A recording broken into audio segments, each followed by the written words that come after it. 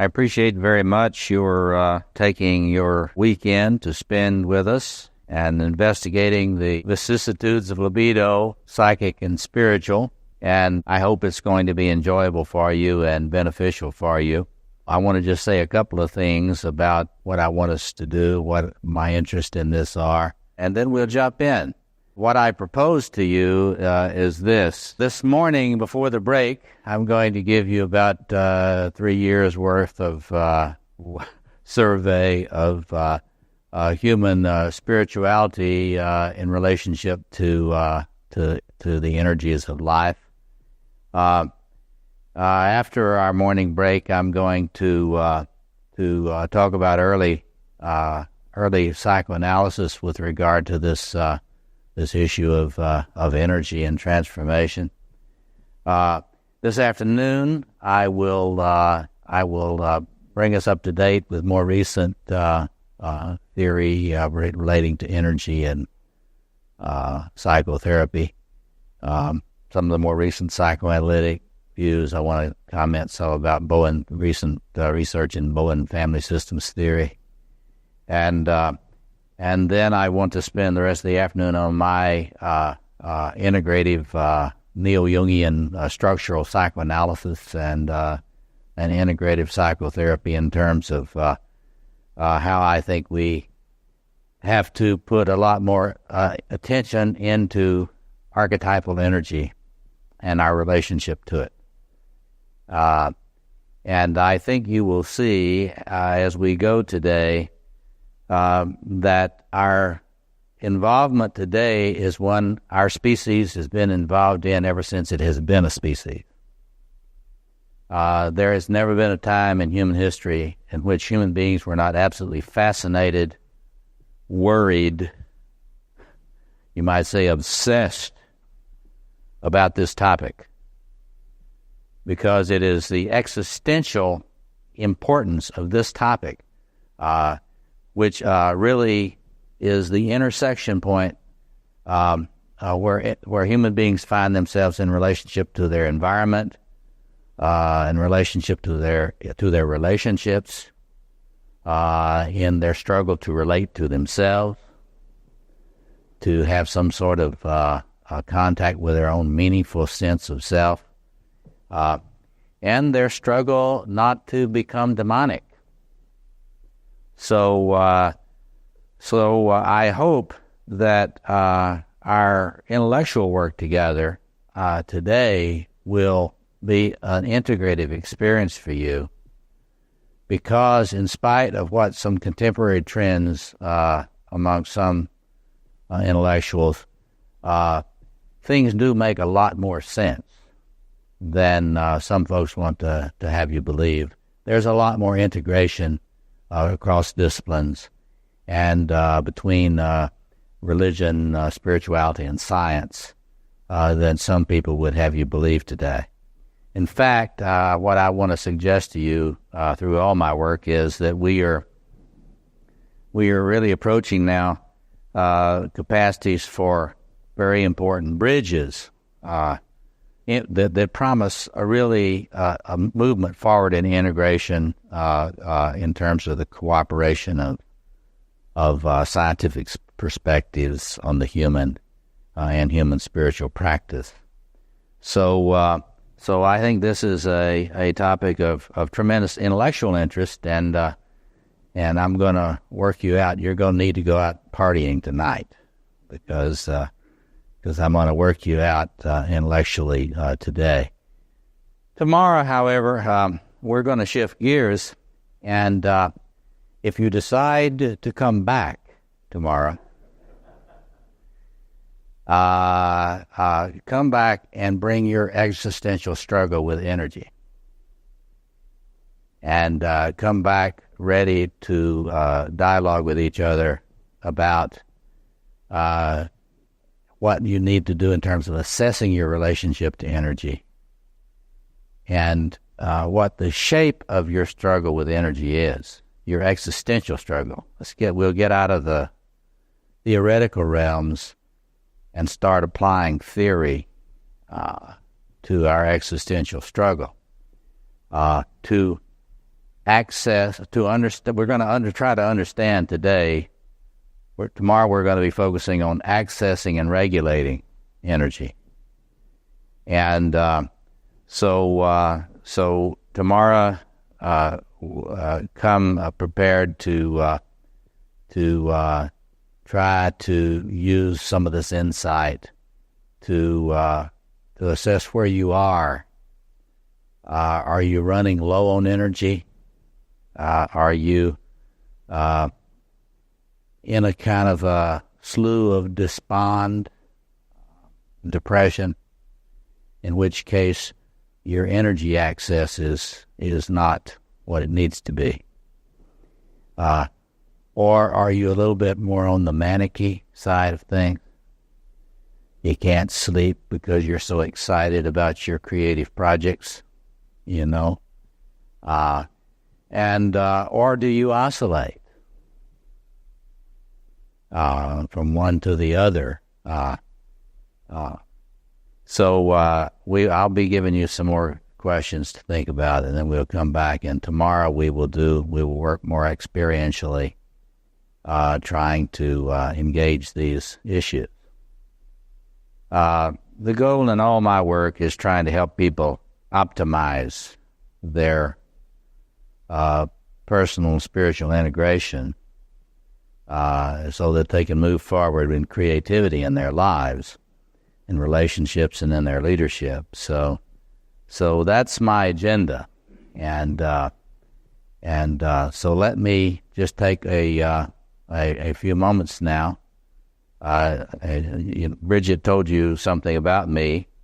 I have been working for many years now in comparative psychoanalytic theory and comparative systems of transformation, teaching both in the universities and the graduate schools of theology and relationship between spirituality and psychology. And in my work as an analyst, I'm constantly engaged existentially in the struggle to help people access archetypal energies without having them burn them up. So this stuff is not just of intellectual interest to me. We're all existentially involved in this. Those of you who are working in a healing role see these energy waxing and wanings a great deal every day in your work, not just in yourself. You see it in others. So we bring our existential interest. Well, let's jump in here. I'm going to work on giving you the kind of overview here about the centrality of this issue for human spiritual experience. And let me just say that those of you that have some familiarity with my work know that I have been working. My work is really a pretty integrated project with a capital P. It has been an overview of many different topics through the years, many of which are available here through the Jung Institute bookstore in lecture form. And this particular workshop this weekend is building on other workshops I've done. I just finished a book which I'll be talking about later on today, called Facing the Dragon, which really is a book about the power of archetypal energies in the human experience and how dangerous they are when they are not adequately understood, contained, and channeled into creativity and not destruction. September 11th was a manifestation of how badly we're doing on the planet right now in terms of understanding, containing, and regulating grandiose energies. That is, what we need to understand, in my view, is, and you will find very quickly, those of you who have not studied with me, I'm not a romantic Jungian. I don't romanticize archetypal energies. Archetypal energies are fire, and they burn you up if you don't have respect for them.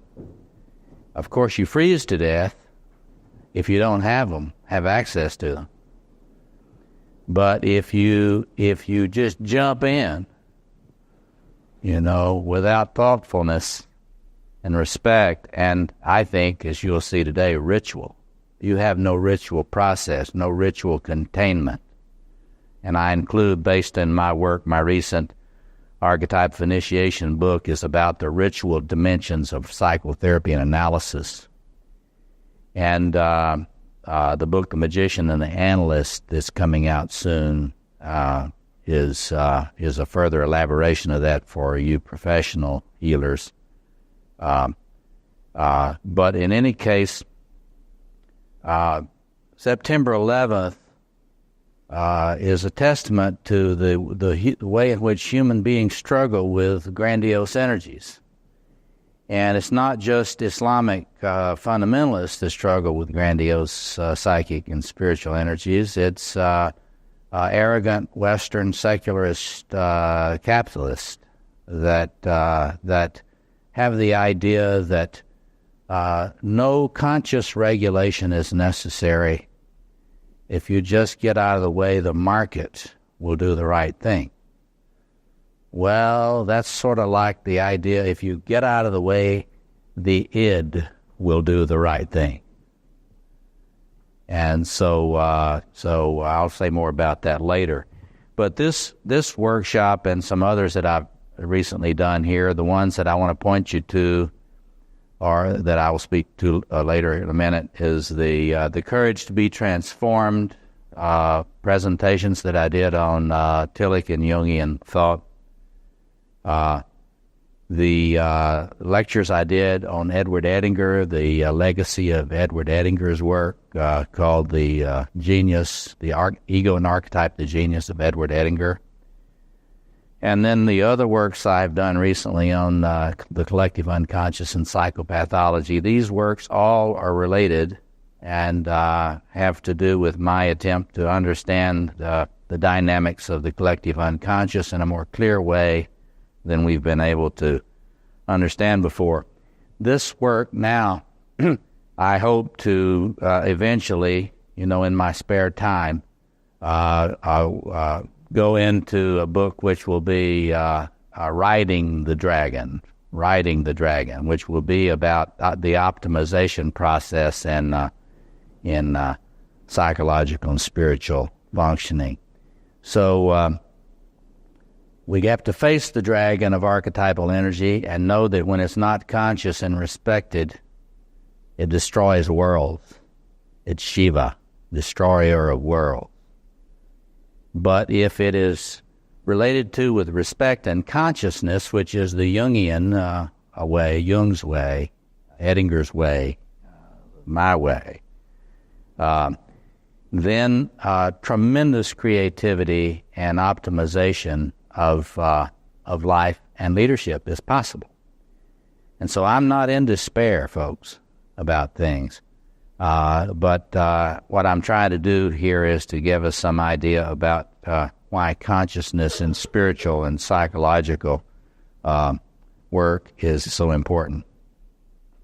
Let me start out with someone that I think is today even more underappreciated, and that is the work of Mircea Eliade. If you're not familiar with his work, in my view, he was the greatest of the historians and phenomenologists of religions in terms of understanding the experience of archaic humanity. That is, pre-modern humanity, before the development of the axial religions, before the rise of the great city-states and the developments in culture that came later. This was an era that Eliade describes in which human beings had tremendous focus on living in myth and ritual. And Eliade's whole corpus, all of the books are really about this process. The one that I would recommend to you is the book The Sacred and the Profane. If you haven't read that, you want to get that and read that. The Sacred and the Profane. And The Patterns in Comparative Religion. His little book, The Cosmos and History. It's all about the human struggle for the energies of life. And in Eliade's view, you can see the struggle of human beings to access spiritual energy, most clearly through the concept that he called the axis mundi, the center of the world. Human beings are always searching for the center of the world, the navel of the universe, the place where the energy comes in, the place where the nutriments come in. So that the place where if you find that, you can find orientation. So, according to Eliade, and I believe he was right about this, the archaic religions used to be called primitive religion, but early human religion, when we were still in smaller groups, this is probably very, very, very old, much older than we might think, these types of practices. It is a quest for creativity, energy, and orientation. And I have done a sacred mountain here to give you a little sense of this. All this imagery around sacred mountains that you find throughout the history of the world's spiritual practice, and all of the fascination with pilgrimage. Pilgrimage in every religion, in every tribe, in every group, has been pilgrimage to a center where contact with the agencies of the other world, the greater world, the world of the ancestors, the world of the gods, the world of the spirits. But you go there out of your need. You go there in fear and trembling. This is Mount Sinai. It is the sacred mountains of Japan. It's Mount Shasta. It's wherever human beings have sought to go on pilgrimage to bring their disorganization, their pain, their struggle, their depression, and to find renewal. Now, according to Eliade, and this is a frame I think that applies a great deal to contemporary human beings. I disagree with Eliade about that. He tended to think that human beings, only in archaic human beings did you have this kind of quest for sacred space and sacred time and the axis mundi. He thought that that had sort of disappeared in the modern world. Well, it had not disappeared as much as Eliade thought. In fact, if you look at your life, your own life, and the lives of your patients, you will find people on a quest. And they're either on the quest or they've gotten discouraged and they're camped out by the side of the road somewhere. They don't have the energy to go on. You know, that's what we'll get to a little bit later this morning. They're discouraged, you know, on their quest. But anyway, I have put out this little diagram here to give you a little overall sense of this thing. Human beings are aware that when you get away from that center of orientation, and that you can read that orientation, containment,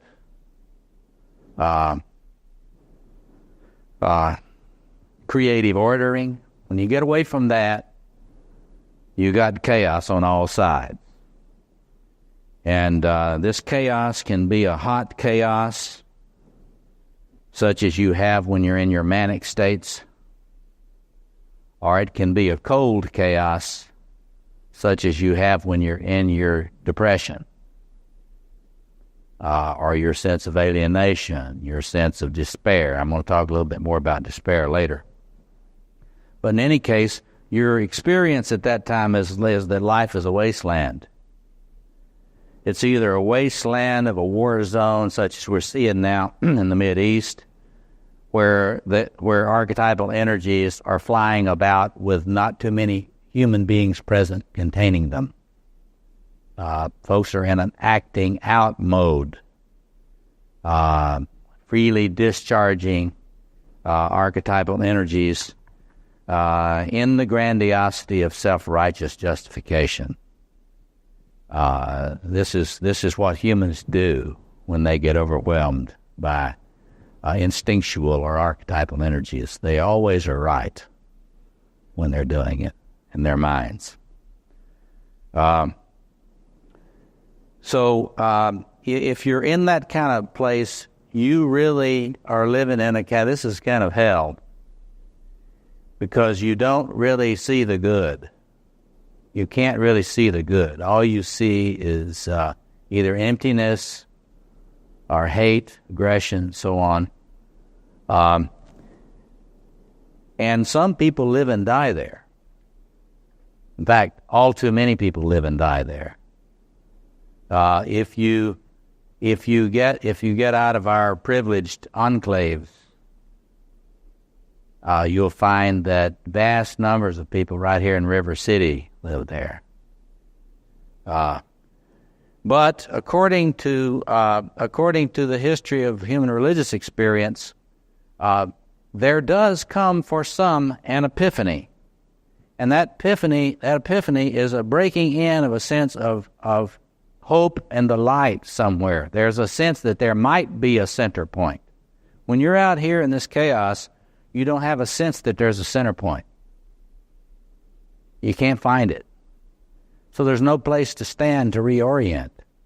You therapists need to realize that when your clients come in chaotic places, they're looking for the center point, and they are trying to recruit you to be a surrogate center point. And all the discussion about transference, countertransference, and all that stuff is related to that issue. Are you going to be able to be accessible to someone who is in a chaotic mode for them to organize around or not? And are they so chaotic they can't let you be the center? So there's something that you got to think about. But anyway, if the epiphany breaks through, then the experience of energy in a directional sense, an organized energy, will break through then. In the Christian narrative, you see this in the story of the Magi. That is to say, a light, a star. There's a star that shows new potential for creative ordering in this world, and it comes from a contact with the relationship between that star, that light, and the representative of the center, the true center. That is the mythic motif in that story. So the attempt is made to find and connect with that center point. And all these Christian stories of the Nativity or the Buddhist stories of the birth of the Buddha, or the Muslim stories around the birth and lives of the great caliphs, so forth. That's all about this quest for the center and the search for connection with it, so that you can deal with the threat of chaos, that you can find the point where you can move toward creative organization. Now notice, when you're connecting with that point, that center point, the source point, if you've ever studied Kleinian psychology, the good breast, you see the archetypal, the idea of that you got to find the good breast because you are going to be frustrated, angry, in chaos until you can find a connection with the good breast. And if you're really very upset psychologically, you may despair of finding that connection. Well, the Kleinians are quite right to relate that to the breast, but they are wrong in kind of making the breast into the sole experience of the axis mundi. There are other manifestations of the sacred mountain other than the breast. I won't go into the discussions of the phallus, but that's related. So in any case, it is out there. The center is out there. And this is a consistent phenomenon that you will see in psychological and spiritual development issues. At early levels of development, when consciousness comes on, the center will be experienced in early times as out there. And the whole problem is how you're going to get it in here. How do you move that center, creative center, from out there to an existential reality in your personality? If you understand that, then you understand the work of psychoanalysis and integrative psychotherapy. That's the task. Okay, but if you have located that center point outside of you, whether it's in a therapist, in a spiritual director, even in a relationship with another person, can be in a love relationship, actually, in its beginning, there will be an arcing. I like to use the metaphor of electroplating. You know, if there's no arcing, there's not any energy. Usually there has to be some sort of arcing, some sort of connection for there to be a flow. It's parallel to what you see in electricity. So initially, in any case, you've got to have a connection. You've got to see the light if you're going to have hope. This is that whole dialectic between despair and hope. When you're in despair, you can't see any light.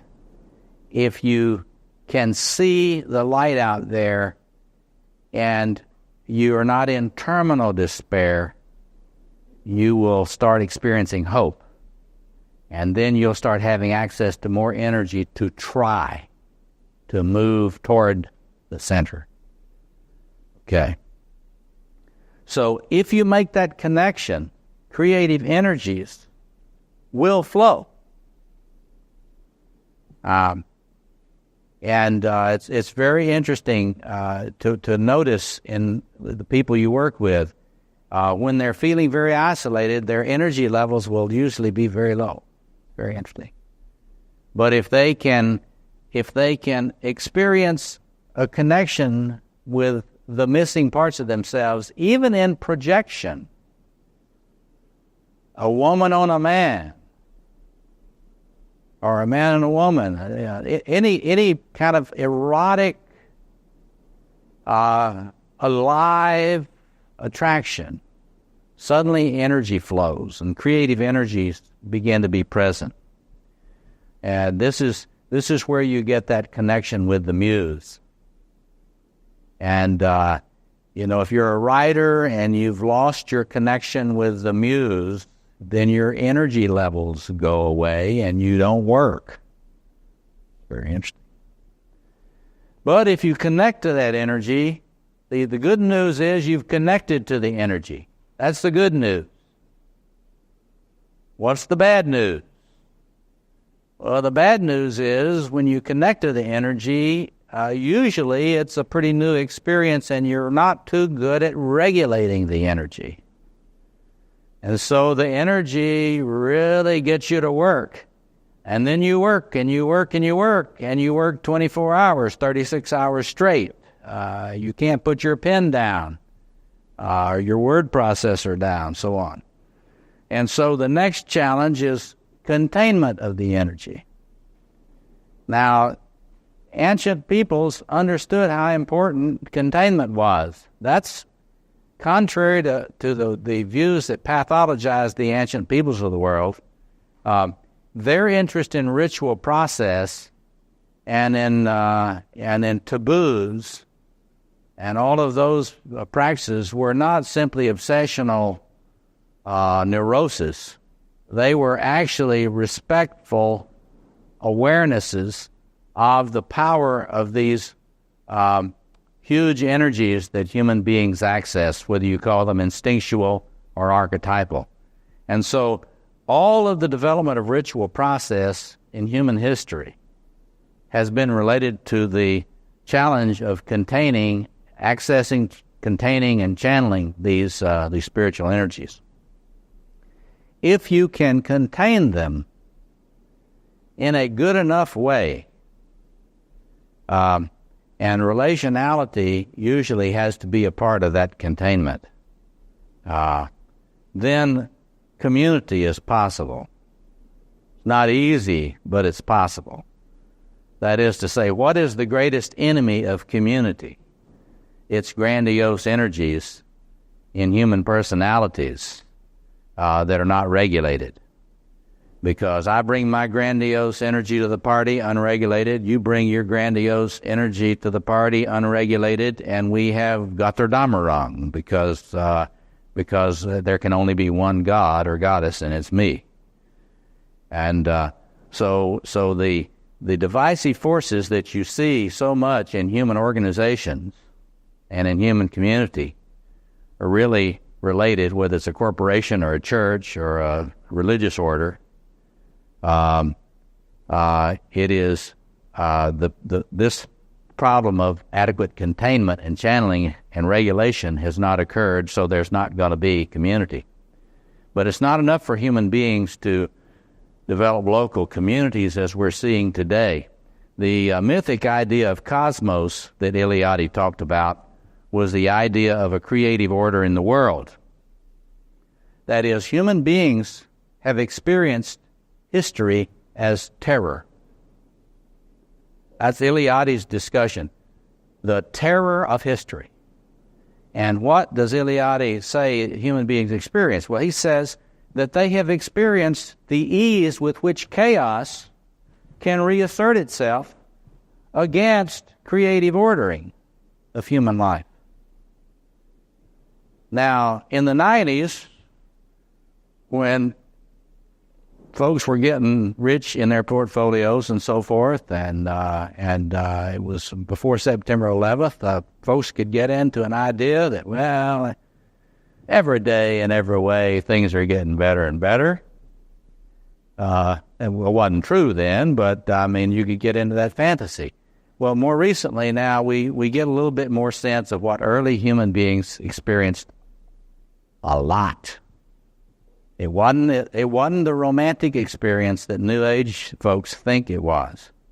It was an encounter constantly with how easy chaos comes back in and assaults the human reality. And the demonic powers come back in and destroy community, destroy people, steal the soul, and so on. And so the reason I think, and Eliade implied, that the sacred mountain was used so much as an image for spiritual attainment. I don't know whether you ever climbed a mountain, but if you have, then you get it in your body. This is hard, and it's very difficult to get up here, and so think about this as a model of the integrating self. This afternoon I'll be showing you how I think that archetypal image of the sacred mountain really is an externalization of the code for the human self, the great code for the human self. It is, think of it as a Mayan pyramid. And the struggle for integration of the self is really a struggle to get up there to that temple on top of a Mayan pyramid. And it is a tremendous achievement, and one that's very fragile in personalities and in communities. Yes, back here. Yes. You better stand up and speak loudly so that the mic. Agnes, I had insurance.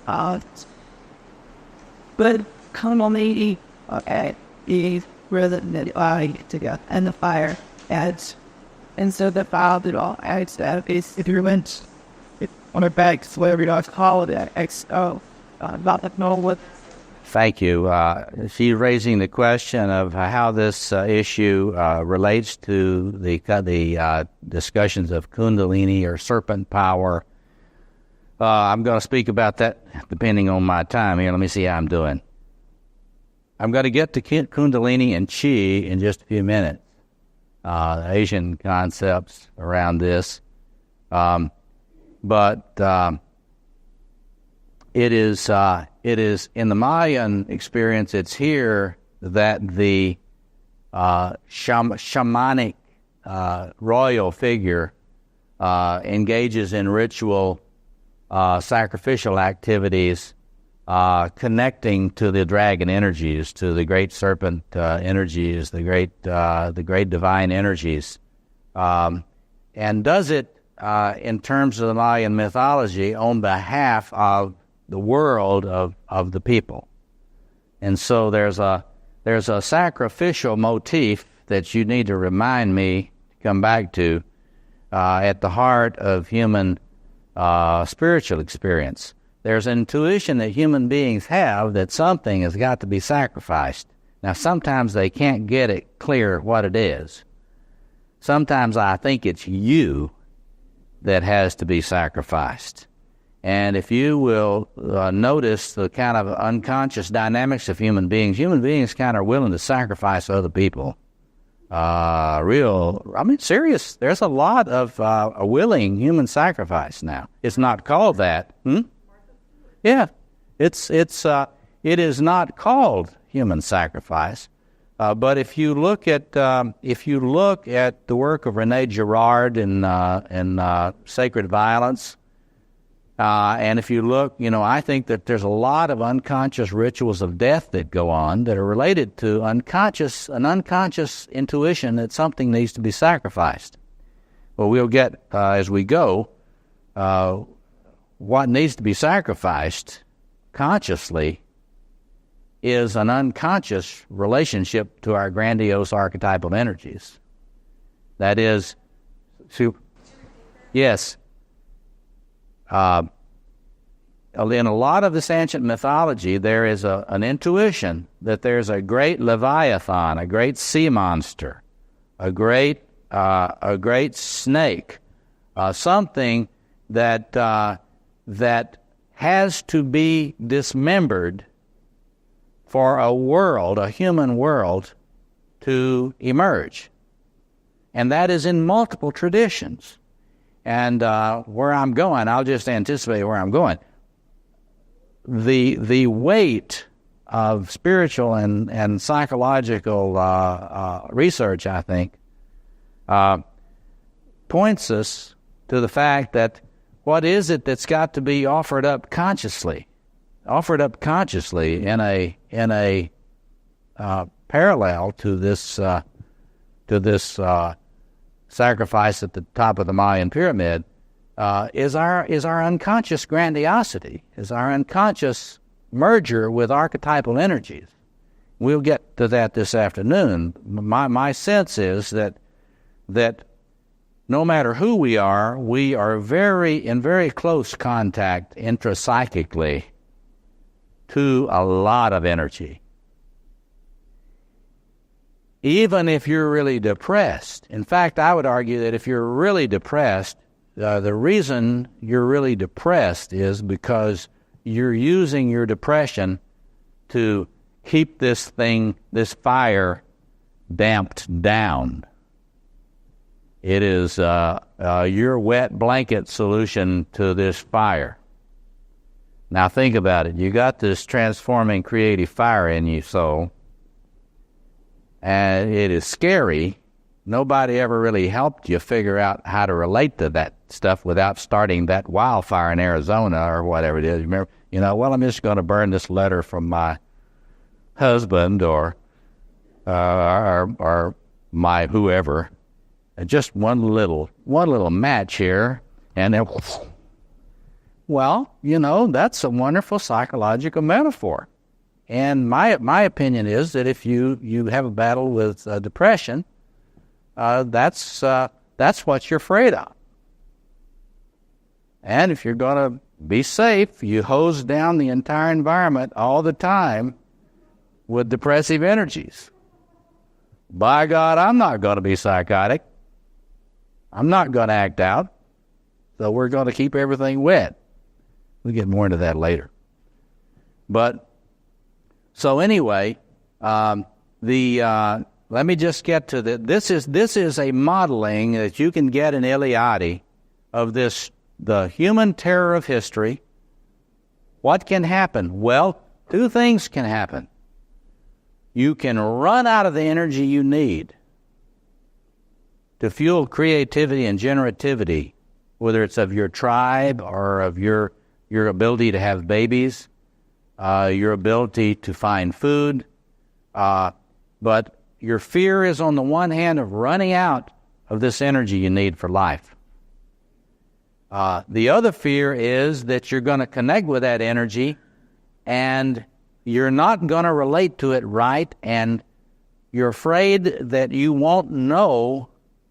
Think about this now. You're afraid that you will sort of put your finger in the wrong socket without realizing it. In other words, you don't even have to be disrespectful intentionally.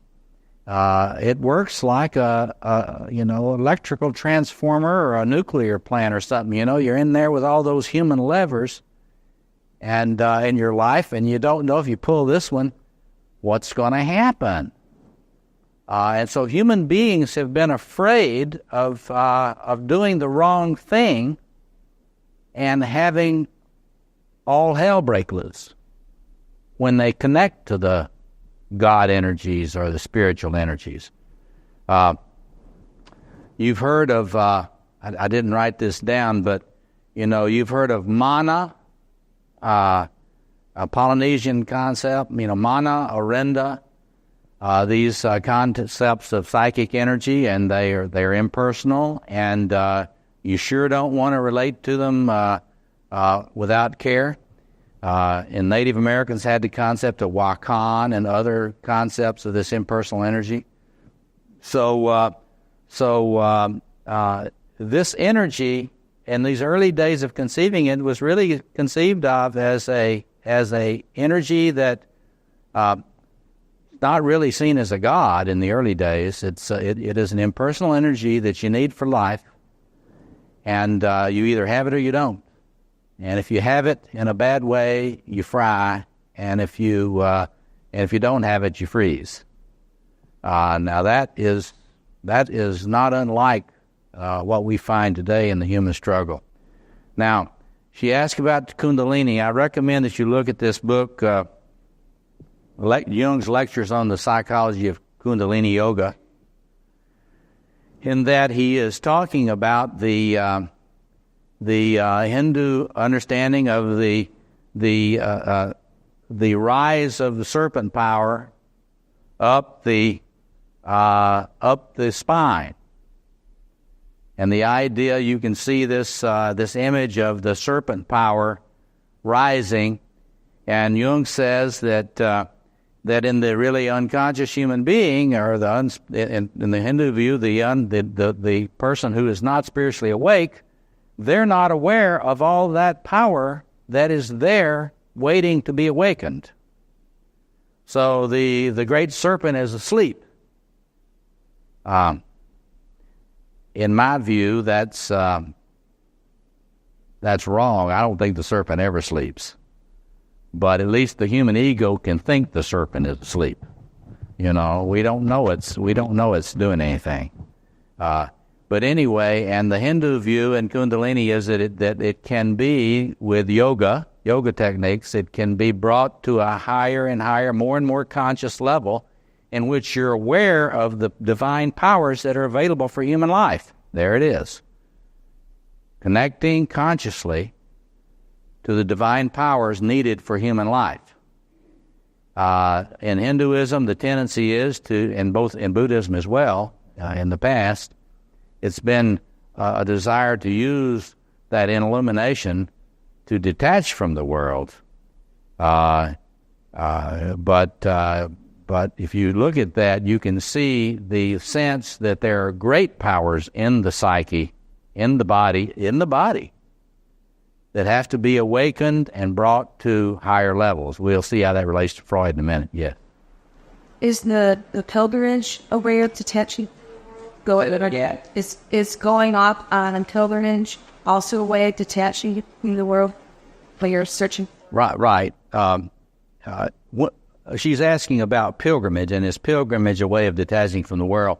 The way to think about pilgrimage is people go on a pilgrimage when they're trying to detach from the world they're in now. You know, it's a quest for a renewal of the world, and this is Iliadi. People go to the axis mundi because the world that they're in now is deteriorating. So you've got to find the transformative energy which can then fuel your quest for renewal of your world so that you can have a new world. That's what this whole book on the archetype of initiation that I brought out recently is about. It's that process of journeying to the center, deconstruction of the old world and the old self when you're there, and then getting the energy and the power you need and the reflection and the practice you need to create a new world. That's what transformation is about. You have to face the question of what needs to die. It's death and rebirth. The old world is going to have to die. You're going to have the creative energies to fuel the courage you need to build a new world, have the vision you need to build a new world. Yeah. How does the notion of sacrifice tools of an earlier relates to the initiation rites of, like in my son, the boy of becoming a mendicant? I relates to that anyway. Yeah. The question is about initiation rites. Again, in initiation rites from childhood to adulthood, you can think about this as a very interesting and subtle topic. A child has got to sacrifice regressive ties to the parents and to the family of origin. We're going to get more into that later today.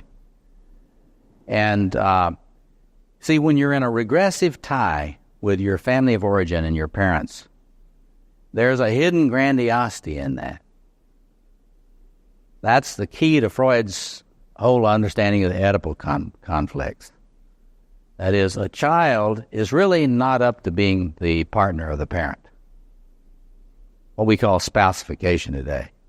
There's a built-in grandiosity in a child's attempt to be the partner of the parent.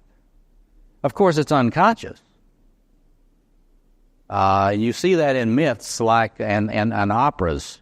You see that in the opera Tannhauser, where Tannhauser is caught up in being the love partner of Venus.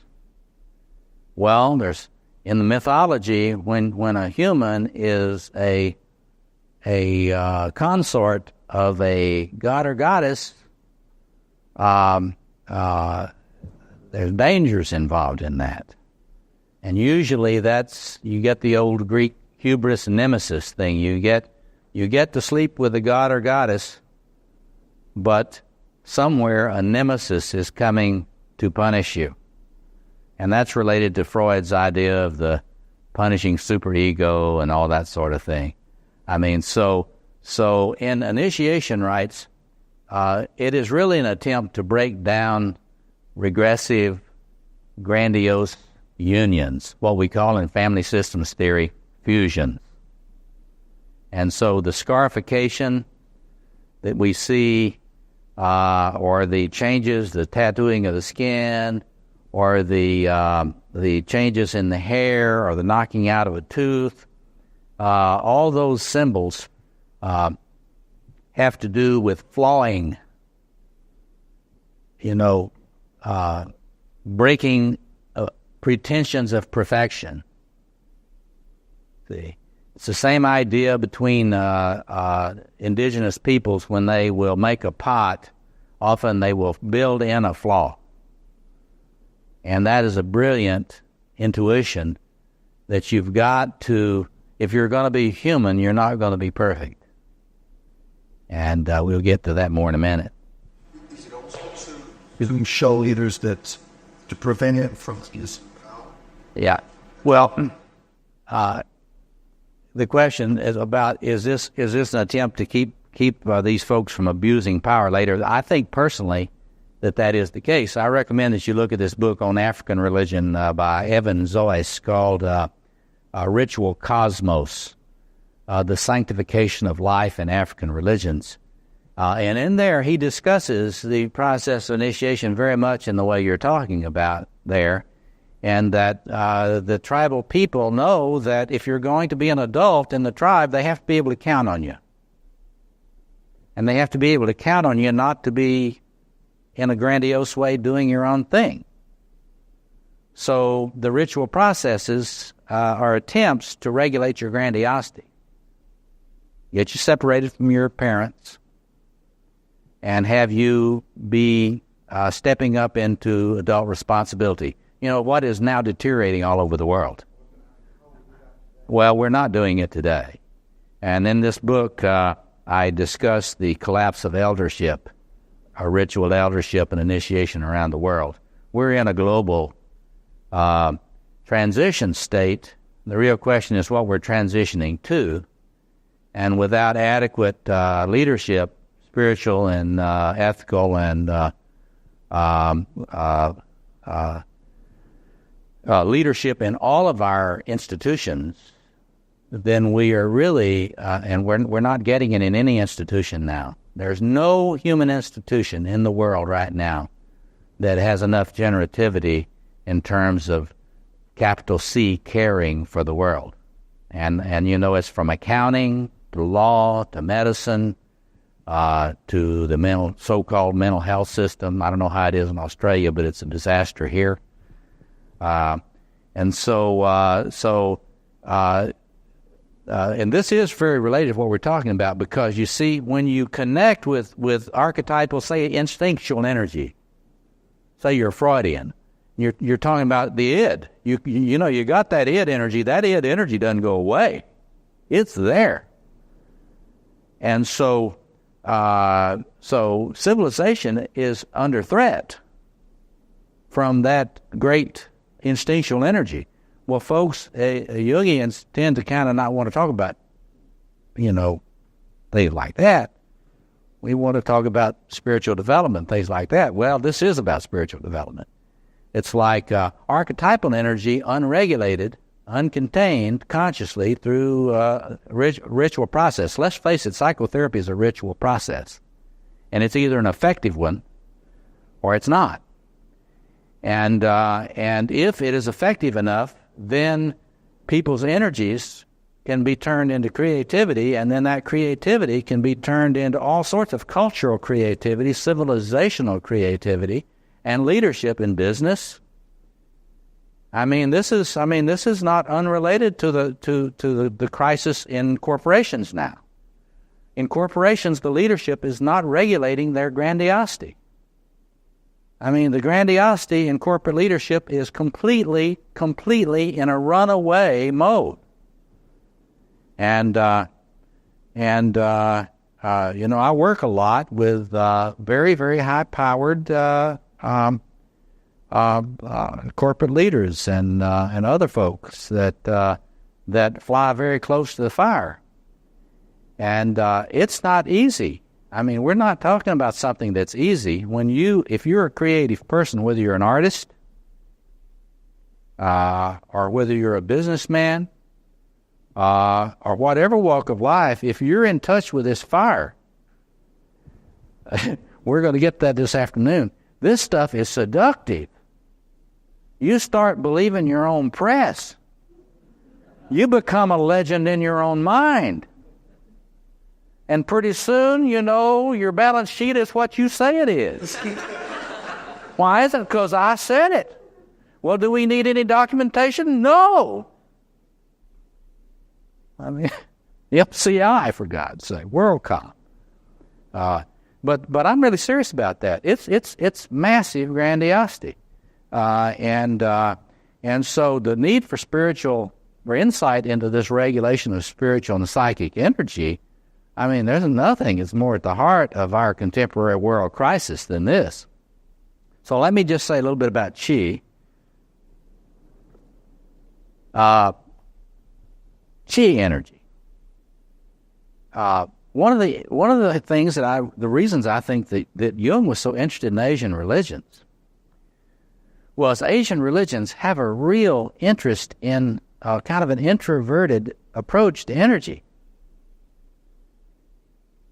Western religions and a lot of this ancient religion exist a lot more in projection. It's like I have said that this is a developmental process. Everybody's going to experience the energy out there first, usually in parents. First you're in a merger with a parent. There is no I and you. And there has to be an arcing with an infant to the parent before, and to see the face of the parent. There's a lot of research on the face now. There's some fascinating research now on the neurobiology of the perception of the face. And so when you're looking at an infant, hey, you're doing something really important, because that infant is coded to scan for a face.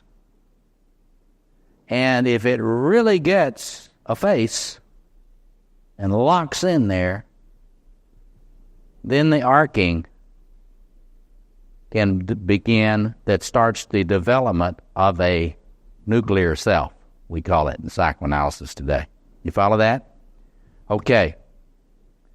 So, but the issue is, you got all this experience of the goal, I like to call it, out here.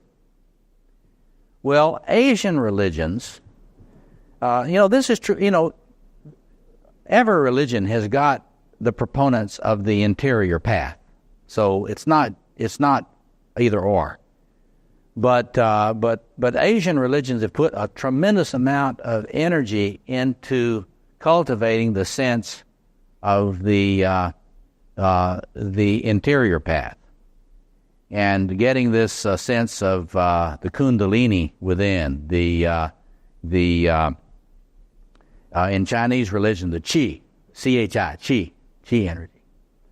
In Chinese religion, it's something that if I had more time would go into more, but it's absolutely fascinating. In Chinese religion and cultural contexts such as Korea and others, which have been influenced in this way, there's tremendous interest in this energy of life, and the balancing of the energy. We're going to be talking about the balancing of the opposites when we get to Jung and then later to my work. But there is a sense that the energy that you need for life is present and accessible, but it waxes and it wanes. And the hexagrams in the I Ching can be read as about the waxing and waning of qi.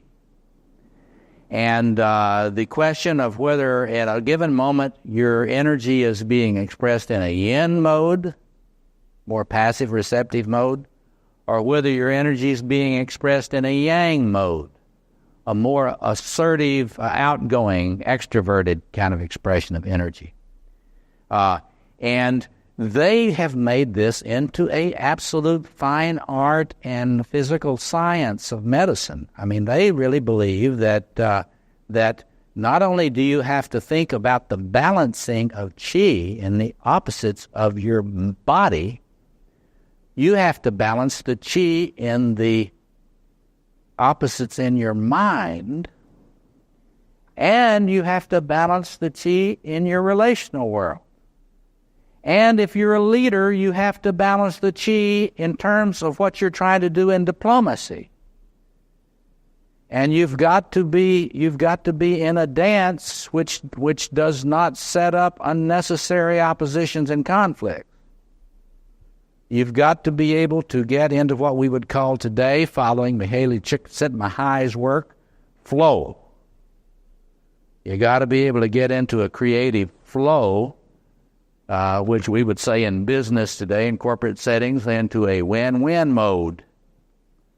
And so if you look at the Chinese stuff, they believe that if you don't balance these energies, you are going to be having illness. It's either going to be physical illness, psychic illness, or social illness. And I find it very interesting now, the resistance in China to attempts by millions of Chinese to try to put energy into balancing these chi energies. The government sees it as a threat. And you know what? It is a threat to totalitarianism. It is a threat. Okay. Now, let me say a little bit about Christianity and just end up with a word or two about Paul Tillich and the lectures I recently gave on this. In Christianity, the main energy concept is grace. But it's interesting how theologians that don't know too much about this existentially, but they've written a lot of books on it, have gotten that to where that's a term that is not seen by many Christians as a dynamic energy term. But in fact, the grace has been, in earlier periods in Christianity, a sense of the flow of the energies of life. And the grace which made possible the renewal of the world came in through the manger, of course. And it came in and it through sacrificial process where the great God, get this archetypally and mythically now, the great God who conceivably is the creator of the world comes in, empties himself, takes on broken humanity, offers up the godhood on cross, and thereby makes possible in the Christian myth a renewal of the world. So the contrary to current theologies, which try to make that into a sort of a child abuse, ritual violence against Jesus, they have absolutely no understanding. These contemporary theologians have no understanding of all the mythology of sacrifice and kingship. Because if you study the mythology of the sacrificial royal, it's always about you kill the king is sacrificed that there might be a renewed world. And so the energy necessary for the renewal of the world comes through the willing offering up of the godhood that there be a human world. Now, I don't know what you think about theology, and in our current context, I don't care. But if you look at that mythologically and in terms of the spiritual plumbing, what that is about is a capacity consciously to offer up grandiose, read that, archetypal energies for creative and healing purposes. That's what that image is trying to communicate. So Tillich, however, and grace in later theology, Protestant scholasticism, and so on, it became a sort of a concept, and there was not much of a sense of it being something that flowed like a river of golden energy. But it's very interesting. In African American religion, there is still a sense of the power in the blood. You know, the soul-cleansing, life-giving power in the blood, and how wonderful that is. And so they still have, it's not accidental that it is the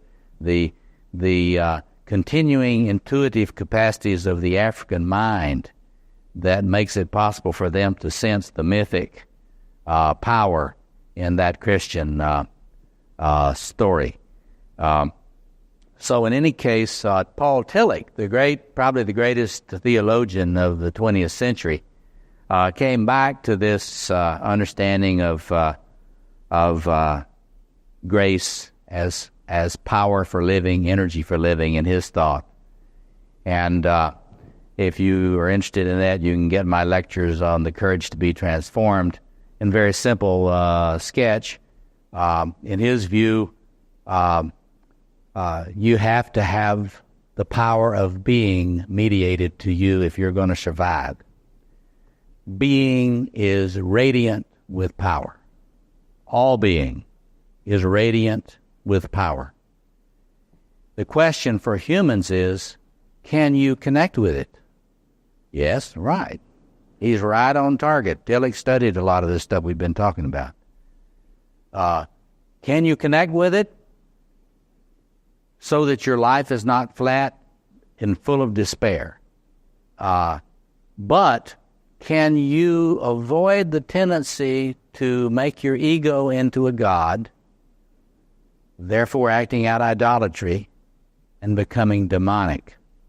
And so Tillich saw everything, and this is something that is consistent with all that we've said. On the one hand, there is the danger of what he called profanization, becoming profane. And he didn't mean curse words.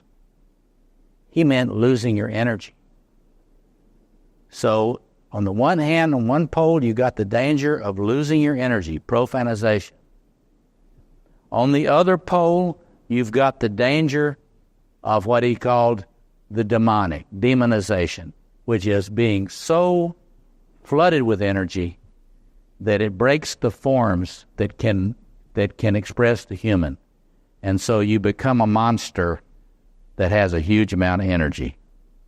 And so there is your sweep. Okay, so now we've done the history of human spiritual experience in about an hour. So that's pretty good. Let me open it up for a few minutes for questions and comment. We're going to take a short break, and then we're going to come back and look at Freud, Adler, and Jung. Yes, back here. In terms of the Christian story. Oh, stand up, please, and say your name and speak loudly so the mic can pick you up. Okay, I'm Linda. In terms of the Christian story, could you comment on the crucifixion, resurrection, descent into hell, and ascension into heaven, that sequence? Could you sort of... Well, within the... I'll hum a few bars. Sure. Yeah, she's just asking about that mythic, the narrative cycle about crucifixion, resurrection, descent into hell, and so on. Well, I mean, there's a whole lot that could be said about that, but if you view it in the context we're talking about, in the crucifixion, you've got the offering up of any God claim.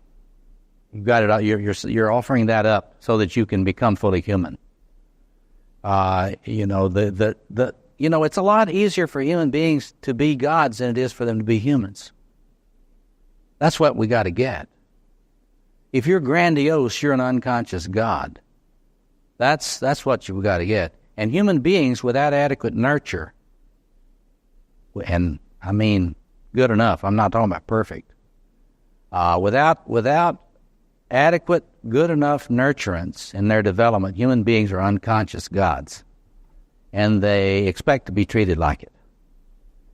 And so this capacity to offer up the God claim in order to fully express the human, that's at the heart of that Chalcedonian formula. It's like for the Christian, in the Christian myth, the only way you can be fully human and to really contain as much God as you can is to offer that grandiose part up. If you offer, we're going to come back to this time and again, because that is a fundamental principle in creativity. You have to offer up consciously your grandiosity if you're going to be as creative and wonderful as you want to be. You can't hold on to your unconscious grandiosity and be great. You can make a close encounter with greatness, but then you're going to be, what's that guy that was the head of Enron? Yeah.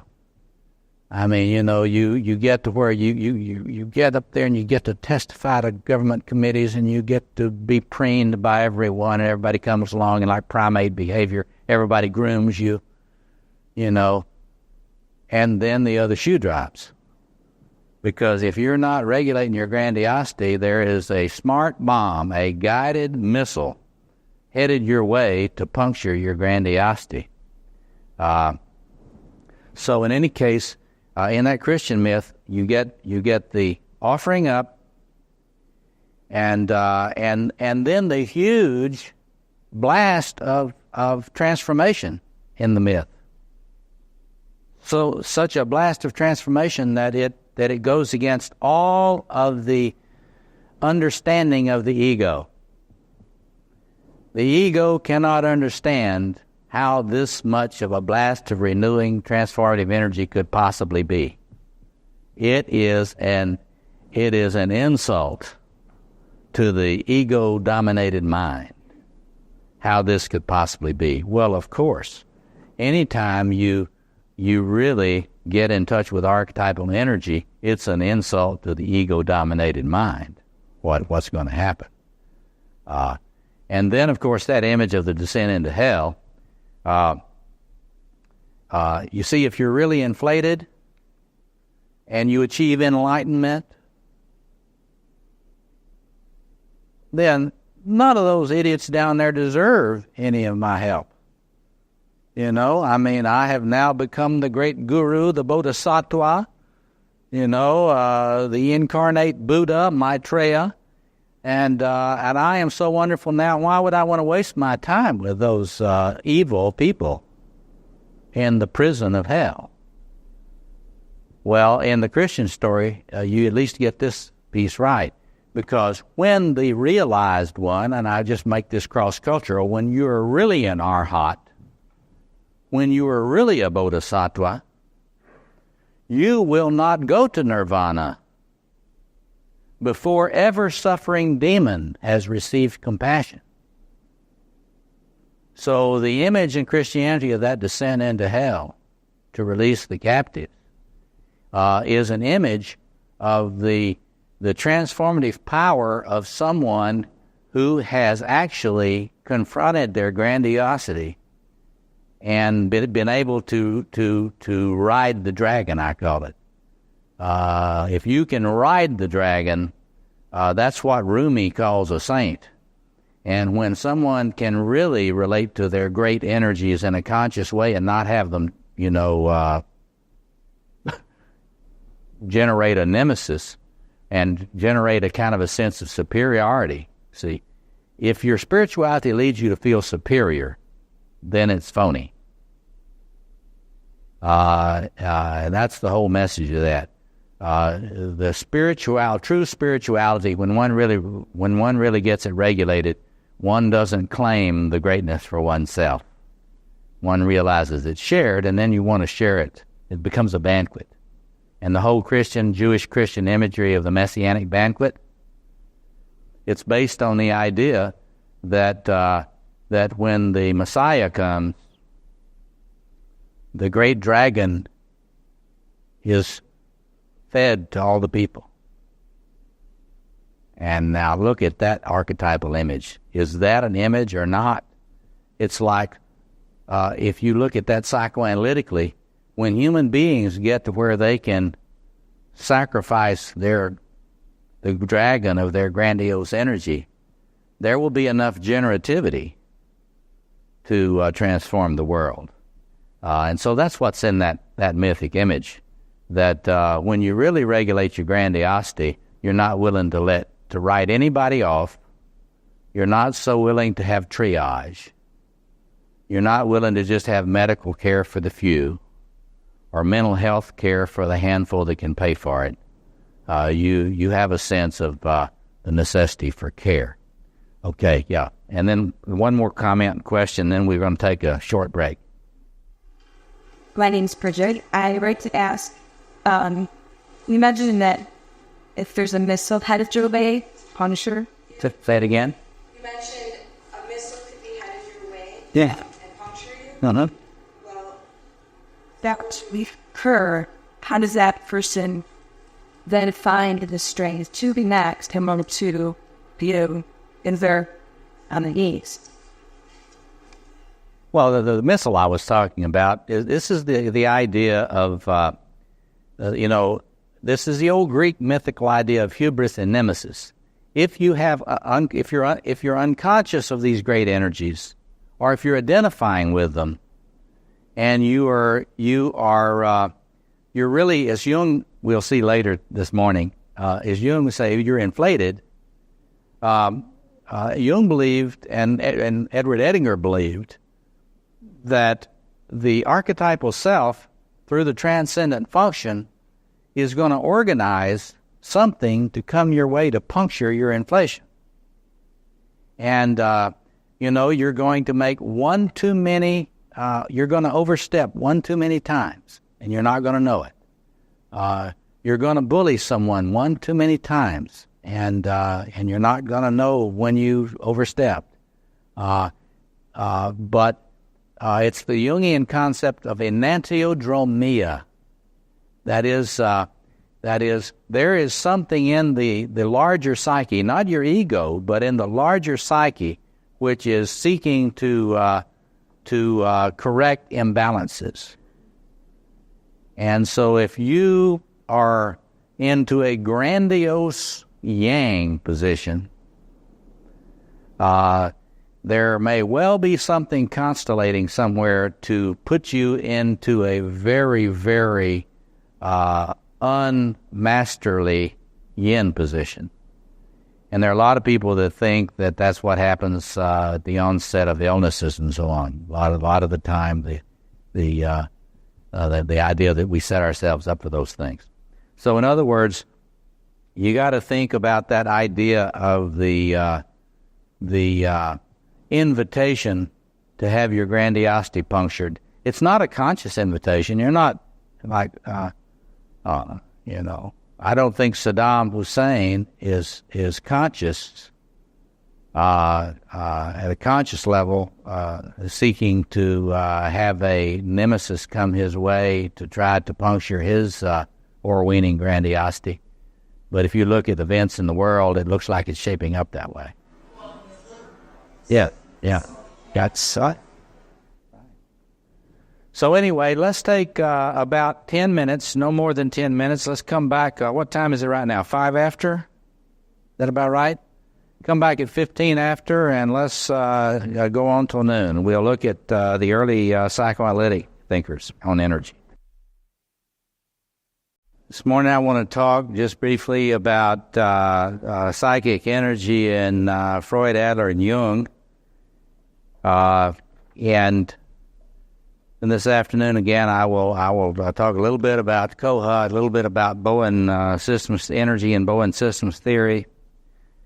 And then I will spend the rest of the afternoon on my neo-Jungian structural psychoanalysis and integrative psychotherapy perspectives on energy there, which will really be about what I talked about earlier about Facing the Dragon, this book that's in press right now. So, and then tomorrow we're going to have writing lessons. Riding the dragon. So you got to bring your problems with the dragon tomorrow.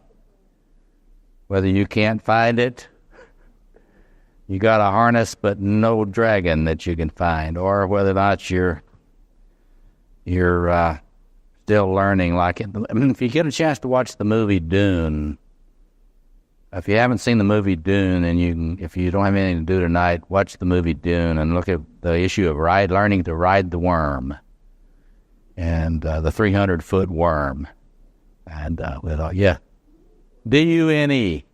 There are two versions. Either one of them will suffice, because that movie is about the initiatory process of a young person learning the wisdom needed, doing what's necessary to learn how to harness the great worm, power of the great worm.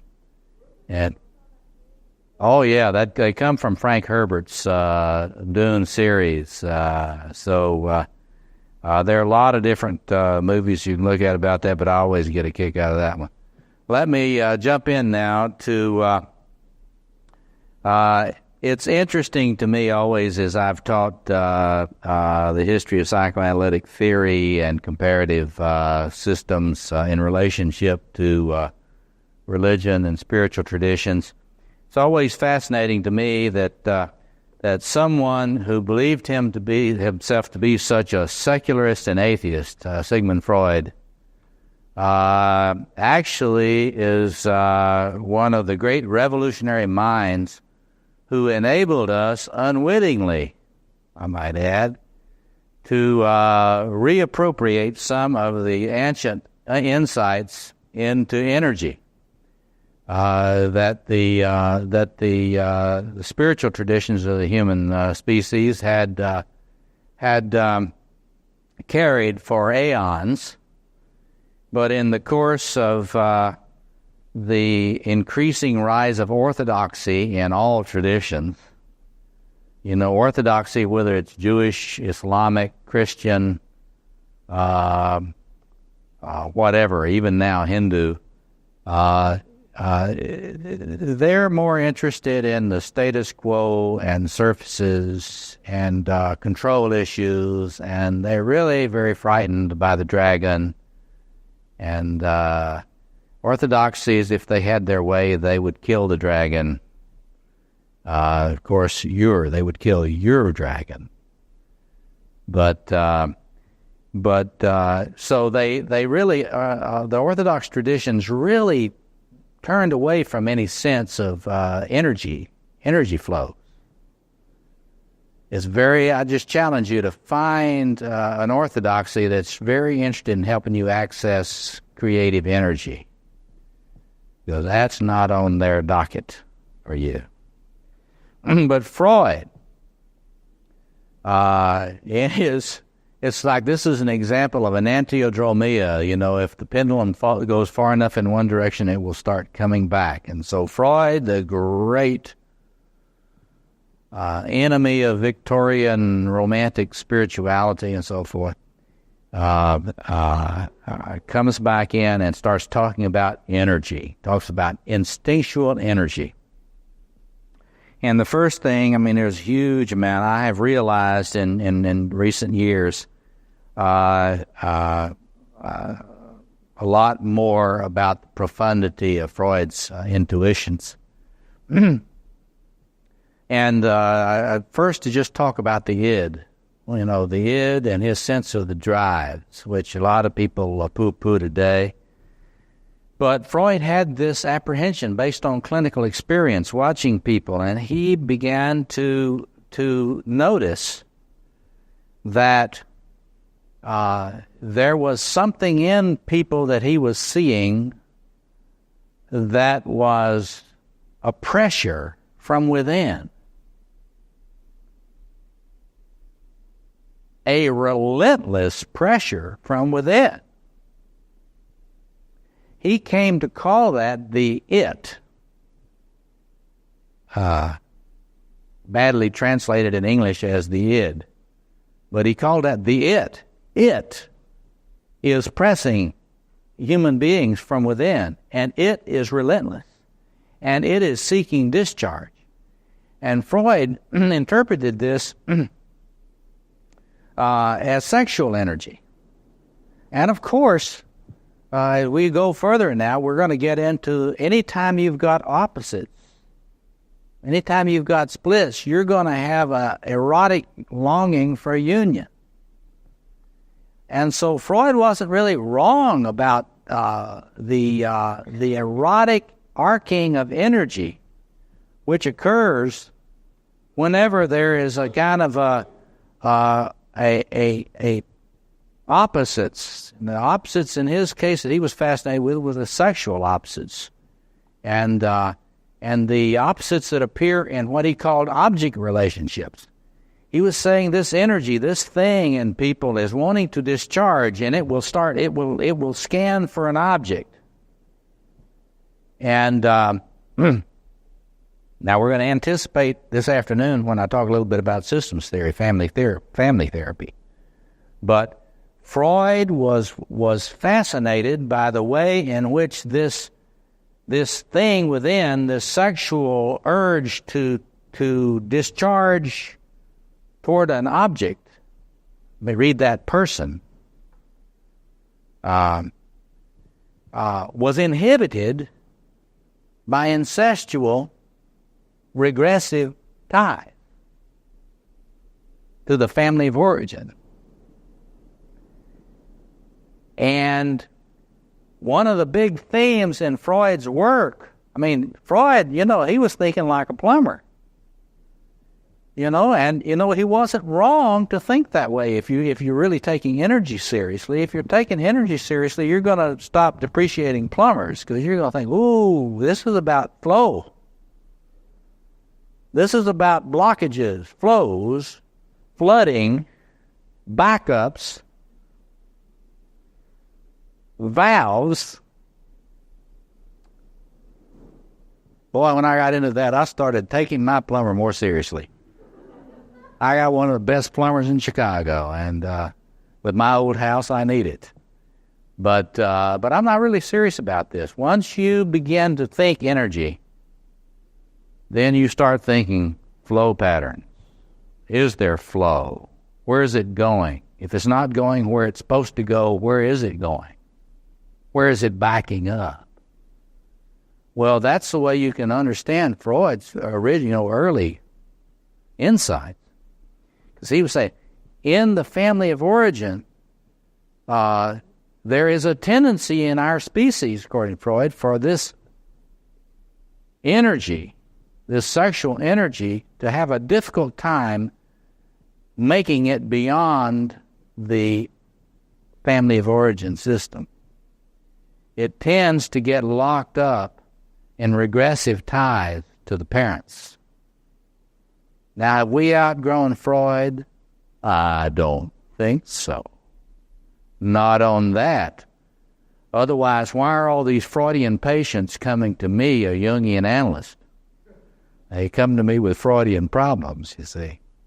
And they come to you with Freudian problems, even if you're not a Freudian. That is to say, he saw the difficulty of this energy coming up into consciousness, detaching itself from objects which are not in favor of helping it out into the world. That is to say, there are people in your family of origin that would like to keep your energy in the family and not let it be out of the family. I want to ask for a raise of hands. We'll talk about that more this afternoon.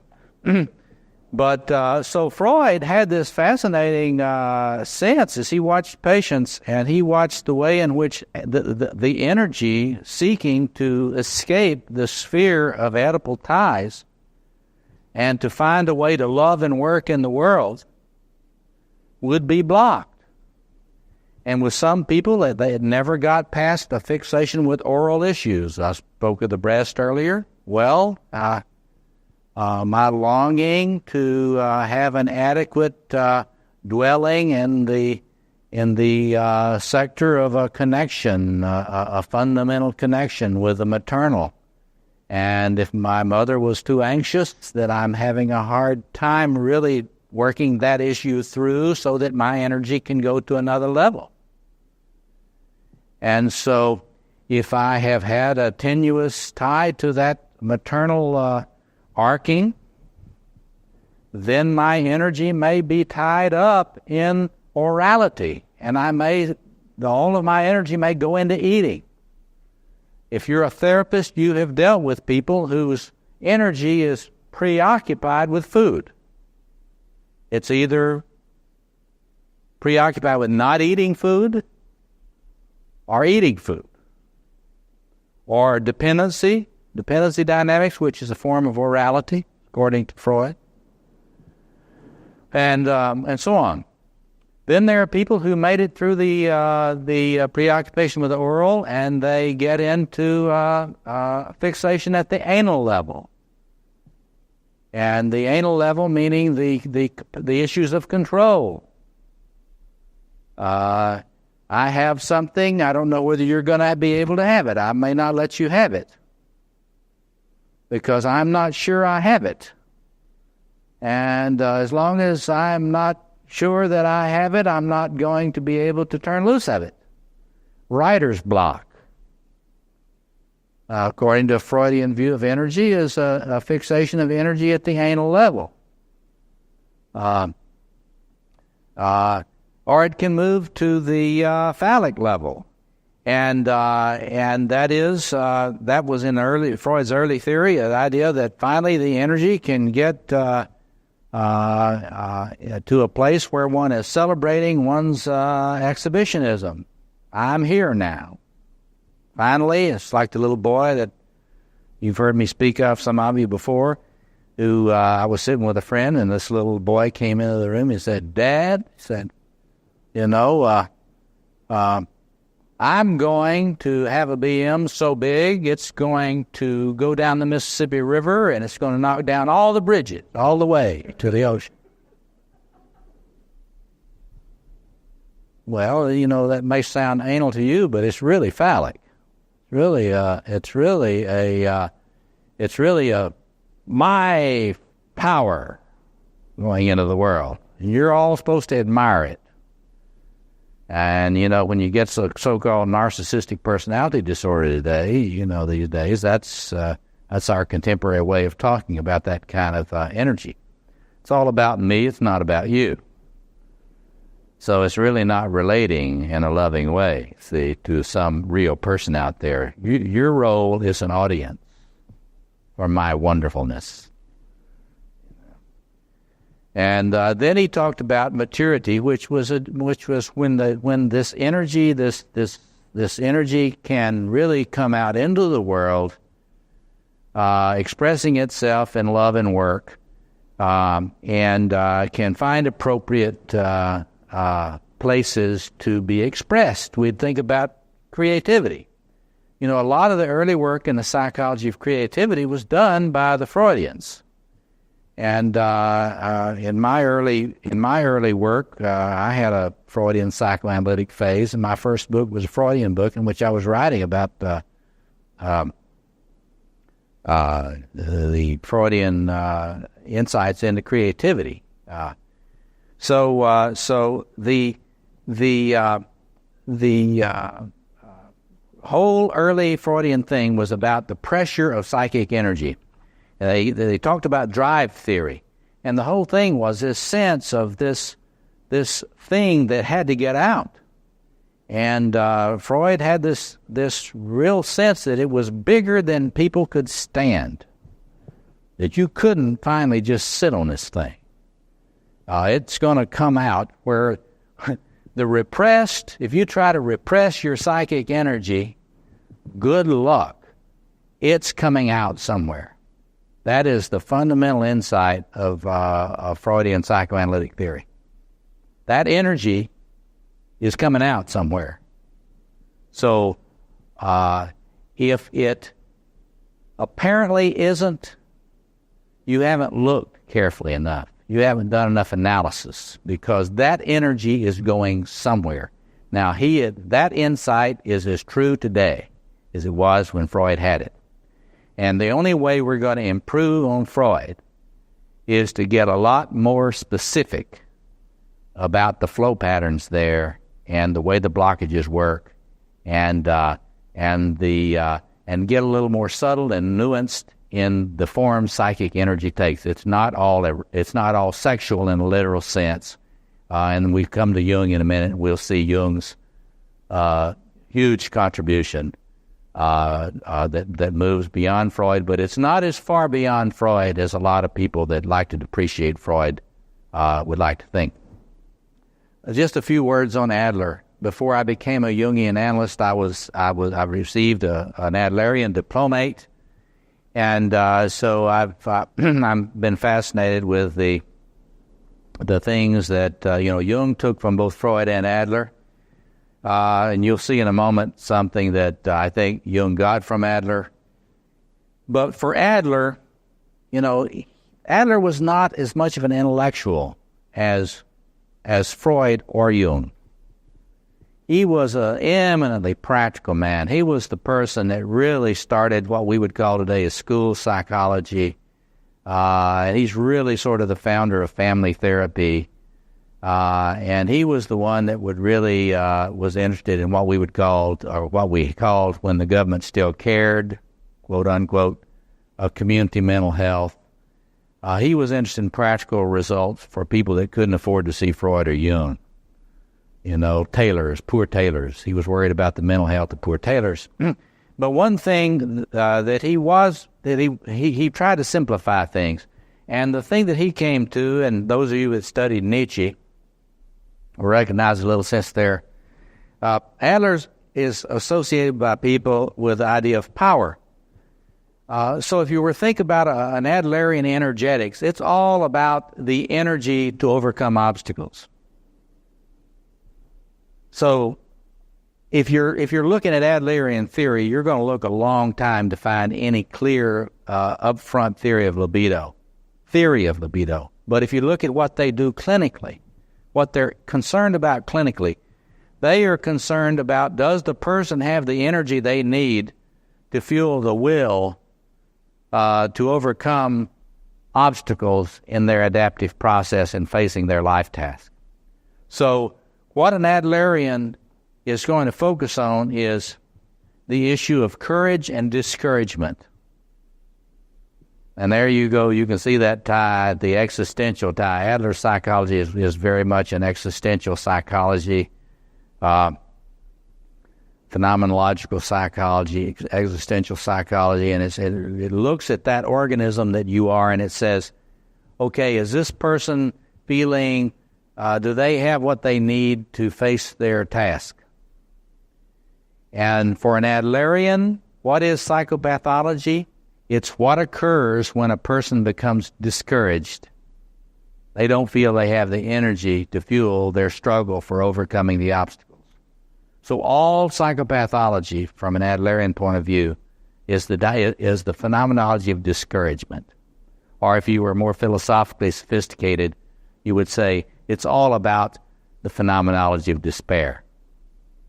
So if you see a form of so-called psychopathology, what you're seeing is a person who just doesn't feel like they have the courage they need to face a life task and seek to overcome it. Now, a very interesting thing that is a practical contribution of Adler that I didn't put up there, but right in here you ought to write sideshows. This is really what Jung took from Adler. Sideshows. What will happen when an individual doesn't feel that they have the energy they need to fuel the courage they need to face their task they're facing? Well, they will find something to do which they can rationalize is a good thing to do and get very involved in, but which takes them away from their life task. So one of the things you want to do tomorrow, remind me of this, is we want to say, is your energy diverting into any sideshows? That is to say, if your courage is failing a little bit because you don't have the energy you need to fuel your courage. In my Courage to be Transformed lectures, I pointed out you have to have courage if you're going to face either your problems or your possibilities.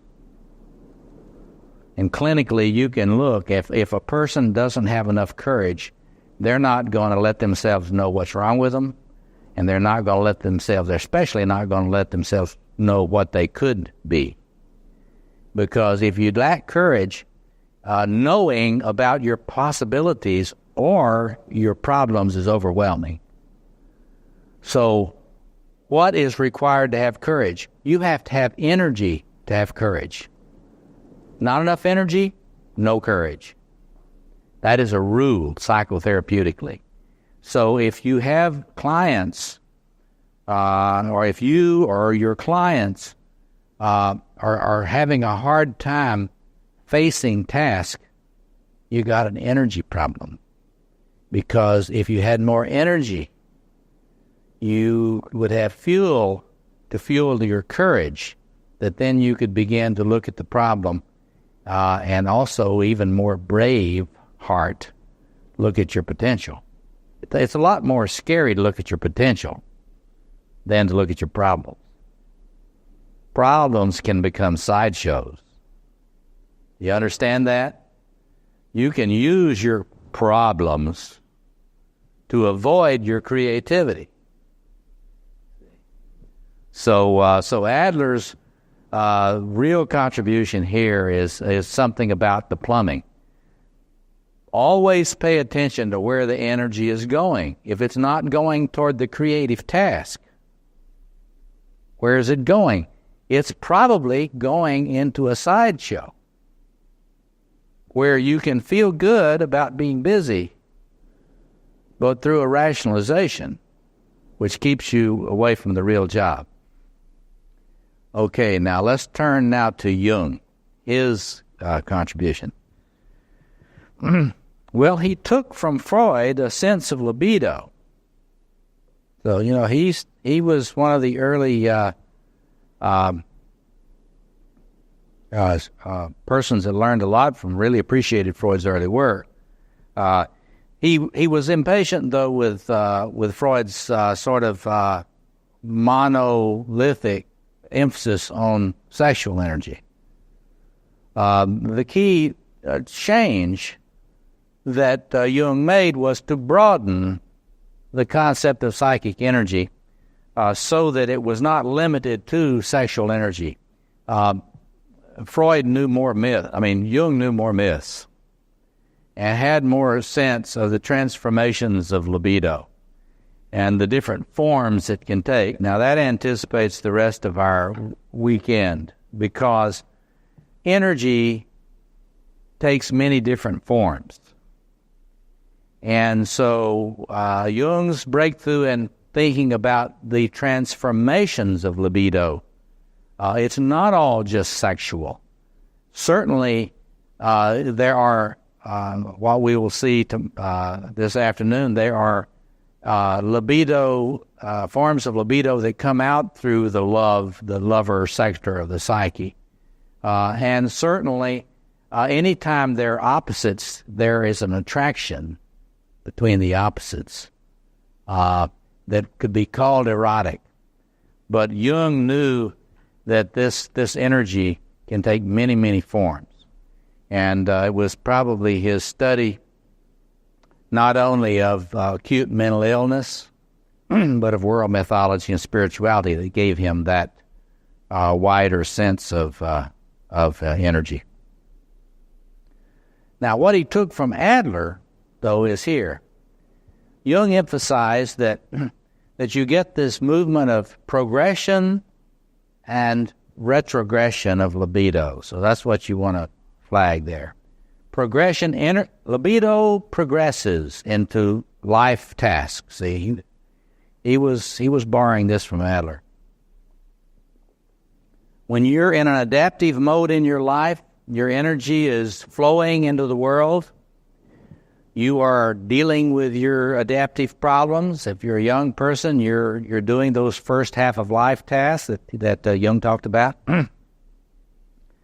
And if you are a person past midlife, you're able to shift gears You're able to change the object of your energy flow away from things that are appropriate for a 25-year-old or 35-year-old.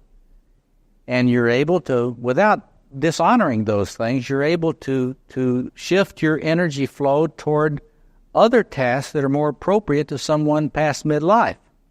And as you age, you're able to turn your energy flow into things which have to do more with the challenges of aging and of the end of life. But Jung said, when a person gets in a situation where they are not able to make progress in adaptation in an appropriate way for the life cycle, what happens to the energy is that it will retrogress. And instead of going into the outer world, it will start coming back into the intrapsychic reservoir. And what happens? It will begin to activate all sorts of content in the deeper levels of the unconscious. Now, as you know, with Jung, the unconscious was not merely personal. There were, of course, he knew that there was a personal unconscious and issues from the family of origin, but he also knew that in the unconscious is what he would call the levels of the collective unconscious, the objective psyche. When you hit an obstacle, the energy backs up into the deeper levels of the unconscious and will activate images, themes, processes in the collective unconscious. The archetype of initiation is one of the first thing that's activated when you hit an adaptive bump in the road, whether that is an illness, some kind of trauma, or whether it's a life cycle change. Whenever you hit a really difficult challenge in adaptation, the archetype of initiation is not a personal content of the psyche. It is a system in the collective unconscious or the objective psyche. The archetype of initiation, as I describe in this book, will be constellated by the energy going into the unconscious. And it will put you in the section of your hard drive that is about death and rebirth. Now, if you know about that part of your hard drive, then you can say, aha, it's time to download some new stuff here, to get on the internet and download some new material for this new phase. But if you don't know about this, and suddenly this impersonal stuff starts to come up in your dreams and you start finding yourself have a longing. I have got to find the right religious group. Suddenly I'm religious. I haven't been religious at all. Suddenly I'm having mystical experiences. Well, I thought I was supposed to be an accountant. But now I'm having a religious experience. And so I must have been wrong. Well, this is where you have career shifts, midlife changes, and so forth.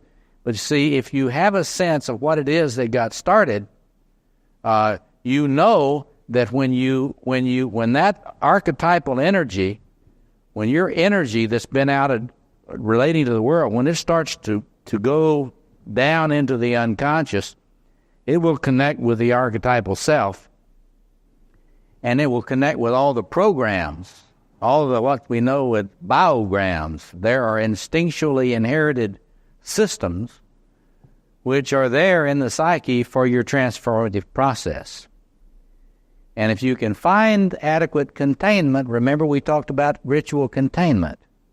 Well, whenever that energy goes down and kicks off that archetype of initiation, then you need containment, because you're getting ready to have a big dose of archetypal energy come in to your psyche.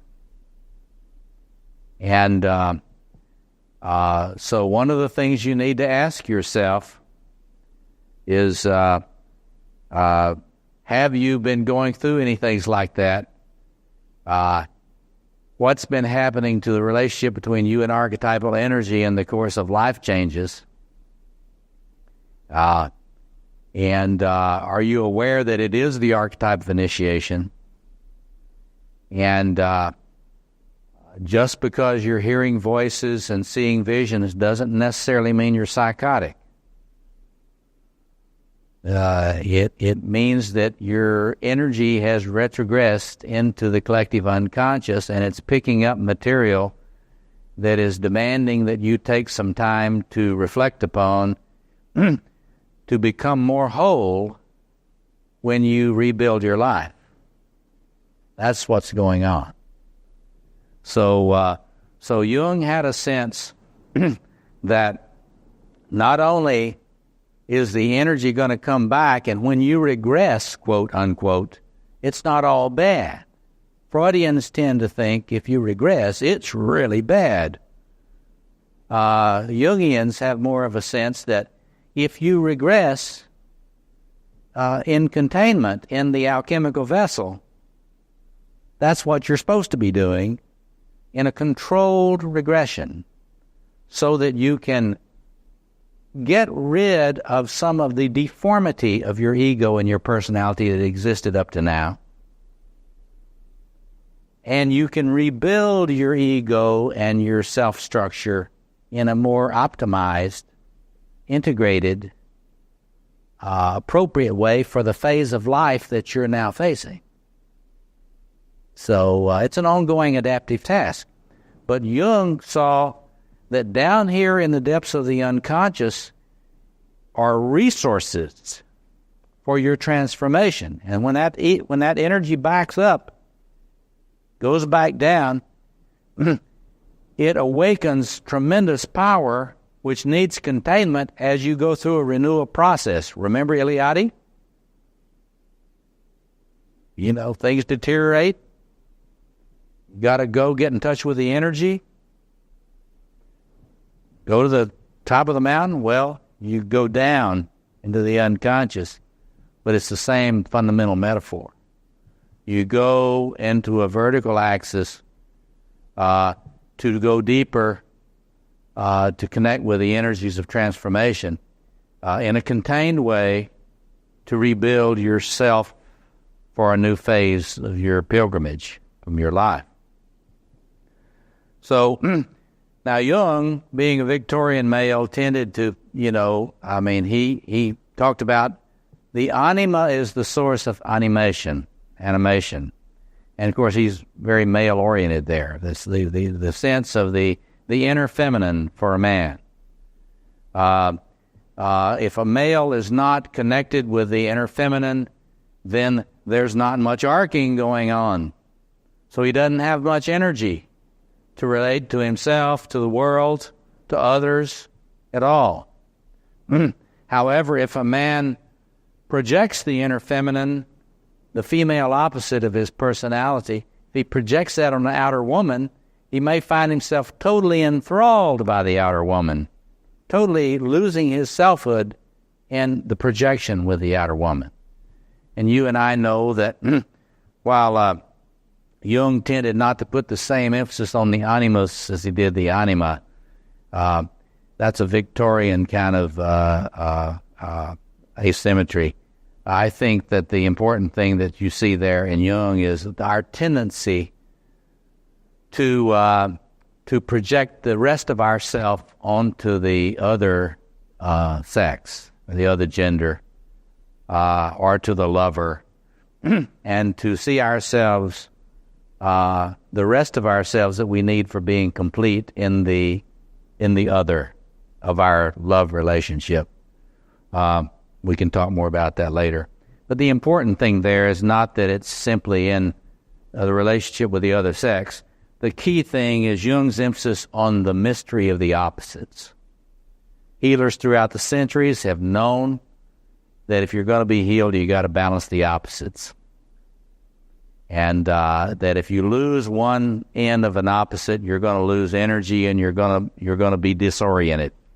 So Jung brought this emphasis on the opposites more into consciousness. I didn't know until recently. I'm working on a integrated theory book on my theory, and I was doing work looking at some of the research Theodore Milan has done on the history of thinking about opposites in personality. And he was pointing out that Freud began early in his work in believing that the psyche operates in terms of opposites, although that's been suppressed. But even Freud had a sense that opposites are behind the functioning of the personality. But Jung was the person that really put a lot of emphasis on this. And so in your own inner work, you've got to ask yourself if you're keeping the opposites in your life and consciousness up where you can see them. Because if you don't keep the opposites up where you can see them and seek to balance them, you will tend to lose a lot of energy into the unconscious, where you may have trouble getting in touch with it. Finally, Jung's emphasis on the power in the archetypal self and in the collective unconscious, the huge energies in there, very close to Freud's sense of the id, closer than people have emphasized. Jung was concerned that when you contact archetypal energy in your psyche, you're going to get inflated. And so Jungians have put a lot of emphasis on the dangers of inflation. And, of course, as we've seen the history of spiritual concerns with that issue, we know that is an issue. But I think that it's also important to talk about the dangers of deflation. And so the whole issue of profanization is not having enough contact with the energy and a conscious contact with the energy. And, of course, inflation would be a parallel to what Tillich talked about as demonization. So there's a little sweep of early theory on energy. All of them are preoccupied with looking at how the energy is flowing in relation to life adaptation, and concerns about the way in which energy can get trapped and not flow toward appropriate objects at appropriate times. I think all of them are very aware of the difficulty of getting psychic energy out of the family and into life. And this afternoon we'll talk a little bit more about Bowen theory. Now I've got a few minutes here before we're going to take a break in about 10 minutes for lunch. Let me open the floor up for any comments or questions about these earlier views of psychic energy. And you can see from what we've talked about how they parallel the concerns of spiritual tradition. Let me open it up. Any comments or questions? Yes. So Jung sees regression as a natural process and inevitable and triggered by sort of imbalance in one's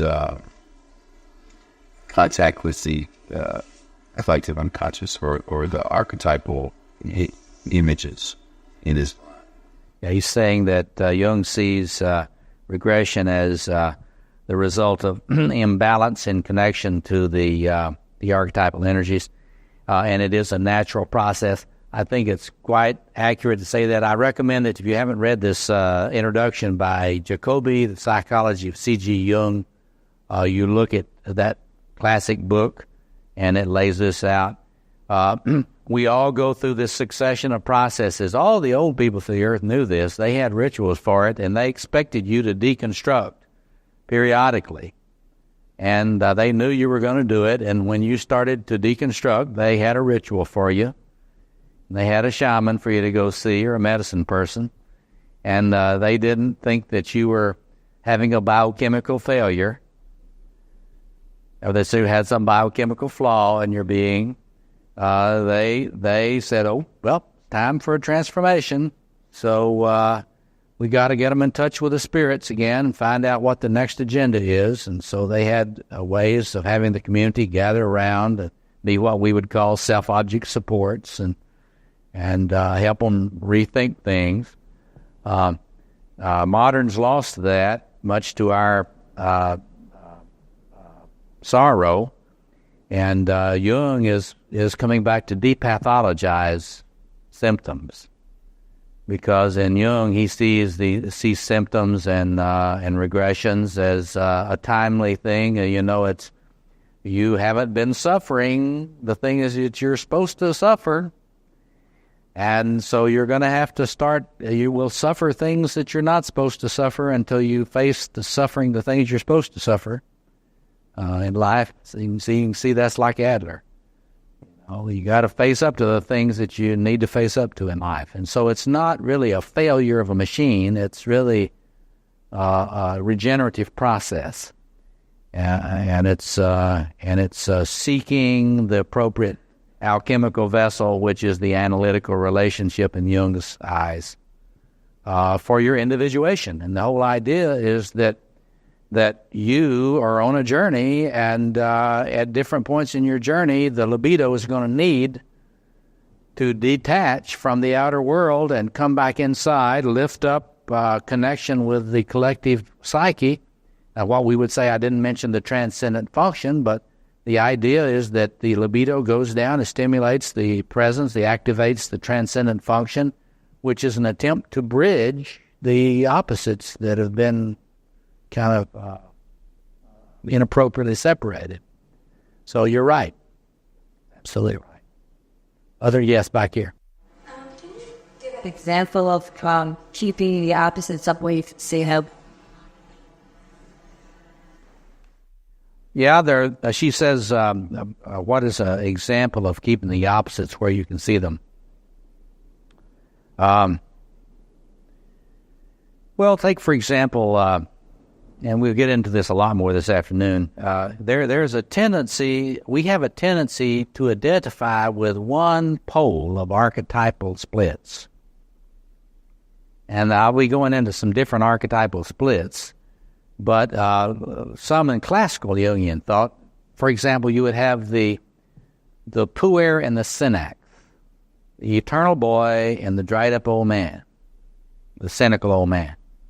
And that's an archetypal continuum. It's like two ends of a stick. And so what you'll see in young men, you'll see them identifying with the puer end of the archetype. And they will be they get really sick of finding all these cynical old men in their lives that are trying to tell them, why don't you grow up? Why don't you get grounded? Why don't you get a job?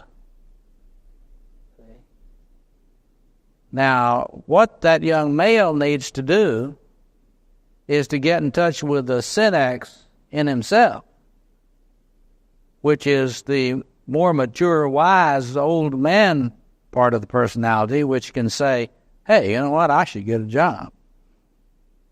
I don't need to split off all that onto some demonized, cynical Scrooge character, or bad father,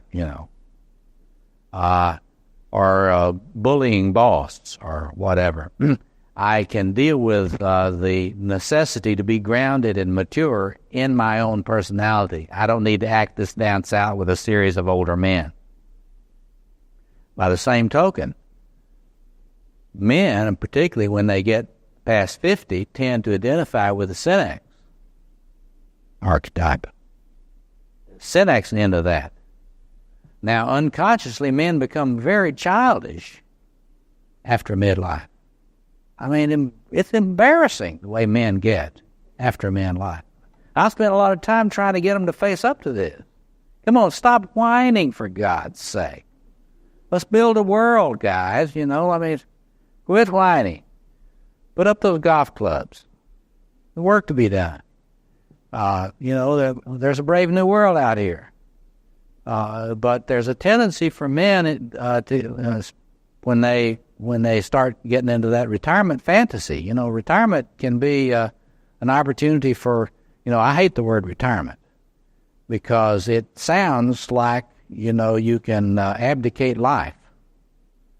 And I recommend that particularly men eliminate that word from their vocabulary and say, I'm going to invest my energies differently in this phase of my life, but I'm still going to be creative. But in any case, so a man that gets older, and there's a parallel for this with women, needs to be in touch with that puer part of himself, which says, hey, you know, there are new things to do. Maybe things don't have to be the way they are. You know, maybe I could make a difference, even though I'm 65. Maybe I could make a difference in the world. Maybe there might be a brave new world. And so there again, the connection with that puer in an older man. I mean, but there are many, many different of these archetypal splits, and the ego tends to just fall in love with one end. And then you've got a tremendously one-sided ego that's just going to be flypaper for people that are carrying the other end of that archetype. And there's going to be all these unconscious fusion relationships happening with people that carry the other end of the archetypes that you're excluding from your ego. You follow that? So when I say structural psychoanalysis and integrative psychotherapy for me is not a throwaway term. I really mean that you have to keep aware of what these different aspects of the psyche are, and all of them have to be related to consciously. Because if you're not relating to them consciously, you're relating to them unconsciously. And they are having inordinate power in your life and relationships to the extent that they're not on they're not on your screen. If they're not on your screen, something mischievous is going on with that archetypal energy. Okay, one more, and then we're going to take our break. Any other? Yeah, back here. Yeah. We're all like on that. What the beauty? Let's say curiosity is a spectrum. It is one end of it. You have to little hat and climb to make them why begins up the very snake. And then counter benefits just it's all first of all acting down first of us decidedly or and not actually now paper pressing all over us. And it's a good direction versus Eddie. You're still the grandiosity is off, you know. I'm being spies. Land those times it was still contractors that's all needing the CIAs. Or maybe you really are. How like an hour's work for that happens a lot. That happens a lot. And you have just made a point that I will get around to a lot more this afternoon. And that is the great contribution of Jung, and it's one that Jung was really clear about. Edward Edinger was tremendously clear about it in his work, but a lot of Jungians since then have kind of lost touch with it. A lot of contemporary Jungians have I think, lost the most profound aspects of Jung's theory. And that is that this archetypal self is enormous. It's huge. It is never analyzed away. You never get enough analysis not to have a threat of inflation. It wouldn't matter if you were analyzed with the greatest analyst, male and female in the world, for 20 years. Your temptation, the seduction of grandiosity would not go away. And so, and when you're tired, sick, or in a transition state because of life cycle or some trauma in your life, the archetypal energy is going to flood. And suddenly you're going to stop being, as you say, you're going to be going down the street, and suddenly, hey, maybe I'm an angel. So it's something operational. It needs to be at heart. This one, so the operation, you can't seal it. You cannot solve it. This is not a problem to be solved. It is a condition to be regulated. If all Freudians think you can solve it. Other theories, this is what my Facing the Dragon book is about. In my Facing the Dragon book, I point out essentially, look, there has been a human apprehension of this dragon all over the traditions. Some people think you can kill it. Beowulf tradition. You're going to search this thing down and you're going to kill it. It's usually in the other religion or the other race or in the other community or it's in the other sex, but it's out there and it's not me and I'm going to kill it. And of course that's an incredible historic failure of the human species because it doesn't work. And then there is the Chinese tradition, the Western traditions, Jonah, Ahab, I call it the Ahab solution, the Ahab non-solution of Moby Dick. You're not going to kill Moby Dick. If you think you are, you're going to sink your boat. So the other solution, which Jung and Edinger and I are trying to promulgate, is you better face up to the fact that this dragon exists. You aren't going to kill it. Any thought that you have that you healed it, you analyzed it away, you cured the narcissism, is a total pipe dream, and is simply a trickster. It's a trickster fantasy that you get into, or you and your therapist get into. You are never going to heal this thing.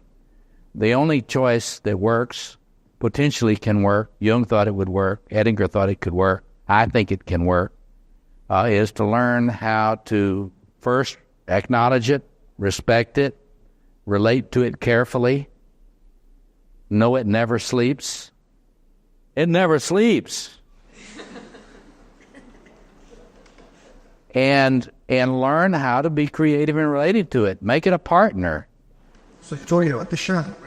I'm talking about the shadow, but see if you say shadow. We've domesticated that. There are all these people doing shadow work. I'm going to do shadow work. And the way in which this stuff has gone in recent years in Jungian psychology, and the way in which people who've appropriated Jung's psychology have popularized it, it's all about, shadow work. Come on, we're going to do a weekend, we're going to have shadow work, and we're going to deal with your shadow, and then you're going to be fine. Well, that's not my message. My message is, you've got this enormous thing in the living room with you. Wake up. See it? It's here. Some people call it God. Some people call it the Kundalini. There are all kinds of names for this thing, but it is huge, and it's not you. And it is in your psyche, and it is behind all of your compulsions, and it's behind all of your self-destructive symptoms, and it's behind all of your creativity, and it's behind all of your ambition. And so the task is to get clear that this is a lifelong relationship. And this is what Edward Edinger meant, and you listen to my Edinger lectures, this is what Edinger meant about building the ego self-axis. But see, I like to say, be careful when you say that. I'm going to build my ego self-axis. Because that can sound a lot as domesticated as, well, I'm going to work with my shadow. That's why I titled this book Facing the Dragon. Well, if you're clear that this is a great dragon, and it's golden, and this is not a relationship between equals. You got to get clear about this and work on this consciously. Then enormous, tremendous creative things can happen. We'll get more into that this afternoon. I'll go into that a lot more. Yes. I'll attach to the earlier. That's just true. It's our creative side and it also to impact. And lots creator, lots it same. Right. Yes. The sheets of that we're in a Yeah. and then I'll bring to the destruction out of the That's right. That's right. the touching that you don't see a lot. Right. That's right. You can read it was staying or was having discovered at least battles left off. Right. Yeah, you're right. That's right. That's right. This didn't relate to you, Philip. Artists as all through it. Well, the thing is, though, the thing you got to realize is that Shiva energy is not your ego, and it is always present and closer than you think, and so the conscious relationship, and this is where you could say, if you wanted to do a spiritual thing here and just really talk about the spirituality of it, I've come to believe that all spirituality, regardless of what religious form or tradition, is a form of yoga, in that yoga is the attempt to become aware of these great energies and to find ways to relate to it in ways that are healing and life-enhancing. And whether it's Chinese yoga or Hindu yoga or Christian yoga or whatever, the whole idea of trying to find ways to optimize the relationship to that energy, that's the spiritual task. Accessing it, but not letting it possess you, and it's a huge thing. I mean, that's why it's honored so much in the breach. Let's take a lunch break, and I'll see you. We'll start at 1:30 sharp. Okay, this afternoon, I want to deal with more recent theoretical development and in relationship to energy issues, and continuing building on the foundation of the early psychoanalytic work we talked about this morning. I'd like to start out with, there are a lot of other traditions that I don't have time to deal with today, but I just want to focus on ones that I think are relevant for a attempt at theoretical integration these days. There's been a tendency, sort of a fragmenting tendency in the psychoanalysis in general and in Jungian circles in particular. Let me spend just a couple of minutes on some of that to give you a little background. The institute that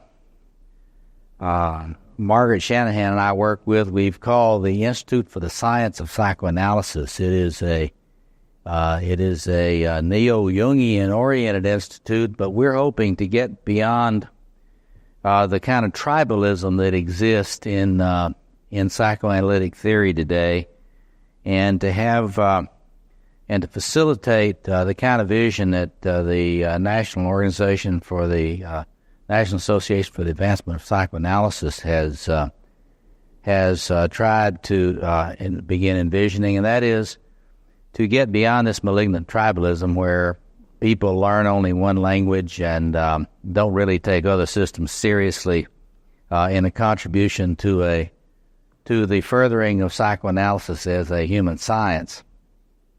There have been tendencies, various tendencies to try to turn, classical Jungians have tended to kind of turn Jungian psychology into a religion. In fact, in my work on trying to decode the deep structures of the self, I've had people, quote, accuse me of knowing too much about the archetypal self. And it's like that's an odd thing to say about somebody who's doing scientific inquiry. And it's like you know too much. If you're a brain surgeon, you know too much about the structure of the brain. So, in other words, I think we don't want psychoanalysis to be of any kind to be turned into a religion, though they tend to operate like a religious tribe in their dogmatism and the mutual sort of hatred. And we don't want psychoanalysis to be turned into literary criticism, where it turns aside from all other scientific data. That is to say that, in my view, and in the kind of point of view represented in what I'm trying to work on, is that you really have, if psychoanalysis is not going to be just a sort of a cult like Knoll and some other critics of psychoanalysis have made, particularly of Jungians, then we have to try to relate to scientific findings and interdisciplinary findings in all areas. So what I try to do in my work is to try to come up with integrative theory that relates to not only other psychoanalytic theories, but relates to empirical scientific research on the psyche, and relates to evolutionary the evidence of evolutionary psychology and psychiatry, and recent progress in neurobiology. So without losing our connection to the Jungian scientific interest in the structure of myth, as well as its implications for spirituality. This kind of work has tremendous implications for spirituality and spiritual practice. But you can't reduce spirituality and spiritual practice to scientific inquiry in any form of psychoanalysis. And you shouldn't turn a serious psychoanalytic science into a religion, because what I'm trying to do is to come up with a theory, a neo-Jungian structural theory, which can be related to empirical data. And if I'm wrong, you can show me I'm wrong based on the data. For example, the so-called archetypal psychologist, the Hillmanian wing in Jungian thought, does not have a theory. There's no way to prove them wrong. They're not trying to relate it to the empirical data in any way. And the classical Jungians tend to want to have the collected works be the Black Bible and not learn anything new. So that's why I like to call my work and what I'm trying to do here as neo-Jungian, not post-Jungian, not classical Jungian, not post-Jungian, but neo-Jungian, trying to continue Jung's project with new evidence. In terms of what I'm doing right now, I've got about 5 sets of lectures on psychology of mythology that are now being edited, and I'll publish them under the title The Anatomy of Myth, which will be an attempt to show in which, from the framework I'm presenting to you today, that if you really look at the collective unconscious, you can understand a lot more about the reason that myths are patterned the way they are. It's no accident that they are patterned in recognizable patterns. And I'm working now on, if you know the work of Anthony Stevens is a Jungian analyst in England who has tried to relate Jung's thought to evolutionary psychology and psychiatry, and he's probably closest to my work of any other contemporary Jungians. He does not, I think, though, have a structural theory. He's very interested in myth and has done some really good work there, but he's sort of reducing Jungian thought to evolutionary psychology. While I think we need to be in dialogue with evolutionary psychology, I don't want to simply collapse Jungian analysis into that. I mean, I think it's important to retain subjectivity and the psychology of subjectivity. So anyway, hence my wanting to talk about a few of these. In this theoretical writing that I'm doing now over the next 2 years to try to get this all integrated out in print, I'm particularly interested in Anthony Stevens' work, who bridges Jung's thought with evolutionary psychology, Bowen family systems theory, which is bridging relationality and systems thinking to neurobiology and evolutionary psychology, and the work of Theodore Milan, who is, in my view, the leading research psychologist on psychopathology and integrative psychotherapy. None of these people have a structural theory of the psyche, which really accounts for the patterns in the structure of the deep self. But their work, if taken together and related to my structural theory, makes possible a kind of a very large and very deep structural integration of theory in scientific psychoanalysis. So that's what I'm into these days, and that's where we're going to go just for a minute here. Now, the reason I've put Kohut up here, the Heinz Kohut, and the founder of a school of thought known as psychoanalytic self-psychology, is because he picked up, in a way, he picked up where Adler and Jung left off with regard to looking at closer at energy. And while he was interested in the classical Freudian views of energy flows, and while he was really interested in the phenomenon that Jung had talked about as inflation, he researched a lot about the so-called narcissistic personality disorder. He was very fascinated with narcissistic personality disorder. Looking at the phenomena around people's narcissistic wounds, that is, wounds to their self-esteem, where what really stood out to him was not so much the disturbances of their relationships, although certainly they were there. But what stood out to Kohut was the disturbance in their relationship to their own sense of self and their own sense of self-esteem. And Kohut, in the light of those studies, decided that there was another kind of libido other than the object libido that seeks a beloved object that Freud had discussed. That there's a whole different line of development in psychic energy. And this line of psychic energy had to do with psychic energy, in his view, related to the ability to love the self. In other words, sure, loving the other is an important developmental capacity, and to be able to direct your energy toward another in a way that really leads to attachment, where I can really get excited about you. If I could really the word in Freudian word was cathect.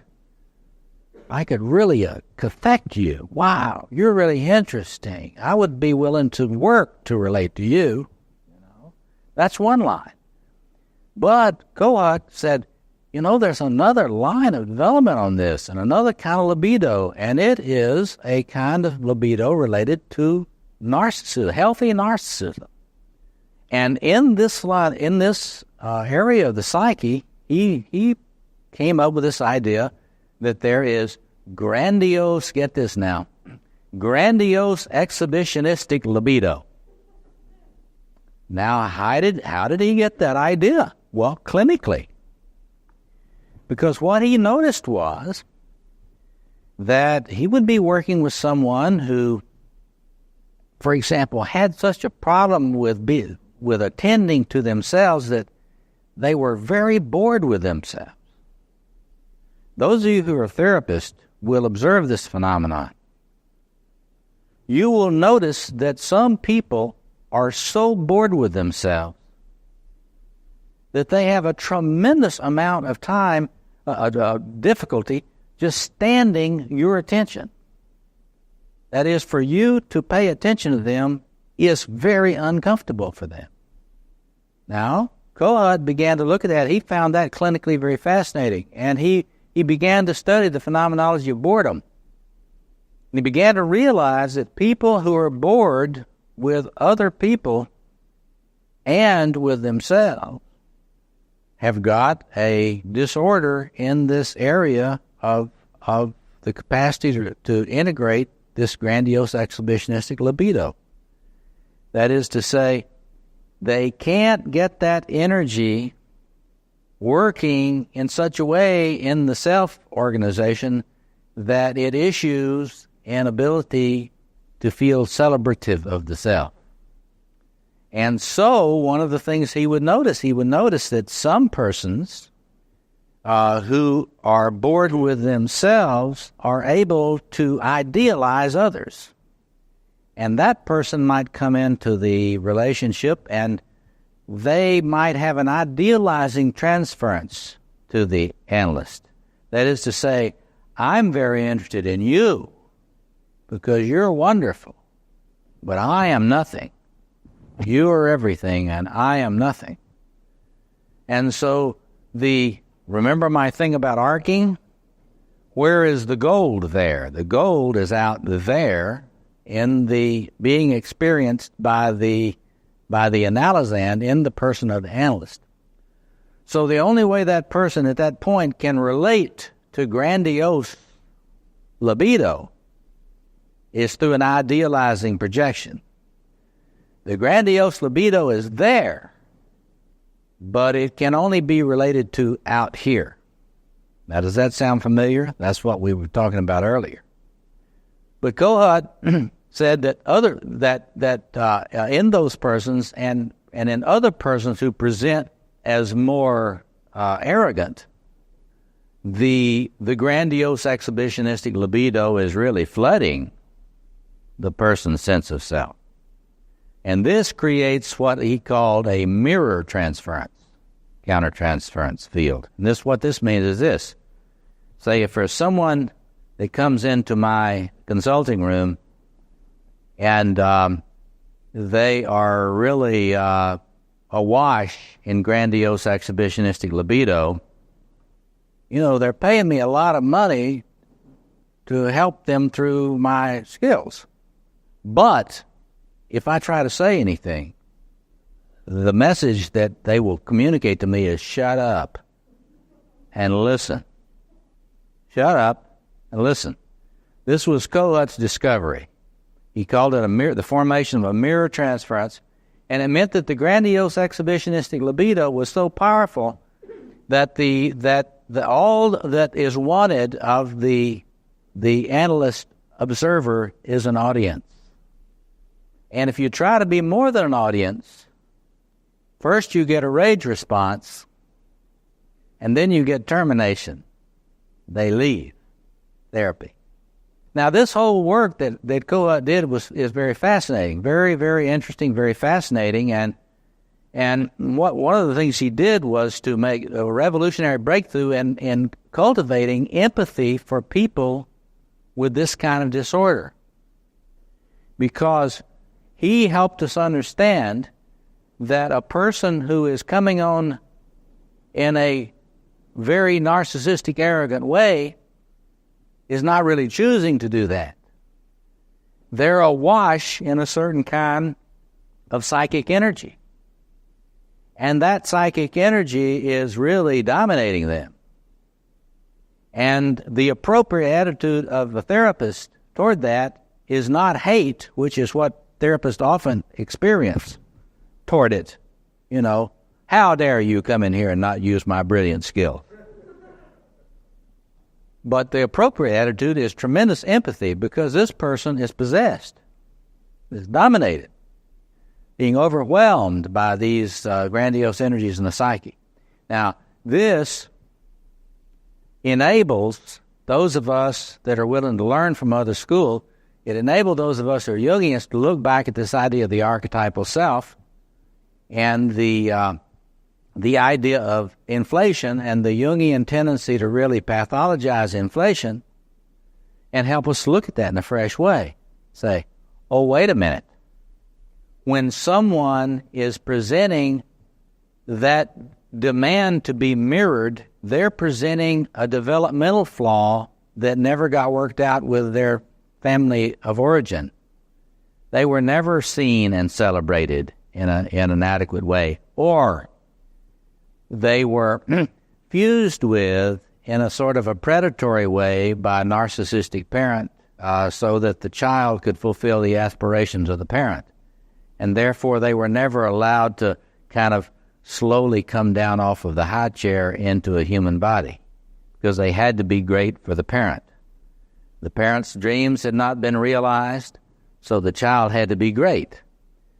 So in any way, the upshot of this work that Kohut did, for those that could let themselves learn from him, is to make us a lot more empathic people who are struggling with this arrogant form of libido that gets set up in the psyche. Now, from my point of view, when I started thinking about Jungian psychology through the lens of Kohut's work, I began to realize that in my training, no one had ever really talked to me about the way in which archetypal energy is, in fact, grandiose energy. But if you once understand that, then a lot of Jung's discussions make more sense. Because it's quite clear that when archetypal energy starts coming in a powerful way, it is very grandiose. And it will push you to grandiose aspirations in whatever archetypal form it's lighting up. That energy is lighting up. So in other words, Kohut saw some new things, helped us to look at this in a fresh way, helped some of us who were trying to revitalize Jungian theory look at this and say, oh wow, this archetypal self is a very, very powerful engine of grandiose energies. And so that's been a tremendous contribution right there in terms of understanding the powerful expression of libido. It's not all about just wanting to relate to the object or the self-object. I mean, there are tremendous energies in there that needed regulation. Bowen systems theory, if you haven't had a chance to look at that, it's really fascinating stuff. They're doing very interesting things with that now. And in Bowen theory, the focus is, now they don't talk about self-integration as a concept, but they do talk about the way in which we are primate creatures who are hardwired to develop in a family system first, and that there's tremendous instinctual energy that we're having to deal with as we struggle to differentiate from that family system. And what they try to get us to do is to think about the way in which all this instinctual energy generates anxiety. And so one of the interesting things here that also relates to Freud, you can see it. Murray Bowen was a Freudian analyst before he became a systems theorist, so you can see the tradition there. When you are struggling to differentiate from your family of origin, there is a lot of instinctual energy trying to find an appropriate place to go. But since family systems have their own inertia, and they want to maintain their homeostasis, read that incest dynamics, the family will make it very difficult for you to put your energy outside the family system, of the system of your family of origin.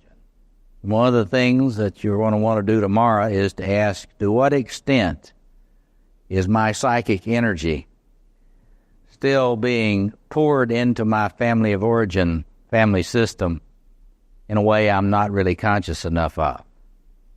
Is there some way in which I'm still in a fusion? They talk about fusion.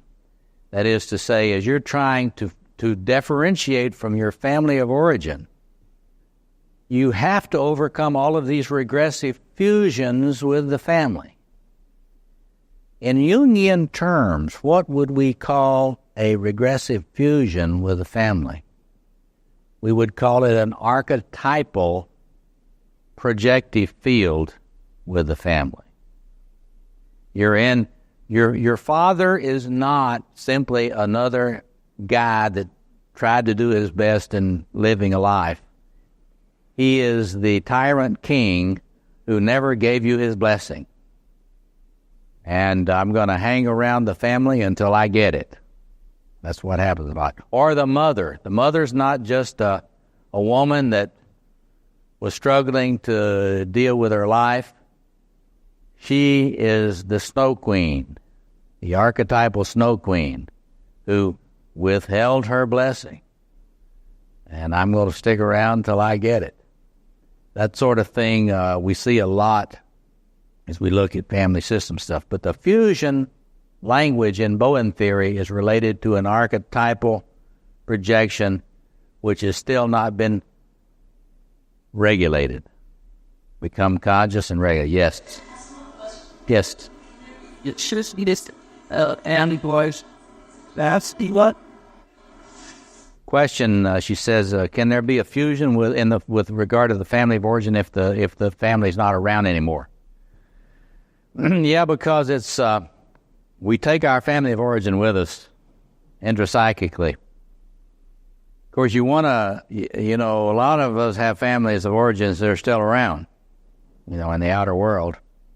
It's important to scan that and really ask yourself what's really going on with that now. But it's also important to look at the way in terms of the inner, what is known as the object world, the inner object world. That is, well, how many archetypal projections are still operating with regard to the family of origin? And in what way am I still expecting my parents to be other than they were? And I'm waiting to live my life until they change and relate to me differently, or change their behavior, or see me for who I am. I'm not going to ask for a show of hands of those who are waiting for their parents to see them as who they are. We're going to all be waiting a long time. But in any case, one of the things that Bowen theories help to see and other systems theories is that anxiety is huge in a family system. They are now relating that to simply instinctual energies that we come with. Huge instinctual energies that are in a family system and are always present. Interestingly enough, energies which natural primate energies which force you away from other people, which we Jungians would call an archetypal agenda there. I call that the warrior archetypal agenda. And you can see the forces for differentiation in the psyche. And they say there's an energy, an instinctual energy in the personality and in the system to be close to people. And those things are eternally in conflict in Bowen family systems theory. Never resolved, cannot be in principle resolved. And they say that when the anxiety of that conflict builds up to a certain degree, then we have to triangulate. We will triangulate with somebody, another person. We will triangulate with a dog. We will triangulate with a job. We'll triangulate with whatever we can bring into our life to diversify the containers for our energy so that we can stand the anxiety. I suggest to you today that you start monitoring your life, and when you see anxiety, you read that energy. And you read it energy that is not being adequately contained and channeled. In Bowen theory, they point out how we use relationships to provide vessels, temporary vessels, to help us contain all this energy that is not being regulated adequately.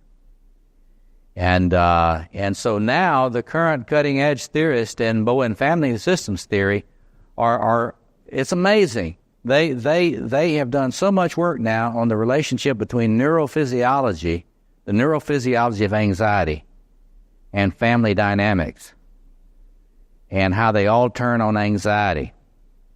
The struggle against fusion and the parallel struggle against abandonment, and all of the energy that's in that, wanting me to go this way and then to go the other way. The tendency to triangulate to help me deal with all this confusion, and the struggle to self-differentiate from the relationships in the family of origin in order that you can relate in a more mature way. In my work, what I'm trying to do is to show that if you take Bowen theory in terms of self-differentiation from the family of origin and their self-differentiation scale, you can take that here and right side by side with it, you can put a self-integration scale, and they're really talking about the same phenomenon.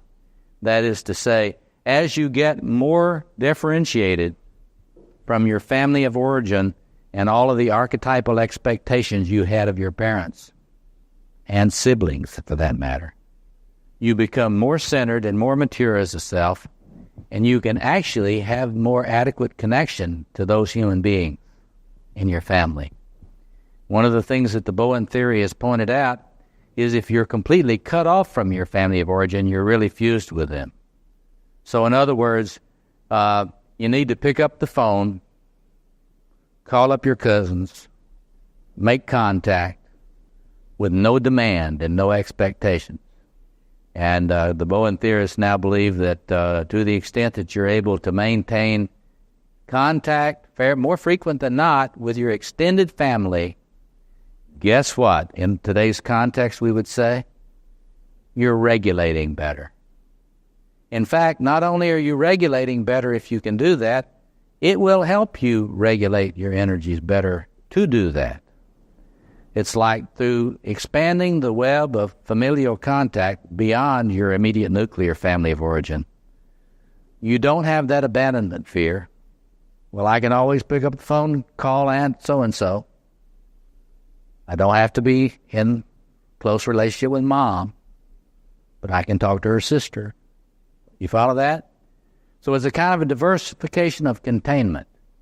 And so I think we all need to look more. We've tended in psychoanalysis to make things just too intrapsychic. Certainly there's that intrapsychic way of thinking about it, but it's also related to the relationality. And the Bowen family systems people help us to understand about getting beyond these archetypal fusions in relationality and how it relates to self-integration. Yes, back here. Racing with what did you really never do? You said call your health with you really never did them that well of that. Yeah, well, the problem of say, for example, someone who, he's asking the question, but what if you didn't know your cousins? Or what if you didn't, well, some people didn't know their father or mother. Well, what happens in those cases is that the archetypal imagination fills in, creates an imaginal family. And you'll get all sorts of archetypal kind of family dynamics going on, where your archetypal imagination is trying to come up with candidates to fulfill those roles. And what you got to do is to realize that, for example, if your father wasn't in your life very much, you say, well, some people, you heard so many people's fathers were really losers. Well, it's one thing to have to deal with a disappointing loser father who really made it difficult for you to access the archetype of the king in a good way. It's another thing to have nothing to help you regulate that expectation of the archetype of the king. In other words, if you never knew a father, then you've got this unchallenged archetypal longing for that. If you had a father, you still got the longing, and you got to get that thing conscious and get it off of human beings. But if you didn't have a father in your life, take it from me, you got one in your psyche. You got an archetypal father longing in the psyche, and it's one that has to be brought up in active imagination, worked with in with imaginal techniques, so you can get it out of the unconscious. I think a lot of depression sometimes will be people having this real sense of emptiness about never having had those eyes of blessing look at them, and that the longing for the eyes of blessing that really recognize you. That's a royal longing, and in a good enough family, mom and dad mediated that good in a good enough way to have you not keep that longing split off into the unconscious. But if you really didn't get good enough parenting, then a lot of the time that longing is split off in the unconscious, and you just have a sort of a chronic depression. Yes. Well, it seems like there's such an overlap here. I don't understand it, but what comes to mind is just, if I were say you see a teenager doesn't have got that blessed word on parents and it's longing for it, and then, you see the parents and they totally get the kid adolescent. that it seems clear there's still all the mama we can add out. There is this Yes. Well, she's raising the question. You got a teenager that's feeling they've never been blessed by the parent. Then you see the parents, and you're the therapist. You see the parents, and you see the parents have really, really tried very hard and mobilized a lot of resources and everything. Well, there's where it's very helpful to know about the archetypal parents, because no human parent can ever meet the expectations of the archetypal longing. It's in principle impossible to really meet it. So in those cases where the child is really tremendously idealizing the parent, it's a different kind of dynamic. What's going on is the parent is often welcomed that kind of idealization and has never given the child very much attention because of their own grandiosity. And then the child has not been able to form a sense of self, because the game between the child and the parent has been, you are to idealize me. I am the wonderful parent. That's a different dynamic. You would be able to see that as a clinician if they came in and were that grandiose. So in any case, it's important for us to bring in this recent work that's being done on anxiety and systems, family systems, and the role of fusions, and the way in which they're understanding that people have an ongoing struggle to manage their anxiety and relational systems. What the Bohemians don't have, they don't really have a sense of, they don't give enough attention to the integration of the self system, which would be consistent with their theory of systems. You know, in systems theory, you have all these interlocking systems. What I'm proposing is that we simply understand that the self system is a system that has to have its own structural integrity, and it operates in relational systems. And so in our theoretical development, we have to really be very conscious about looking at how our self system is doing in relationship to our relational systems. To the extent that I am fused, archetypally fused with my different relationships, what does that tell me? That tells me that I am in some kind of archetypal merger in those relationships, and to that extent, I'm not really integrating in my self system. So I raise that because it's important for us to get past this standoff between family systems theory and psychoanalytic theory, because that's ridiculous for us to be in that kind of standoff. I went to one of these systems conferences recently, and bless their hearts, they're still up there talking about how psychoanalysts are not interested in our theory. And I went up to them, I said, well, you know, that's not altogether true. Some of us are interested in what you're doing and how it's related to what we're doing. Well, let me just stop there before I turn to my own decoding of these things, and we can interact a minute. Yes? I think the examples you mentioned earlier, the young person where the parental figures are not available, they will turn to a gang, or that's anything that substitute of that. The gang is a kind of, he's asking about when young people don't have a family system as a kind of a developmental container, they turn to gangs or things like that. Often gangs serve as sort of surrogate families, surrogate vessels for all this energy. You know, gangs are very disciplined. If you don't go by the rules in a gang, you get killed. So it's, quote, tough love in gangs.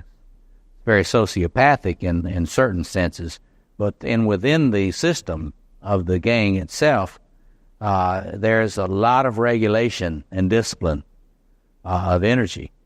And as young people develop, they're struggling against all these huge energies we're talking about. And hopefully the family can help them kind of learn to regulate as they develop.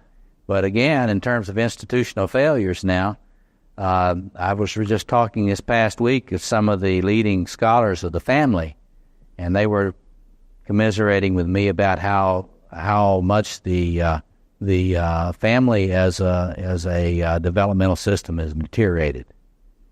And so it's no accident that we have a lot more acting out now. See, any other comments or questions related to any of these theorists? So what I just want to underscore that thing about thinking about anxiety in energy terms. We tend to look at anxiety and just kind of think about it as disconnected from a lot of these libido issues. Actually, one rule that you can depend upon is that when someone is experiencing a lot of anxiety, usually there is energy that's not being channeled into a useful direction. And the Bohemians have looked at this recent neurological research showing that when you are in an anxiety attack, the centers in the brain which have to do with fear are firing, but the centers in the brain which have to do with problem solving are off. And energy is supposed to do creative work. And when the energy is there for adaptation, we've been talking about that all day, when the energy is not being put to work, there's going to be anxiety. There's going to be more anxiety. So all of that stuff, some of you mentioned behavioral cognitive theory, all that intuitions that the cognitive therapist had, and the insight they had about panic disorders, that if you have somebody with a panic disorder, you got to get them into problem-solving behaviors, low-level, low-altitude problem-solving behaviors, and it will help them regulate the panic. That's now been substantiated by brain research. When the anxiety is manifesting, I think we have to look at that as unutilized energy, which is lighting up sectors of the brain that are not helpful. When you've got anxiety attacks going on, that's one of the things I want you to think about for tomorrow. What's going on with my anxiety levels, and what does that mean about my deployment of energy? Where do I need to be channeling my energy now that I'm not taking responsibility for channeling that energy towards some creative adaptive involvement? Because now we're getting not only the hypotheses of the cognitive psychologist on that, we've actually got the hard brain science that supports that. Yeah. Haley, I understand that you would say that a good channeling of the energy would be creative work and also relationships. Well, sure. I mean, you got to look at where your sideshow is and where the task that's most pressing that you're avoiding is. Usually, my sense of this is that it's consistent with Adler's old insights. That is, if you're having a lot of anxiety, there's some life task that you're avoiding. You don't really have the courage to face it. The energy is not being channeled. If you have the energy, or maybe you're feeling that you don't have adequate energy. But the point of it is, you'd want to look at what it is you're avoiding. You may be dealing with your relationships. That may not be the thing you're avoiding. Or you may be doing tremendous creative work and avoiding something with regard to confrontation in a relationship or something like that. So it's really something that's got to be scanned. You've really got to do a scan of your psychic field and see where you're turning away from things that are asking for your attention. We're all doing it. It's just a matter of trying to get more honest about the scan. We'll talk more about that in a little bit. Any other questions or comments before we go on? Okay, let me lead you quickly through my development on this issue of energy. What I've tried to do in my work is to get a lot more specific about the coding of these deep structures in the psyche. And you can see in a lot of my lectures and a lot of my writing about this thing that I believe to be the diamond body code. There's a quadration in the human psyche, according to Jung. I agree with him. He tended to think it was intuition, thinking, feeling, and sensation. Tony Wolff, his associate, had a different sense about structural forms. I'm more in her tradition. I believe that there are 4 fundamental archetypal sectors in the psyche that are the basis for the huge human preoccupation with fourfoldness in the world. From the Tibetan monks doing sand paintings of Shambhala to all of the many forms of the quaternio that you see in Jung's collected works. If you look at the 20th volume of Jung's collected works in the index under quaternio, he gives you all of these references in mythology and world literature about the fourfoldness in human symbolism. My sense are that these have to do with 4 different sectors, males and females. They're that's the royal sector, having to do with nurturance, energy for nurturance, energy for mentoring, energy for visioning, energy for mentoring, for visioning, and for centering. It is in this sector that the capacity to get calm and centered lies. And so if it's difficult for you to really get kind of clear and centered in your own vision for where you're going, that's an issue in the royal sector of your psyche. It is the part of you that can say, this is what I want. This is what I'm going to build. This is who I want to come with me. This is my solid self. This is what's related to the Bowen theory. You know, they say that as you get more differentiated from your family, you can be a solid self. You know what your values are. You know who you are in spite of what pleases them. And you're a solid self in spite of whatever pressure the family system puts on you to comply. Well, in my view, that comes out of this royal sector of your psyche. If you do not have that integrated enough consciously, you will be too much of a pleaser for other people. You will give away your power and your sovereignty to others. There is the warrior line of development, I call it. It has to do with aggression, boundaries, assertiveness, what the great Ernest Wolff, self-psychologist, called aversive capacities, the capacity to stand against anything toxic that's sent your way. It's the capacity to be adversarial with those that you need to be adversarial with. It's the capacity to feel effective. It's the inner Stephen Covey part of you. 7 habits of highly effective people. If you don't like Stephen Covey's 7 habits, then you probably got problems in your warrior sector. Because the warrior sector is about effectiveness. It's not about getting mad. If you have to get mad in order to be firm, you've got problems in this area. And if you're a rageaholic, you're really an uninitiated person in it. So there's the effectiveness line. Ernest Wolff calls that efficacy. And the old Robert White and other earlier psychoanalytic theorists called that competence issues, tracing it back to Adler and the capacity to overcome. So in any case, if you've got that, you will not tend to be as codependent. If you really have a capacity to form boundary. If you've got enough capacity to form a boundary, you won't be as easily in fusions with other people. Doesn't mean you won't have certain kinds of fusions, but it won't be as easy. Third line of development is a cognitive line. I call it, it's under the image, the mythic image of the magician. It has to do with transformative processes. It's what I've written about in this archetype of initiation book, and in this book, The Magician and the Analyst, coming out. It is the part of your psyche that's got to be invoked if you get in a transition state. That is invoked. Once the world, your life world is torn, that sector of the psyche has to come online. It will either come online unconsciously or it will come online consciously. If it comes online unconsciously, then you will tend to simply detach from your world. This is the archetypal system having to do with a detachment.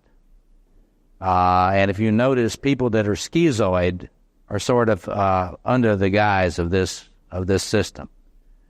These are the detached pathologies. So these are detached pathologies. The warriors are pathologies of aggression or passive aggression or sadistic personality disorders. The royal disorders are the independent pathologies. Narcissistic personality disorder or sociopathic disorders. Listening is not that happens is you will change them. That doesn't ask me that I to be and church that tattoo. The purpose of the psyche's systems is to have you undergo a metamorphosis.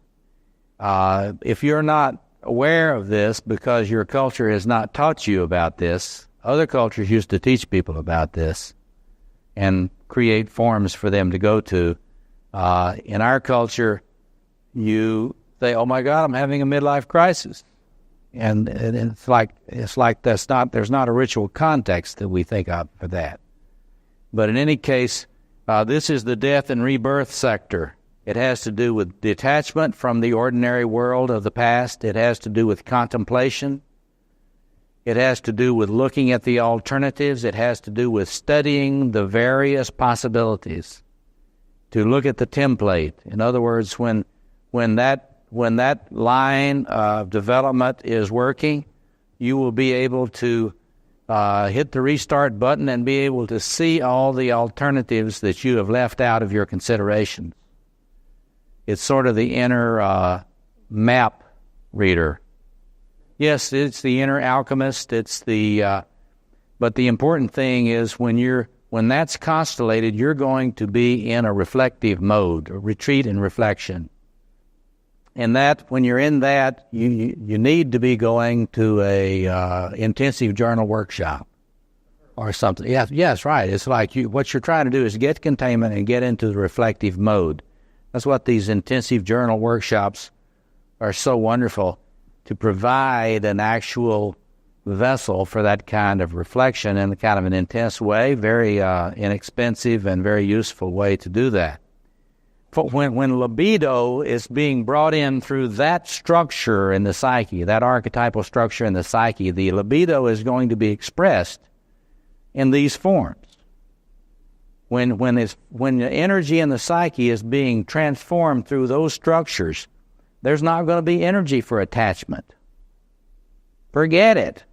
When somebody's in that, they're not ready for attachment. The whole process is a process of deconstruction, detachment, withdrawing, reflection, getting my bearings, and that sort of thing. Then the fourth line of development, and the fourth kind of archetypal structure is this, what I call the lover line of development. This has to do with affiliation, embodiment, sexuality, the capacity for intimacy, the capacity for real valuing of the other. This is what Freud was working. See, Freud was working this territory here, this whole eros and aggression dialectic. And Adler and Kohut were really working more on this superiority and social interest, superiority claims, the issue of the issue of power and its criticism, the issue of blessing and being blessed. That's on this axis.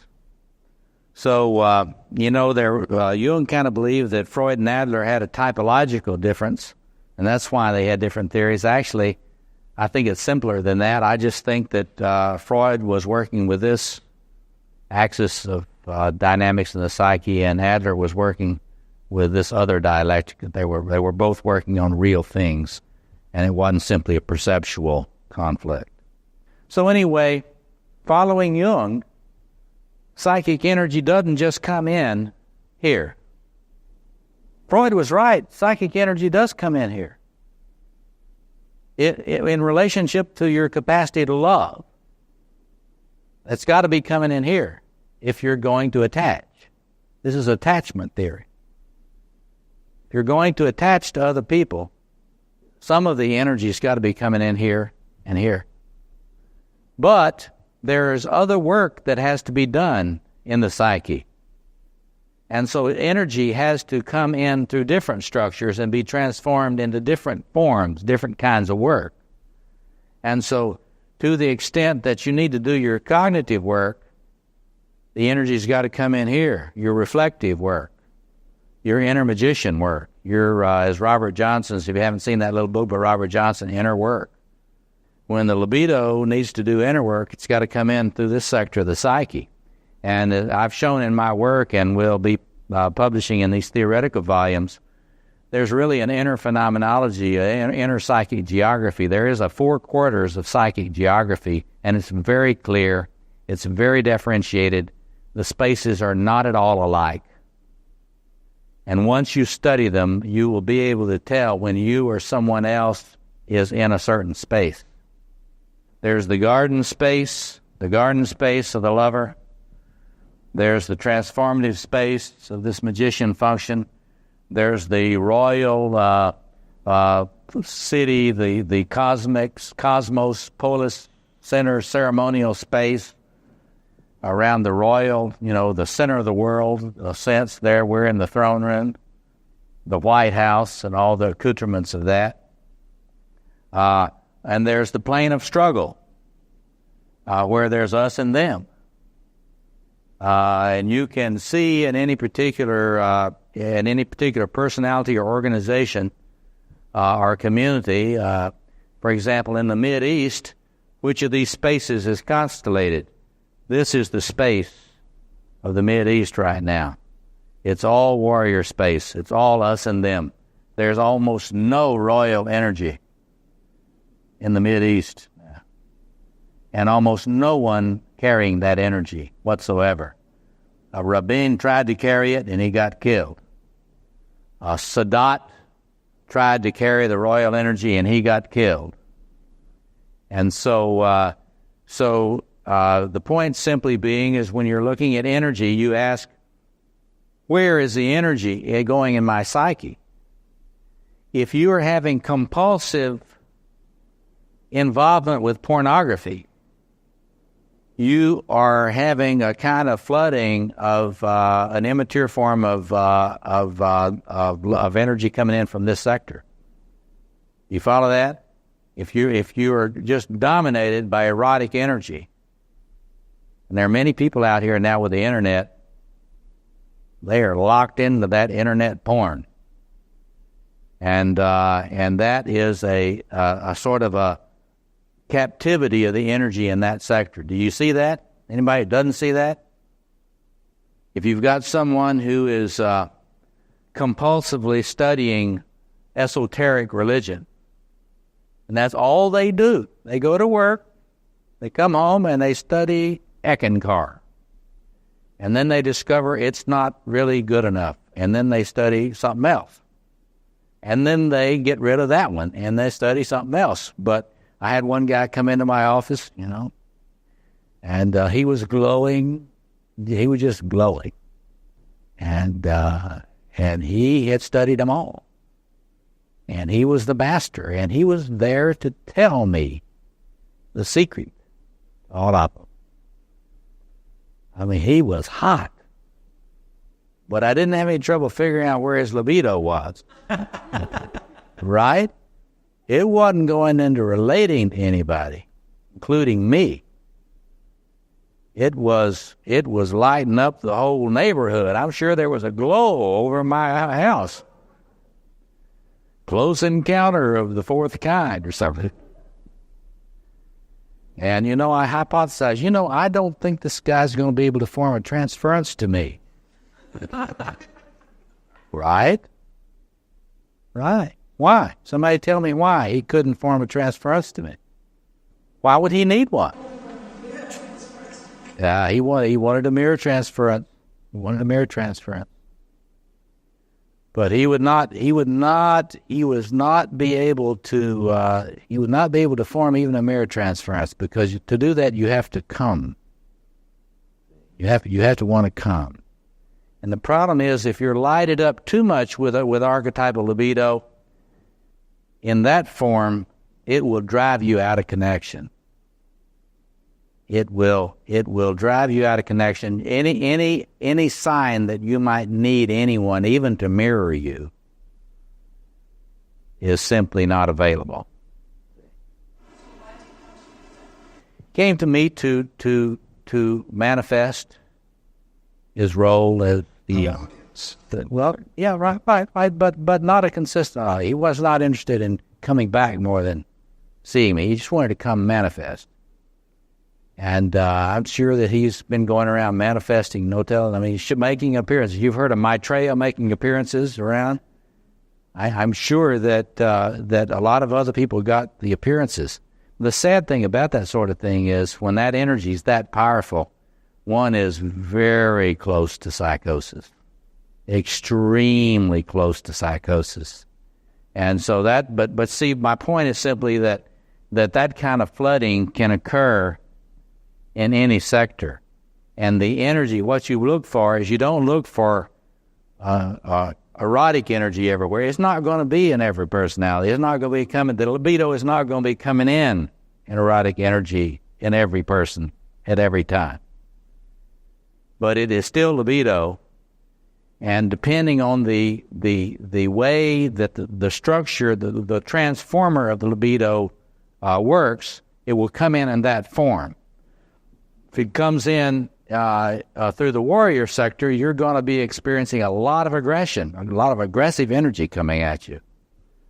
So if we're trying to think about energy dynamics, what you want to do, if you tend to be putting out a lot of aggression in your environment, you notice that you're a little snappish, putting out a lot of aggression in your environment, then from the point of view of what we're talking about today, you want to be aware your libido is coming in through that warrior sector. And some sectors in your psyche that need some libido are not getting, those valves are not being open so you can put it in there. You follow that? So in any case, you want to watch for where the libido is coming in. And one of the things, if you get my lectures on collective unconscious and psychopathology and that archetype, compulsion, and healing, you ask, where is the compulsivity? Where you scan for the compulsivity. Where am I tending to be a little compulsive about looking at the porn on the internet or studying this particular item or obsessed with that particular person? In other words, where am I feeling a little bit driven, to go back to Freud? That's where your energy is flowing. And so I'm just suggesting that what we want to do is tonight and tomorrow, I want you thinking about doing an energy audit. I want to know where it's going. Where is it flowing? Deep pain is obsessed with how that gets to some more. Yeah.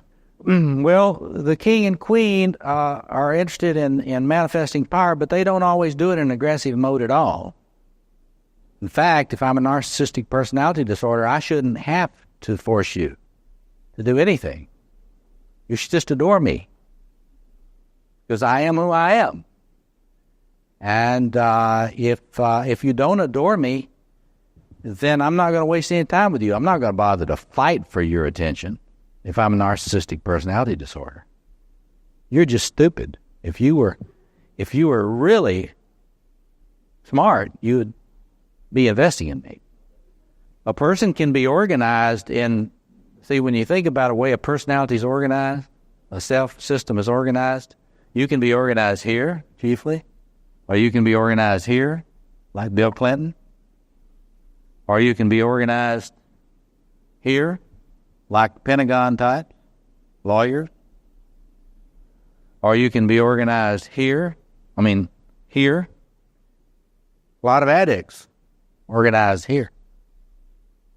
So what you do, that's why I passed out that thing. What you want to do when you try to do a structural diagnosis with anyone, you're asking, where is their energy going? You're also interested in where it's not going. Because in integration, if you're really into integrating a personality, there's going to be energy flow as appropriate around the four quarters and the psyche. And the tendency is for all of us to be compulsively locked into channeling our energy into one or more of these quadrants, and to have the others in the shadow, more in the shadow, where we project onto other people. So this is the way you think about, if you take this energy issue, you ask, in this system, you look at the different forms of libido, and it's much more specific than Jung was about what the forms are. Jung said there were various forms of libido, right. Kohut helped us start getting a lot more specific, but it's a lot more structured than Kohut thought. And depending on where, how the family system sort of parcel out the archetypal geography to the kids, you can ask, what did the family system and your family of origin want you to occupy? What space did they want you to occupy? And you will notice that very few family systems ever assigned all of the space to each of the children. Different children tend to get socialized into different archetypal arenas. And that's part of the pull of the family of origin and the archetypal fusions of the family of origin. If somebody comes in to see you, you need to ask, well, which one of the siblings got to be the competent one? Which one of the siblings got to be the lovable one? Which one of the siblings was assigned the task of being the assistant mother, the responsible one, nurturing all the rest of the family members, including mom and dad, and so on? Which one was the hostile one that everybody thinks is nasty, But that's the way, if you're going to do a structural analysis of libido and energy flows, you have to have a sense of the structures and the geography, and you've got to have a sense of what the energy looks like when it comes in a compulsive way in that person. So that's the kind of thing that I've tried to add in my theory, getting a lot more specific about a structural diagnosis and a structural sense of where energy has traditionally been directed in the psyche. And the challenge on this kind of thing, we'll come back to this after we take a break, the challenge is to realize that if your family system has socialized you into a certain kind of organization and reinforced you to emphasize that organization and to see that that is what you're supposed to have, they've blessed this energy in you and not that, it takes enormous fierceness on your part and a willingness to take a stand for your solid self to go against the inertia of that family system. The inertia of a family system is enormous. We all have our stories to tell about that. Maybe we'll tell some of them tomorrow. But that's one thing I really learned from Nietzsche. You have to have a fierce commitment to your creative self-expression and your integration as a self, because there are so many that are invested in your maintaining the fusions that you came with. Okay, so let me open it up there, and then after a few minutes, we're going to take a break. Yes? Coach, to say a little bit more about and just Sure. Okay.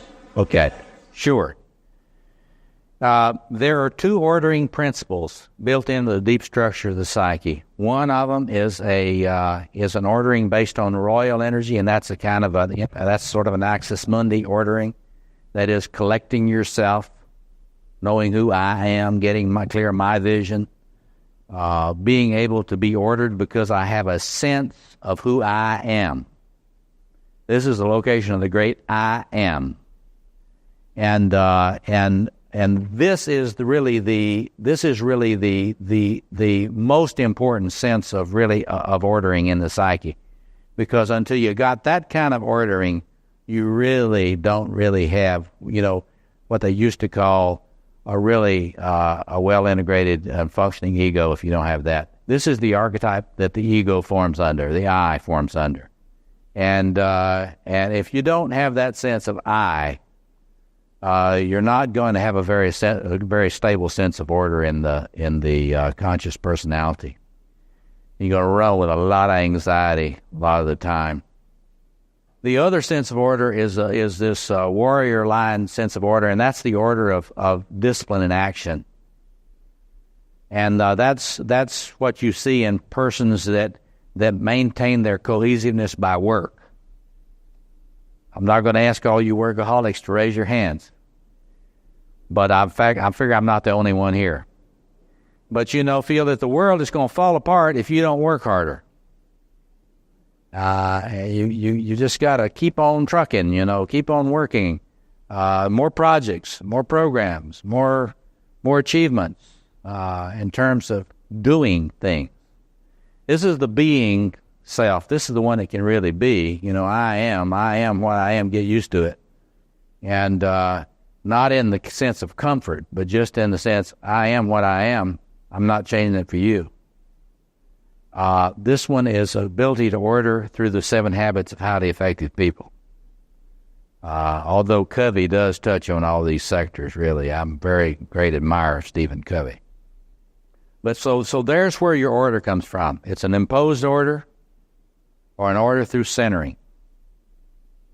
So if you meditate and really get yourself centered, you're really not doing a magician thing. You're doing a royal thing. It's Raja Yoga, they call it. It's Raja Yoga. It's a royal yoga, getting yourself centered. Now, neither one of these sectors will really lead to a kind of a creative ordering of a realm. The problem with the magician sector in your psyche, when you turn that on, you're not going to see one vision. What are you going to see? You're going to see all of them, all of the possibilities. And you're going to enter what Søren Kierkegaard called the sickness of infinitude. Oh my God, yeah, well, I could become that, but oh my goodness, look over here, I could become that too.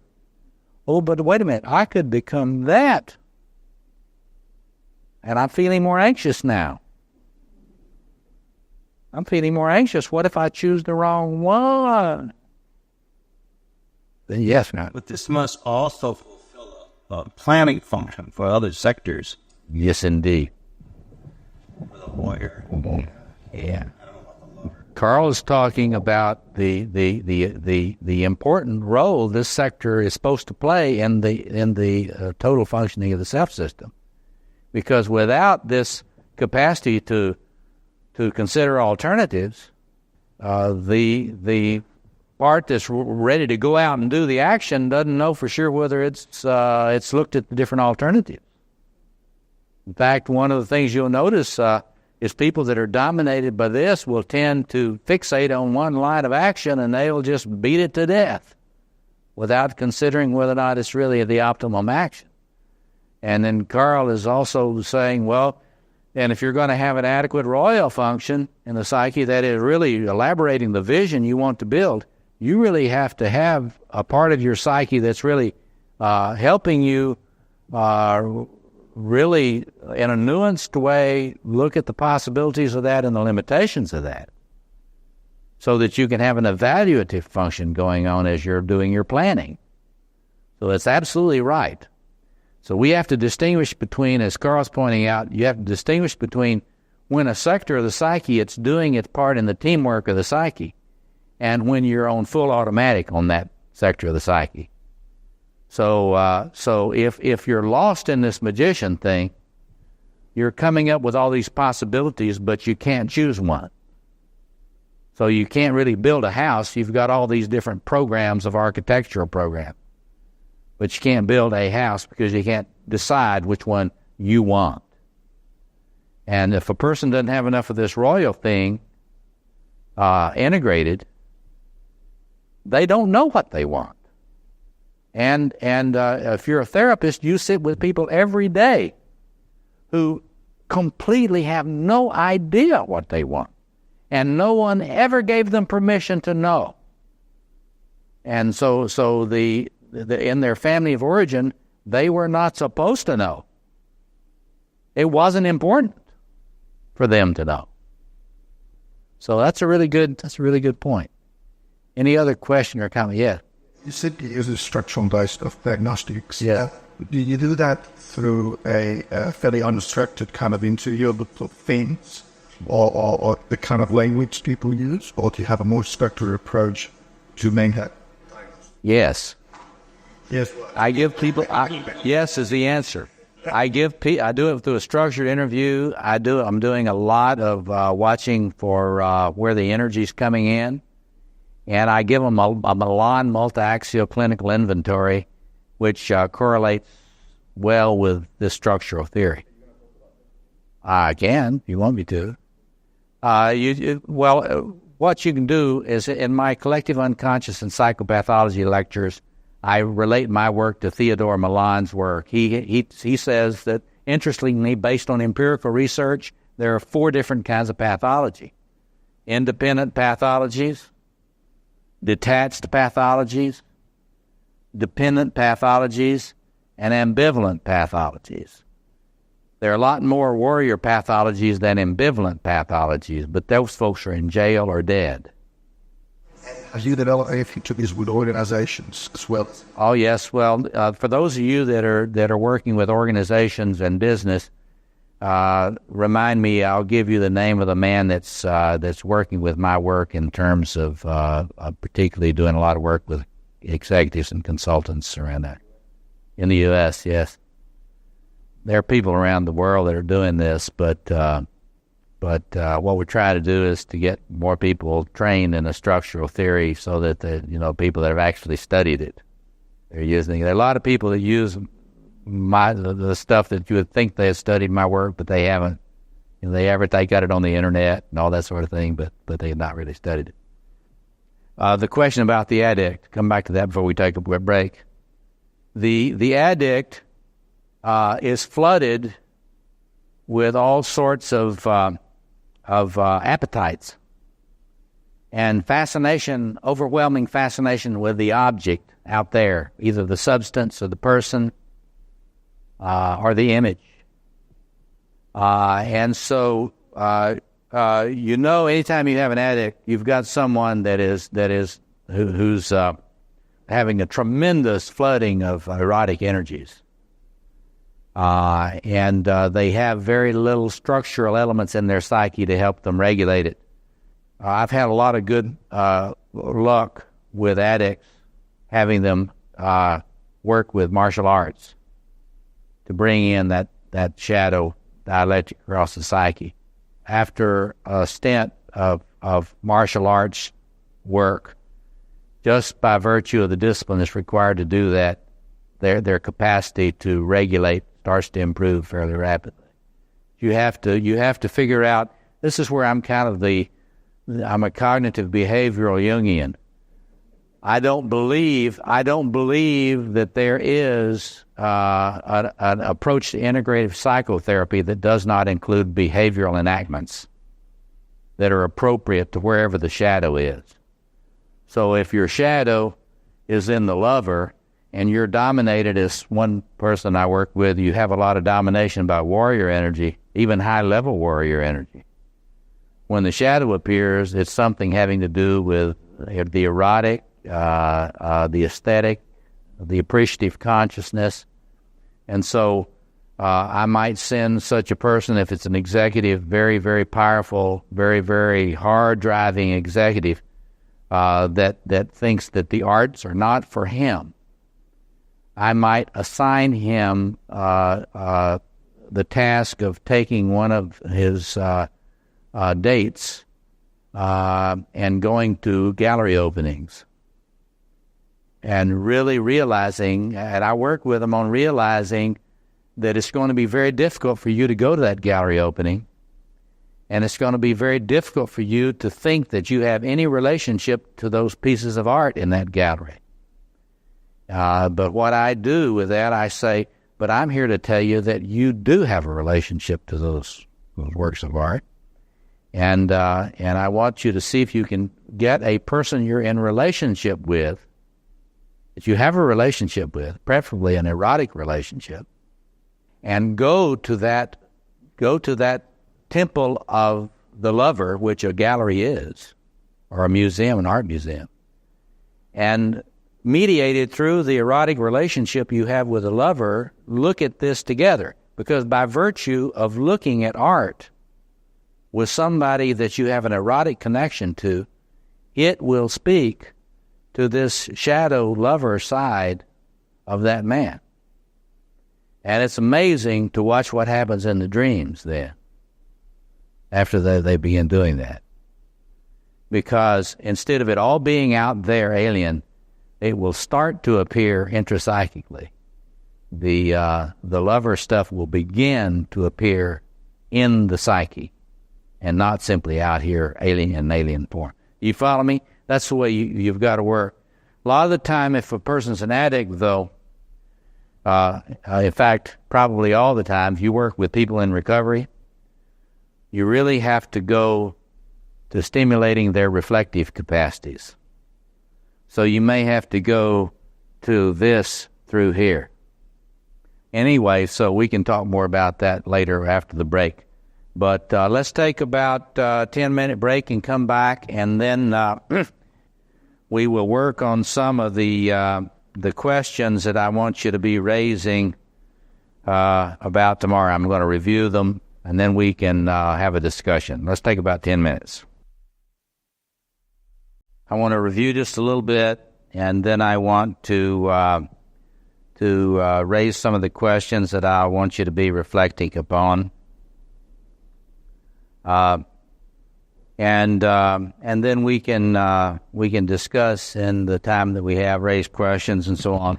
Now tomorrow, I want you to come prepared to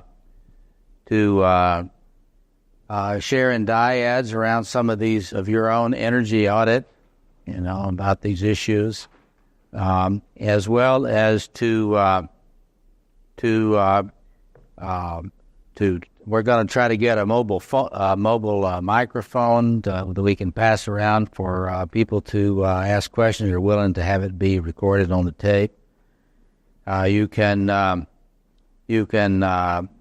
discuss yourself or a hypothetical person that you know about. And we will discuss that together because I want you to have a sense of a kind of a clinical reflection on this, a kind of a dynamic capacity to reflect on this dynamically together, and to begin to put more energy into thinking about energy and energy flows and energy patterns and energy flooding or energy deficits in yourself and in other people, the people you work with.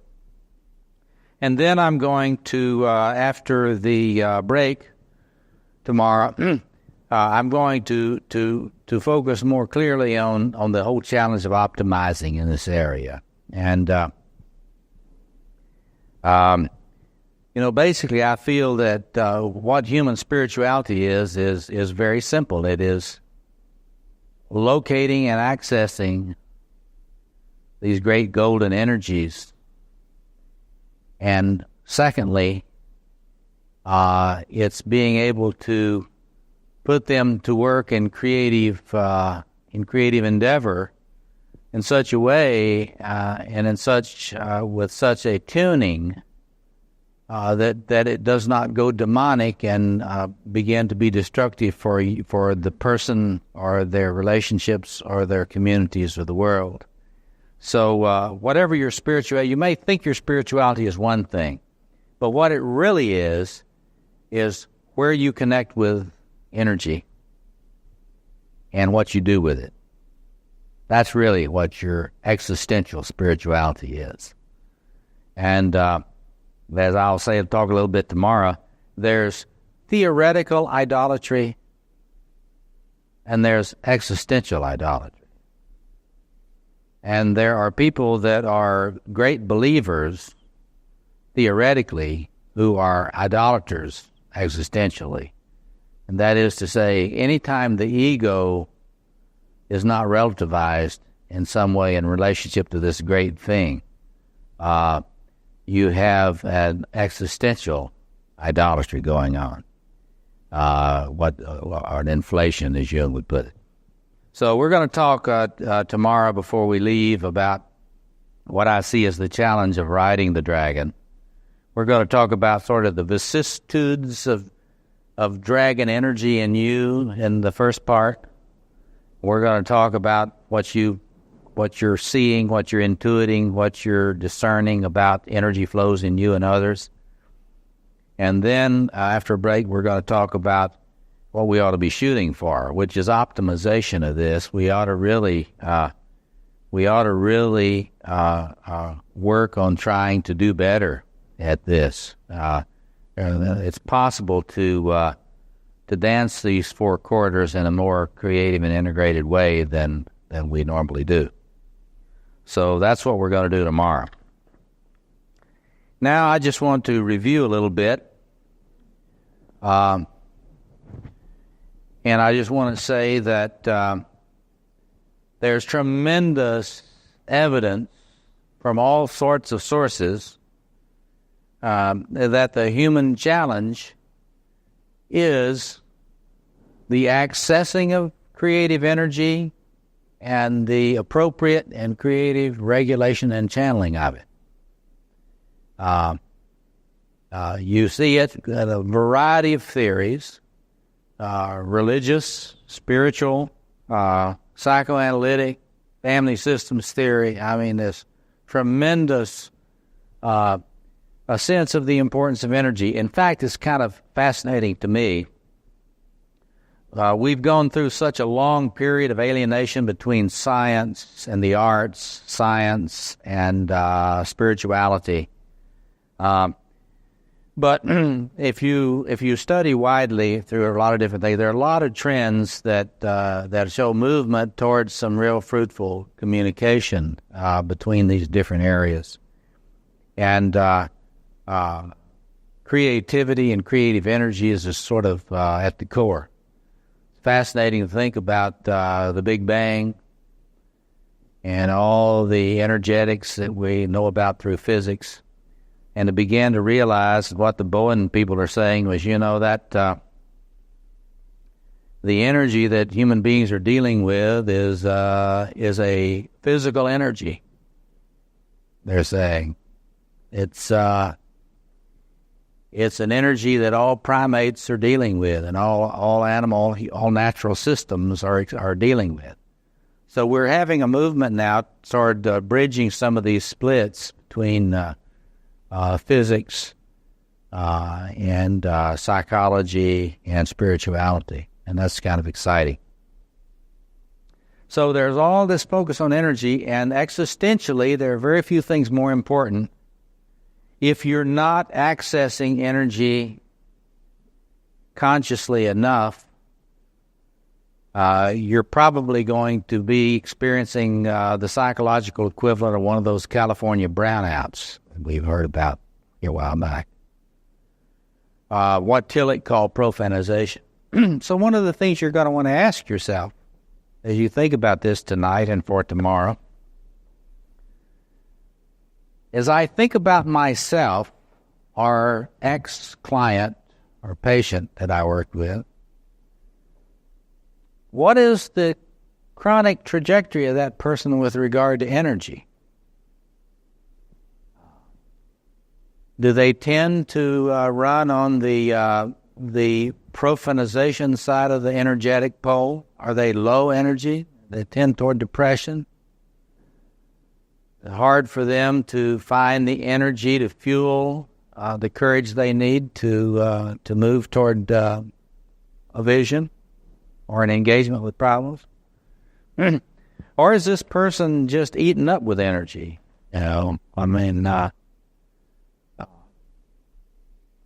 Are they more toward the manic pole than the depressed pole? Or is there a wave cycling function? Those Chinese thinkers believe there's a sort of a natural waxing and waning in the qi. And that's one of the things, if you're an adept in study, you watch for. The natural wave effect. Natural wave effect. And you might even use the I Ching in divination to determine, where the energies are right now. Are they moving toward more yin naturally, or are they moving toward more yang? And so that's one of the things you want to be thinking about. I like to tell folks I work with, this is a big tuning project. We need to get beyond problem orientation in psychotherapy. That's simply counseling, and I'm not knocking it. You got to help people address problems, direct their energy toward problem solving, right? There's nothing wrong with that. But really, integrative psychotherapy ought to be about helping a person assess where this psychic organization of theirs, their psychic system, is tuned wrong. And they need to be helped toward working with a treatment plan which is comprehensive toward tuning this thing more optimally. So if they're chronically low in energy, first they've got to know that. I mean, they have to have help. And it doesn't help you to be said, oh, you're depressed. That doesn't tell you anything. It just tells you, it just puts a label. But if you look at if that depression is sort of a chronic dysthymia, we're talking about a person that's having a real difficulty accessing energy in their systems. And then you've got a practical, strategic problem of how the two of you, they're working together, if you're working with yourself, how you are going to strategize to alter the access to energy in that person. The death instinct, did you say? Thanatos? Yeah, that whole death instinct thing is very interesting, the Freudian fantasy about that. Very fascinating, and the French Freudians, the Lacanians, have a lot of very interesting elaboration on that. And it's viewed in several different ways. You can think of Freud believed that being a human being is so intense that there's a part of us that just wants to die and get it over with. See? And that thing I was talking about Murray Bowen's theory, that way you got this one force that wants to fuse, and it's never turned off, and you got this other force that wants to go away, and it's never turned off. Well, that puts you in a bind, an intense, conflictual bind, and it's very difficult to settle down. Got to deal with that. Paul Tillich, in his philosophical work, he saw that too. He saw that before these recent theorists theorized it. And Tillich says that this sort of thirst for infinity, which he got that from Kierkegaard's Sickness of Infinitude, that thirst for more really gives us this, what Tillich called an ontological restlessness. Your teeth are kind of set on edge by this intensity. And Freud believed that that probably fueled the Thanatos. That, let's hurry up, get this over with. I can't stand this any longer. Now, I have a lot of empathy for that because the great self in you is impatient. The archetypal self. And if you haven't cultivated a kind of an alliance with it through really serious active imagination and inner work, where you're sort of partners, then it's going to get into a very attacking mode that is really the basis for Freud's punitive superego. Going to hate your humanity. And so there's this thing in us that has a lot of contempt for our pitiful attempts at being human. And you know, the Freudians will tie that punitive superego to suicidal kind of longing. So I think that there's something to what you're saying, and I just want to tie it, this thing in us that's huge, it really is a source of our drivenness. And that sense of being driven makes us experience a kind of an ontological anxiety that's not a neurotic anxiety. It's really an anxiety of the creature. We are finite creatures, and this thing is more. And it wants more, and it wants better. And it wants it now. Perfectly. You know. So I think that's how you would kind of want to think about that. And you have empathy for human beings that can't stand it anymore.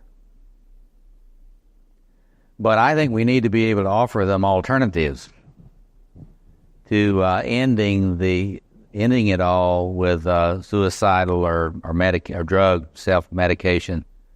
And that's where your spiritual practice comes in. And I don't believe you can collapse psychotherapy and spiritual practice. I don't think they're the same thing. I don't think scientific psychoanalysis and spirituality are the same thing. What I'll try to help you do with structural psychoanalysis is understand the plumbing and understanding the energies you're dealing with. Spiritual practice, good psychotherapy helps to get all this stuff up and conscious, and you start doing the basic takeoffs and landings of being human.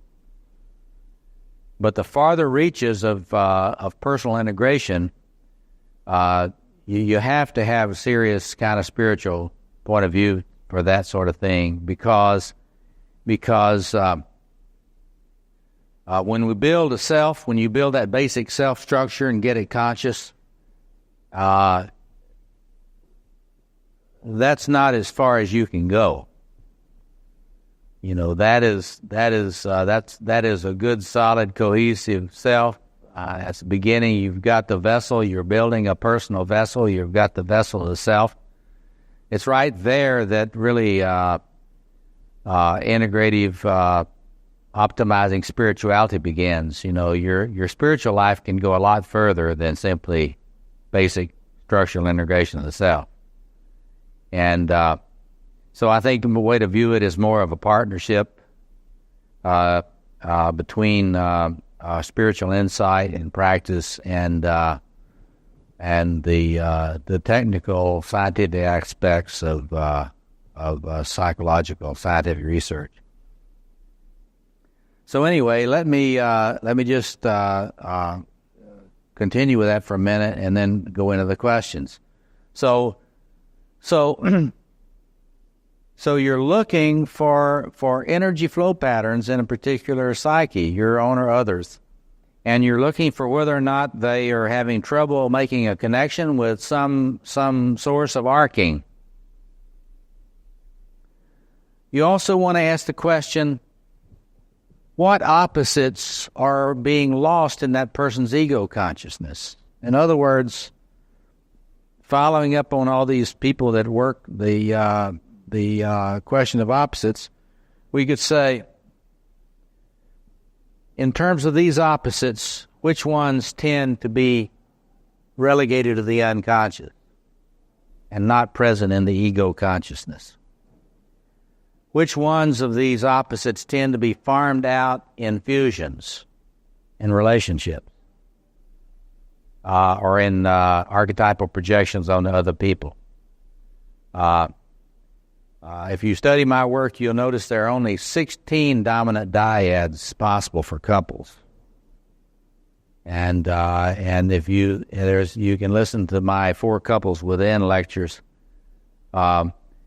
And depending on how a couple forms out of these dominant energies, you know, if a lover personality gets involved with a queen personality, it's a very specific kind of relationship. And the strengths of that relationship are a very specific set of strengths. And the shadow of that relationship is a very specific set of shadow elements. And so you can just see the way in which the end of the opposite will often be farmed out in relationships. And you'll want to be thinking about that, because you can ask, when you're doing an energy audit, where is the energy kind of being isolated and put in a place where I can't claim it as my own? I gave a number of lectures here called Idealization and Evil, in which I was talking about how much we tend to idealize without knowing it and give away parts of ourself that way.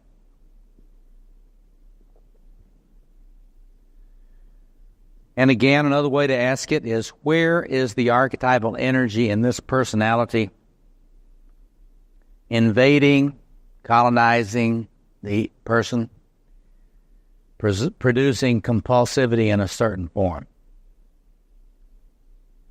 In other words, you think about that person I mentioned coming into my office who was being colonized in the magician sector of the personality. Is there some kind of compulsivity going on, and where is it manifesting?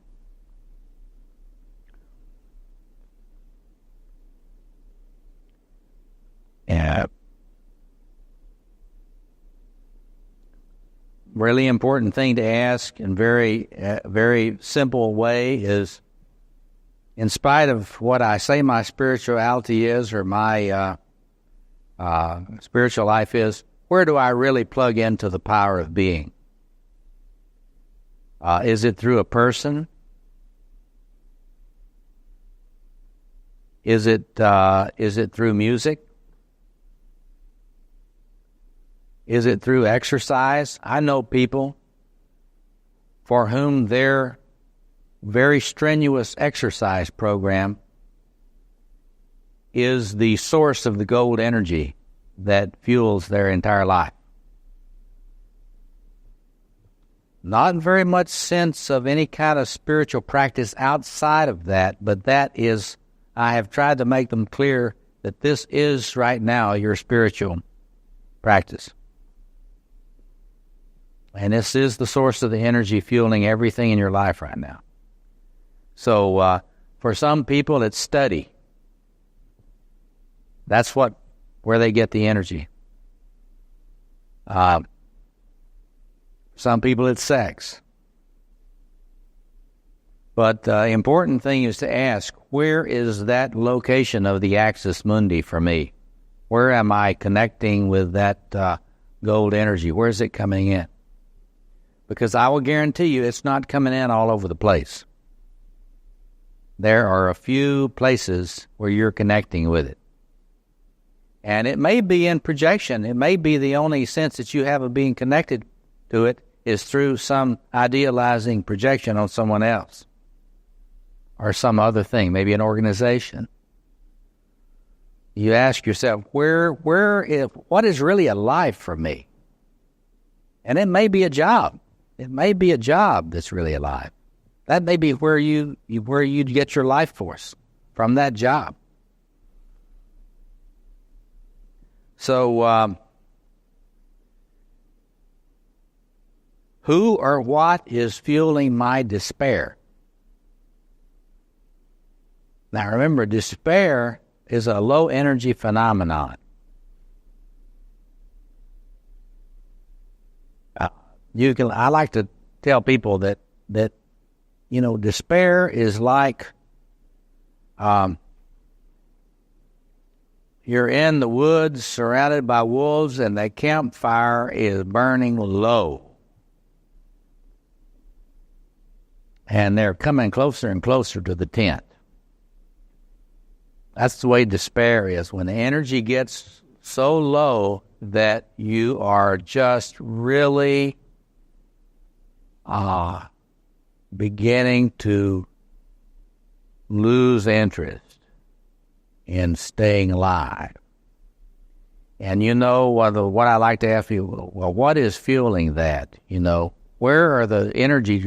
Are there people in your life that are serving a kind of vampire function, that are sort of taking your energy and not giving you anything? You know? May not be that, but that's something that's important to ask, you know. Why is my energy so low? Is there some relationship, maybe with my family of origin, that I'm pouring huge amounts of energy into that's not serving my life at all? And finally, where are the sideshows that are draining my energy? Or taking it away from my creative adaptation? Are there places that I'm pouring energy that are really not pushing me forward? Those are some of the questions. Somebody had their hand up. Yes. I'm just thinking, how would you conceptualize the hashtag depression?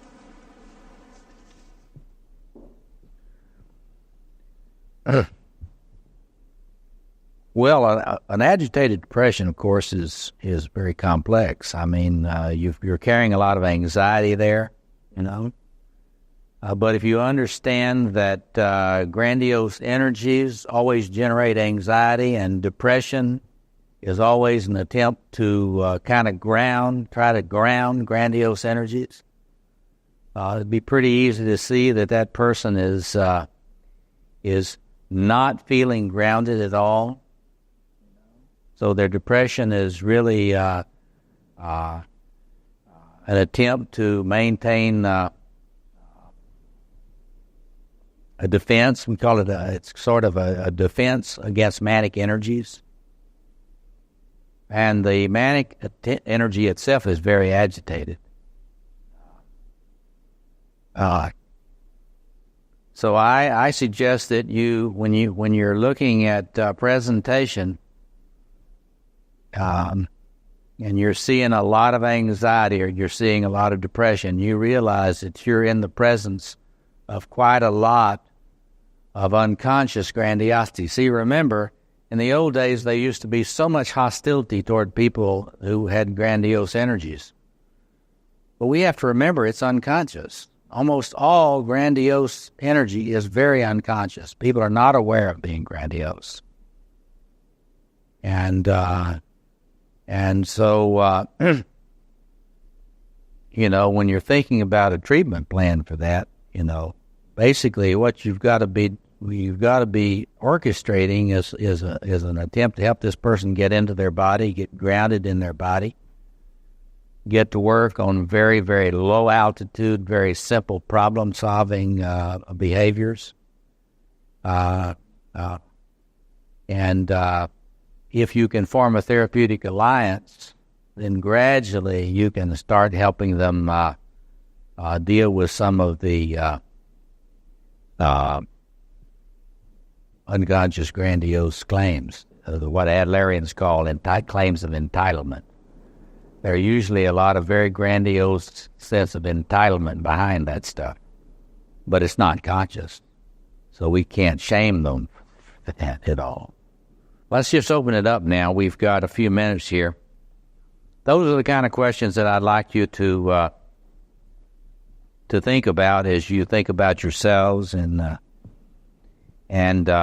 the vicissitudes of energy in your life and those you work with. So let me just open it up, and you can raise any question about what we've talked about today or make a comment. We've got a few minutes. Yeah. You talk about in one of your tapes about how if two people are in different energy spaces and trying to have a relationship without a map, they are really in trouble. Yeah. You talk a little bit about the map and that and sort of that conceptual idea of the map. I understand it. Yeah. This is it. Yeah, in a way. But. Yeah. When I do workshops for couples, I try to help them understand that they need to be able to move through all these spaces, but typically we don't move easily through all these spaces. And in the couple dyads that we form, we usually form a very particular dyad. You know, you get the two hard-driving people in a warrior couple. You know, you get the very competent royal partner and the very beautiful, charming lover partner, and so on. And if they have no idea about what part of psychic geography they are setting up shop in, they just assume that the way they are is just, that's just standard. That's just the way they are. They don't have a sense of occupying a certain psychic space. But the important thing to realize is these inner spaces are very distinct. They are not alike at all. And, if you're in the garden, it doesn't look anything at all like the plane of struggle. Say if you're what the Adlerians call a comfort type, you're into being comfortable and being here now, and you never met a pizza you didn't like, and you're a couch potato, and you sitting there sipping that brew, it's a certain kind of space. And if a person gets the idea that is the world, which many people, particularly with addictive personality, they think that is the world. And the idea of a fierce struggle for individuation, that doesn't sound too attractive to them. And so it's really important to kind of get a sense for what space a person is in. If you got somebody in that garden, it's awful hard to make an ally of them in therapy.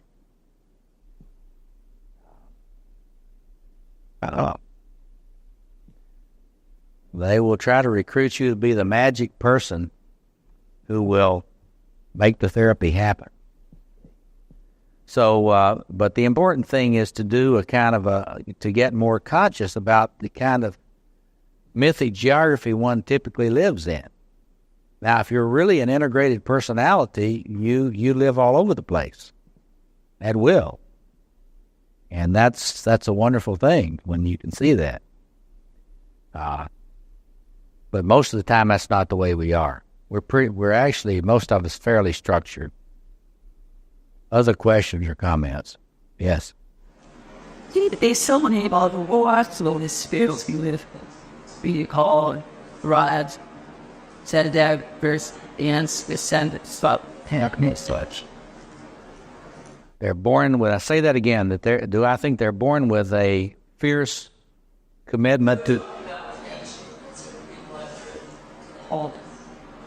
I think temperament plays a part. I think some people are born with a temperament that just, they are not, their arousal states are more accessible for them. If you look at Milan's work, he really pays attention to the temperamental side of, is this person in their physiology, are they capable of attaining a state of arousal and interest pretty easily? Because you got to think about this. People are very different about this. Some people are kind of on the edge of falling asleep a lot of the time. They're not interested in you, and they're not interested in themselves. And they just basically they've got a temperamental low state of arousal. Now, that doesn't mean that they can't be helped, but if you're going to help them, you have to raise their arousal capacities. You follow me? And Milan, in his approach to integrative psychotherapy, is very close to mine.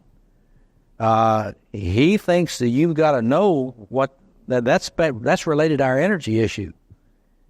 If they have chronically low arousal states, they're low energy. And sometimes they have to be medicated to get them enough energy to fuel the courage they need to make the changes they need to actually restructuralize.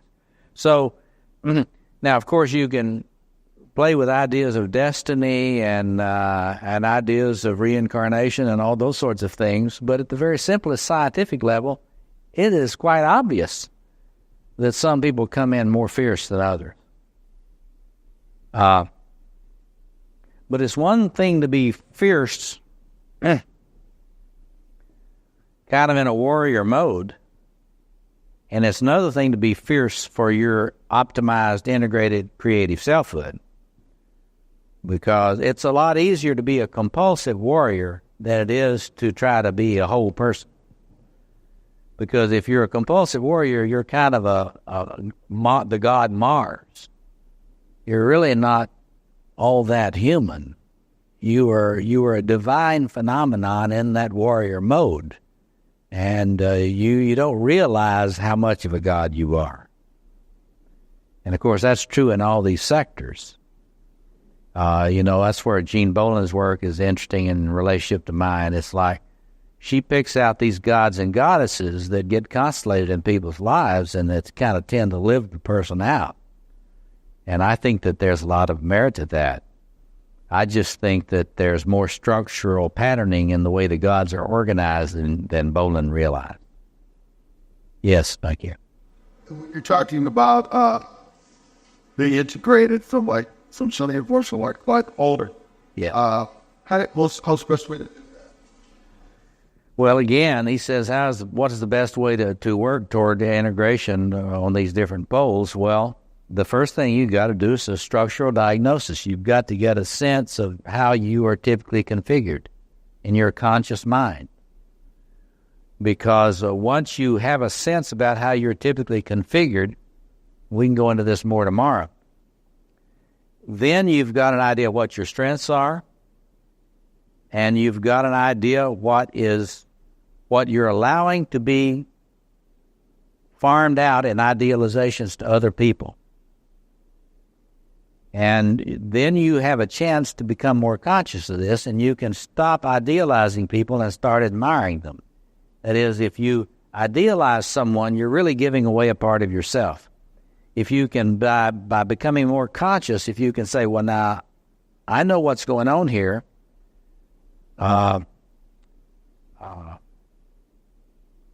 Bill is carrying all of my projection of my X energy. Now, instead of letting that happen unconsciously, in which I don't change and I try to make him not change, I become more conscious of that, and I change my idealization to admiration, a conscious admiration. I'm saying, you know what? I really admire Bill's capacity to manifest that energy. He's no more whole than I am. But he's got a better access of that energy than I do. So I'm going to admire him. I'm going to watch him. I'm going to study him. I'm going to pay attention to what he does. And I'm going to start finding ways to be more like that in the way I live. That works. Now, it is, Kohut talks about transmuting internalization, and I love their phrase, microstructuralization. Now, what does that mean? For those in recovery, they say that's baby steps. Let's don't get grandiose about this big transformation we're going to have. If I am as lousy at the warrior archetype as I am, then if I admire one of my really real warrior friends, and this particular friend, say, is an Olympic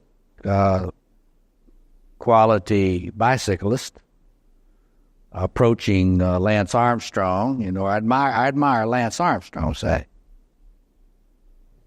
Well, that may mean that I might get on my bike and I might ride 2 miles.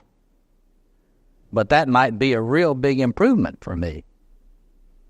And as long as I'm aware that incremental change is the way change really occurs, and microstructuralization, little structural changes, is the way we move toward integration, then I'm making progress toward my integration. This is what you have to do with people you're working with, because perfectionism in transformation is a disaster, because what will happen is they'll give up. People give up when they get trying to make two huge changes. So you just do that structural diagnosis, and then you figure out where the parts are that you're leaving out, who you're idealizing. Then you start trying to bring them in consciously. Really works. Yeah. Could you give an example of sign shows? I'm assuming that's where we fight a dragon. Sideshow. Let's keep that simple. Let's say I need to be working on preparing for my fall semester seminar. I'm a professor. And that's something I got to do because I have to order the textbooks at a certain date. Now, if I'm going to be a responsible person, adult, in my role as a senior professor, I need to get that done. That's something that I got to do. But you'd be surprised at how fascinating other trivial details become when I need to be attending to that task. So I can get lost in all sorts of interesting and important activities, but not pay attention to something that is really one of my important tasks that I have as an adult. And in relationships, say you are a husband that always farms out to your wife, maintaining the relationships of the couple, right? And your wife has been letting you know that this is an unacceptable situation. But rather than putting any energy into trying to assume more activity in nurturing the relationality of the couple that you are, you get more interested in spending your time. You could call up some of your friends and discuss possibilities for recreational activities, but you're going to go clean the garage. Garage needs cleaning. It's an important task. But in that context, it's a sideshow because you put energy into something that can be rationalized that's important, but it's really avoiding moving the relationship situation forward. That would be another. There are a million examples of these. We all do it. It's just important to get a sense about where the sideshow is. Where a lot of people, one main sideshow these days is playing on the computer. It's a big one. I mean, the internet is now giving people tremendous opportunity for sideshows. You can avoid practically anything and have a good reason for doing so on the internet. Other comment, yeah. In just a sort of a fact, a zero thing, yeah, and improve the set. So I'd find it to that. Yeah, totally about that sector, because I'm having to consider that creating attitudes of being caught. Yeah. But he did there. Yeah, that's right. She's just going over, why would you try to put energy into something that's in the shadow? Because our goal, we're going to get into this more tomorrow, our goal is not just Band-Aids. Like some therapists or counselors are interested in Band-Aids. They want to put a Band-Aid or two on and get you out of there. Or, I've had, 3 months or 6 months of therapy and now I'm all fixed. So now we can quit. Boy, what a low vision of the human. The goal is optimizing your personality function. And your optimum is so much better than you ever dreamed. But your optimizing is a structural phenomenon. Optimum personality function and creative personality function is a structural achievement.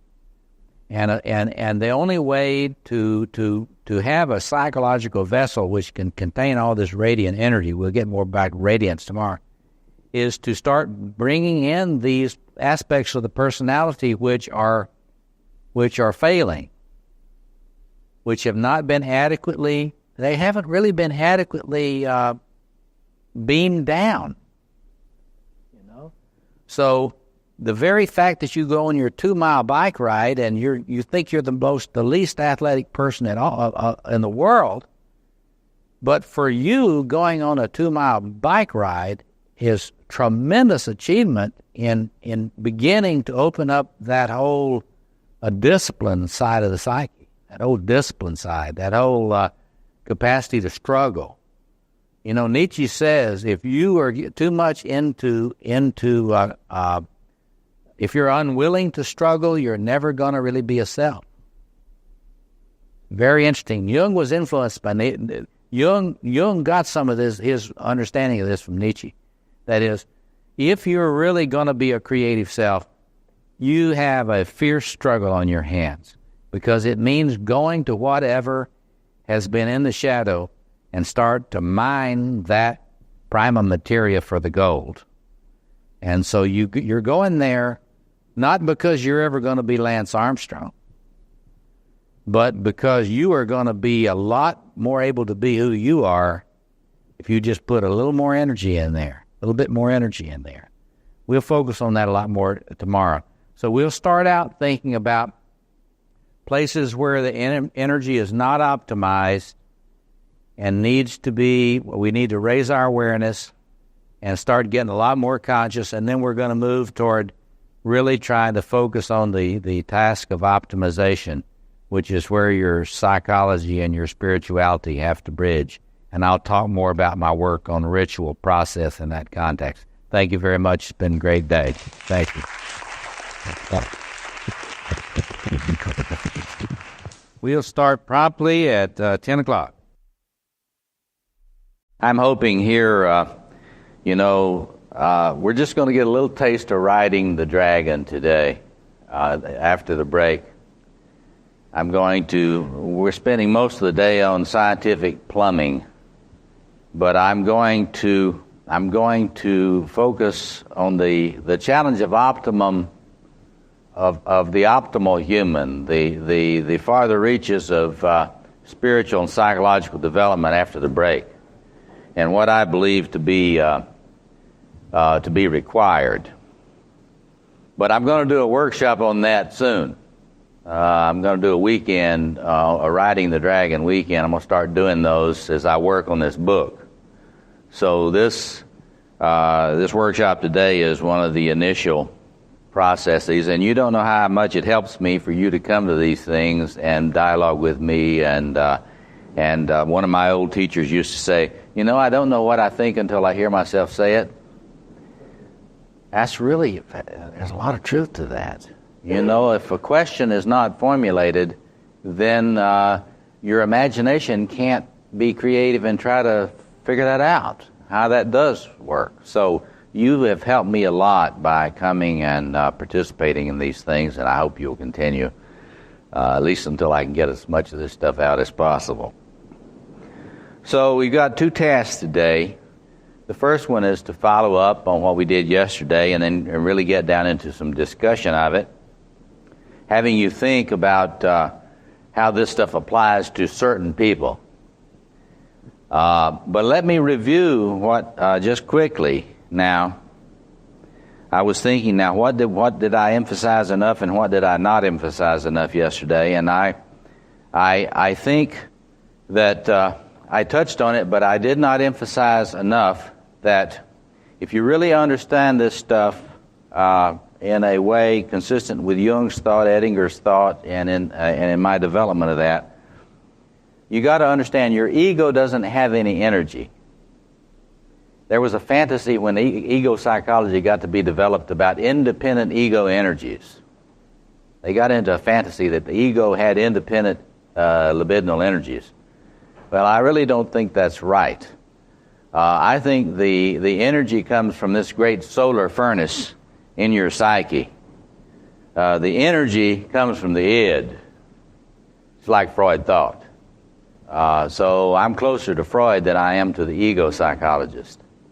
And so what I wanted to make sure that I'd emphasize enough to you that when we're talking about energetics, a theory of energy, either if you're framing it scientific psychoanalysis or if you're framing it in terms of a scanning of spiritual traditions, the energy comes from great things, big things in the psyche. Remember I mentioned the Kundalini. According to Jung in this Psychology of Kundalini book, the unawake person, according to Kundalini Yoga, the ego of that person is acting as if there are no gods that are asleep in their personal world. They act as if they don't even know about it. In other words, they don't have an awareness of the great energies that are lying dormant. And so what does a yogi do in that tradition and in many other powerful yoga traditions, Hindu, Chinese, and others? The yogi knows about the sleeping energies. And it's the intention of the yogi to evoke and wake those things up in their personal experience so that they can draw upon that. You could call it sacred. I just like to say golden energies. So you can draw upon them for development, for optimal human realization. Now that is a yoga vision. But if you come back to scientific psychoanalysis, that is very, very much in keeping with what I'm trying to talk to you about. The energy that's available in your psyche, you can read this with the evolutionary psychologist. This is the energy of natural systems. And it's instinctual energy, the energy that's been driving evolutionary process. If you want to talk philosophy, you could say this is Whitehead's God as the divine creativity coming in through every puff of existence, everywhere in all the worlds. So you can talk about it philosophically, you can talk about it in terms of spiritual traditions, but what I was trying to do yesterday is talk about in terms of a scientific psychoanalysis that yokes what we are now realizing about the pressure, evolutionary pressures. There's a pressure toward creativity and evolution. There are lots of new insights into that scientifically across the whole scientific spectrum. But let's put it this way. The evolutionary process is a real impatient business, and it's pressing forward. And you either cooperate with it or you don't. And if you don't cooperate with it in as conscious a way as possible, it runs over you like a freight train. But see, the question is, if you've got all this, I'm just tying that evolutionary pressure toward creative fertilization in the universe that you can see going on if you study the history of evolutionary process, even if you're bringing those atheistic frameworks. But anyway, there's a huge amount of energy pouring in. The evolutionary psychologists are talking to us about how that's been structured in terms of primate species. And if you have a sense of evolutionary development, the species isn't stopping where it is now. It's not stopping. But that doesn't mean that we don't have to pay attention to what some of my economist friends call the path dependency of development. Now write that word down, path dependency. Because what that means is the history of the evolutionary process of your species matters. And you cannot escape it. You cannot escape taking it seriously. In other words, you can't escape taking seriously your neurobiology. And if you want to understand and deal with stress and anxiety, and I think depression, you have to look at the scientific evidence about what we're learning about the neurobiology and the evolutionary psychological perspectives on this. It doesn't mean you have to do what I believe Anthony Stevens does or Theodore Milan does and sort of reduce everything to evolutionary process. I don't believe that a person with a very synoptic education that includes more than physical sciences is going to buy a reductionistic view of the human, which has no place for human freedom. I just think that's a matter of flawed educations. People who are sort of, shall we say, philosophically and humanistically challenged. They are the ones that sort of reduce everything to evolutionary process. That's on the one hand. But on the other hand, you can't ignore that information. Like so many psychoanalysts of all the different schools are doing today. You can't pretend that doesn't exist. You have to have a serious dialogue with that and try to integrate that into your vision, a larger vision of the human.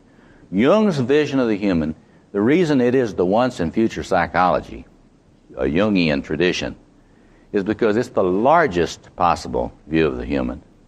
It includes everything in the human experience, from the lowest forms of biologically determined acting out to the highest forms of spiritual realization. A Jungian point of view can talk intelligently about that without stopping becoming a science. But I've said to you earlier, we're not collapsing spirituality into science or turning science into spirituality. That's a wrong-headed move. That's a dead end. What you got to do is to work both ends of the stick. You got to take seriously your responsibility as a philosopher and a thinker and a spiritual theologian. All of you have to do that. You either do it well or you don't do it so well. And that includes all the scientists. You don't get out of doing that as a human being. You either do it well or you do it badly. And so when you're doing your scientific task, it has a certain set of criteria, like being testable according to empirical data. So when I'm doing my scientific psychoanalytic work here with you, I'm talking about stuff that can be studied and researched as an interdisciplinary scientific inquiry. And where somebody can prove me wrong based on the empirical data, then I'll change my theory. But until they can do so, they shouldn't be telling me I know too much about the self.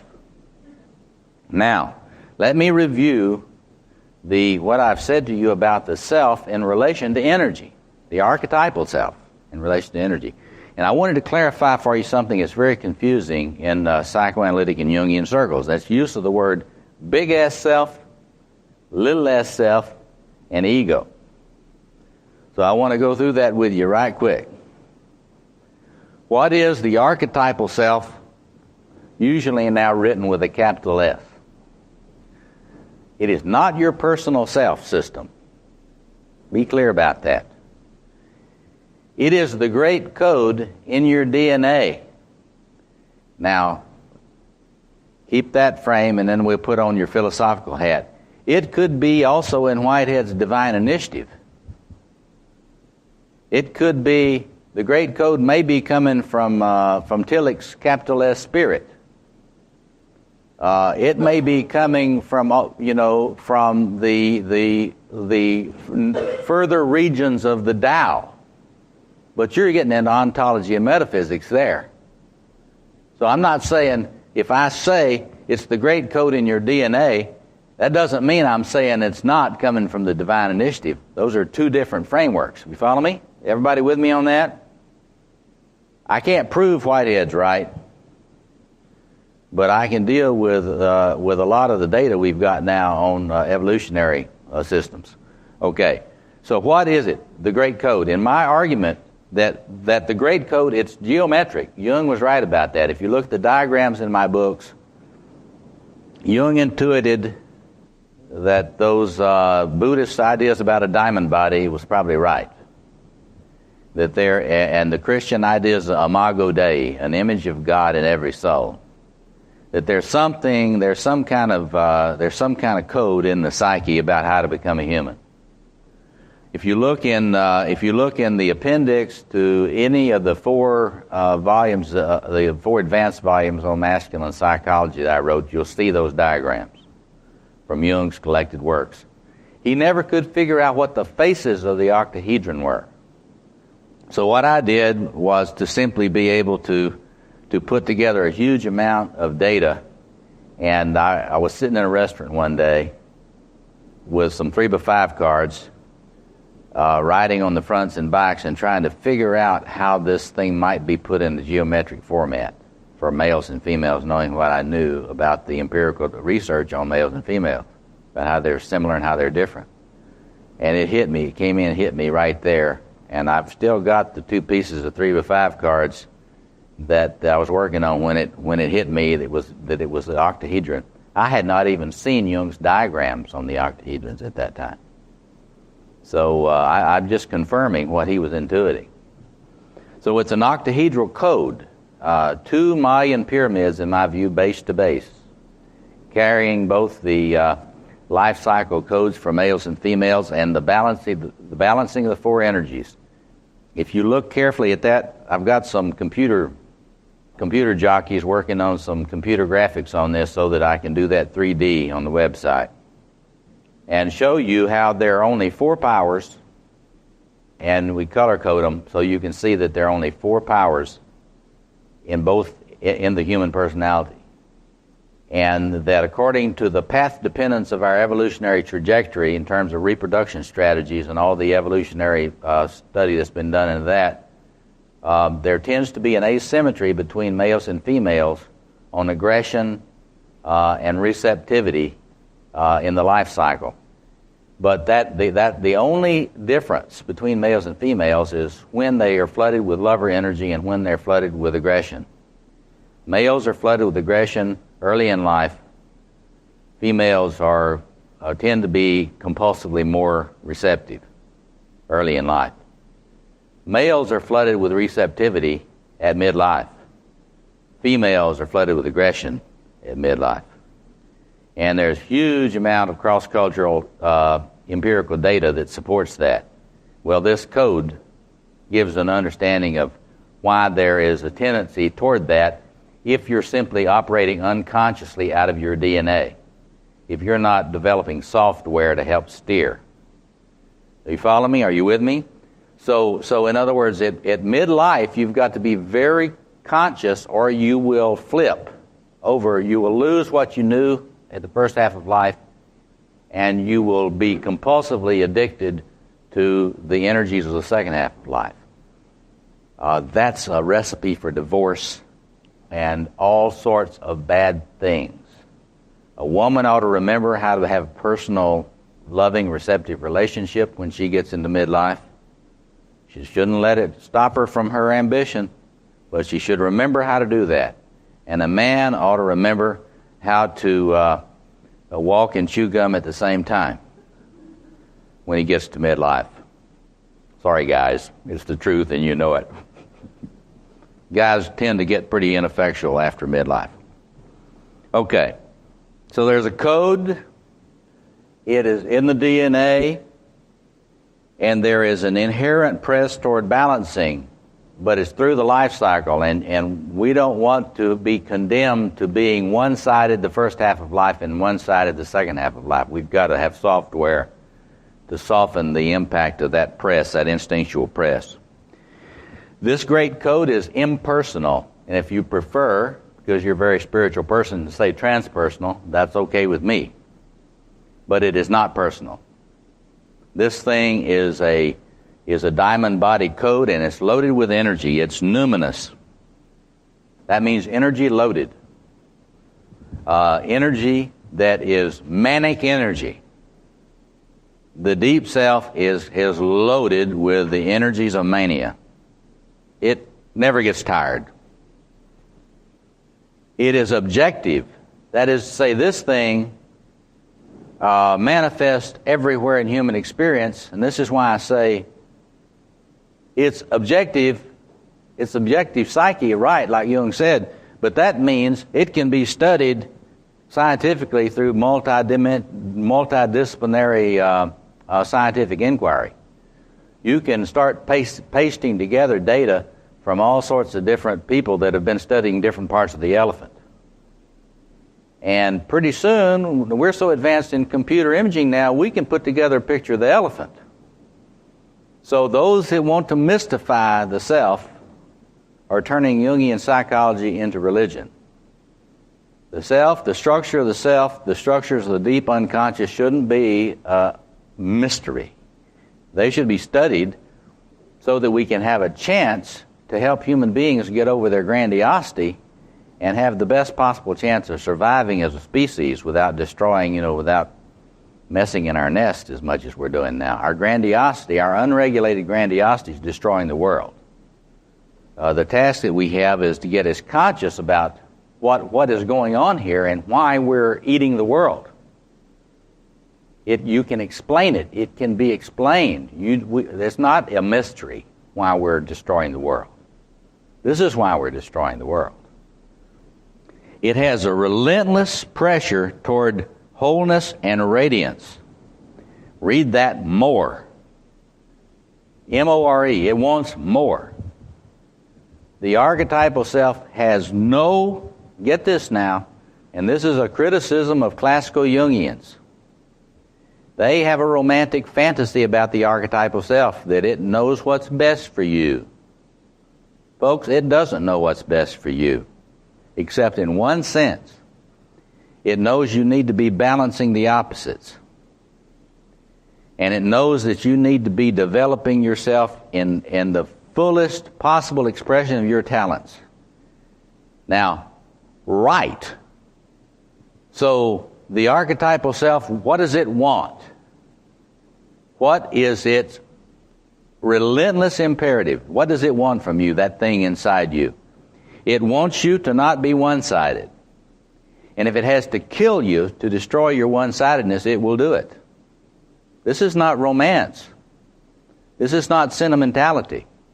If your self decides, in terms of its pressure, that it can't go this way through these blockages, it will go some other way. That's Freud. Remember Freud's thing on that? The repressed shall return. Not it maybe will return. Whatever in the structure of the archetypal code you're not expressing, it is setting up in your organism somewhere. And if it cannot come out consciously, it will come out unconsciously. And it can come out through bodily symptoms and perhaps even illness. So there's where you get the tie between my work and Carolyn, how do you say her last name? Miss work. Mays, okay. So that's what it offers. Now, that's what this archetypal self in you will offer. It will offer a pressure to balance your opposites consciously. It'll offer the pressure to balance them, not consciously. It'll offer the pressure to balance them. And it will offer the pressure to fill you out to the fullness that your talents and your will can contain. Boy, that's a big question mark there. How much can your personal personality stand of that? I'm getting to that now. What does it not offer you? The archetypal self, and here's where I differ from the classical Jungians. I do not believe the archetypal self offers you any limits. The only limit it offers you is it's not going to allow you to be one-sided without bad consequences. But that's not really a limit. That's just, it says, well, it is in a way, it says, don't try to be one-sided and think you're going to get away with it. But it does not limit that grandiose energy. There's nothing in the archetypal self itself that limits the grandiose energy. That's why if you get really mainlining the energies of the archetypal self, you're going to be psychotic. Your human self-system cannot stand putting your finger in the socket of the archetypal self. It does not offer containment. It does not offer channeling that energy in appropriate creative ways, and it does not offer regulation of the energy, optimal regulation of the energy. That's your job. This is a construction project. It's not, this is where, Freud was wrong in his view of healing. he thought that you get healed when you dig up all this stuff and you expose it to the light. You know what? If we dug up all the stuff that your archetypal self knows and all the things it thinks, and you looked at it like in Krishna's mouth, you'd be psychotic. You couldn't stand knowing what all your archetypal self knows. Not at one time, at least not now. Not unless you're an arhat in disguise here, see. So, this thing is not human. This is connected to the thing that been behind the evolutionary process. It's not human. You can say it's subhuman or you can say it's more than human. But it's not human. And so it is not ethical. That's what you got to get clear. And Jung knew that. And that's what that answer to Job was about. The book Answer to Job is about the fact that the archetypal self, Jung said God, he made that leap. God is not ethical. I think that's a leap. That's what happens when you identify God in the archetypal self. See, I don't think God is the archetypal self. I think the archetypal self is very probably a geometric symbol of the way the divine being operates. That's what I would think as a theologian. That God is able to integrate all these opposites in God's being without becoming psychotic. It's kind of a challenge for us, though. Okay, so what is the little s self? Well, you know, in classical Jungian psychology, you don't have a concept of the little s self. That's where I think we've learned from psychoanalytic self-psychology out of Kohut's tradition. Because the self system is what you have actually done about building a structuralization in your personality. The total structuralization in your personality, which enables you to contain and channel instinctual energies, that's your self system. Is the self system conscious? I don't think so. I could work with you a while and I would be able to assess what your self system is and how it's doing and where it's strong and where it's weak. But it is not conscious. What is conscious? The ego is conscious. The ego consciousness. But I think, and this is where I think Freudians have been right too. The ego knows more about these great forces than the conscious mind.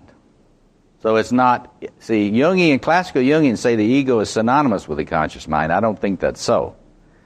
I think the Freudians are right about that. The ego does have regions of consciousness, but it knows a lot more about the dragon than your conscious mind does.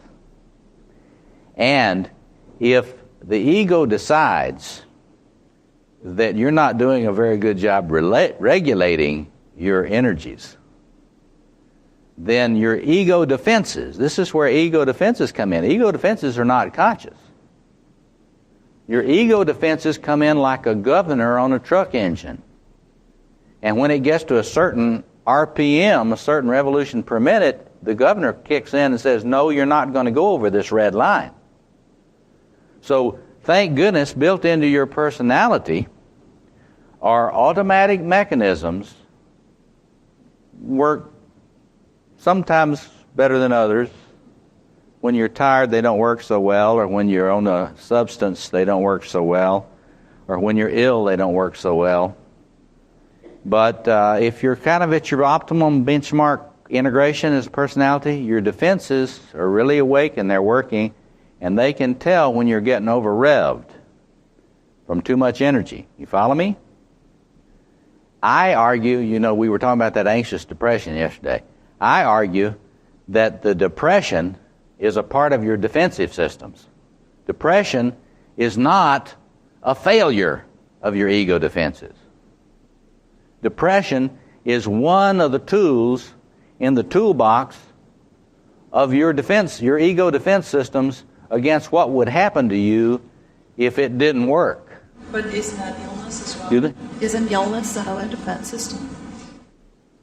You might argue that. up to a certain point, if the illness is not life-threatening, but if it's life-threatening, it's just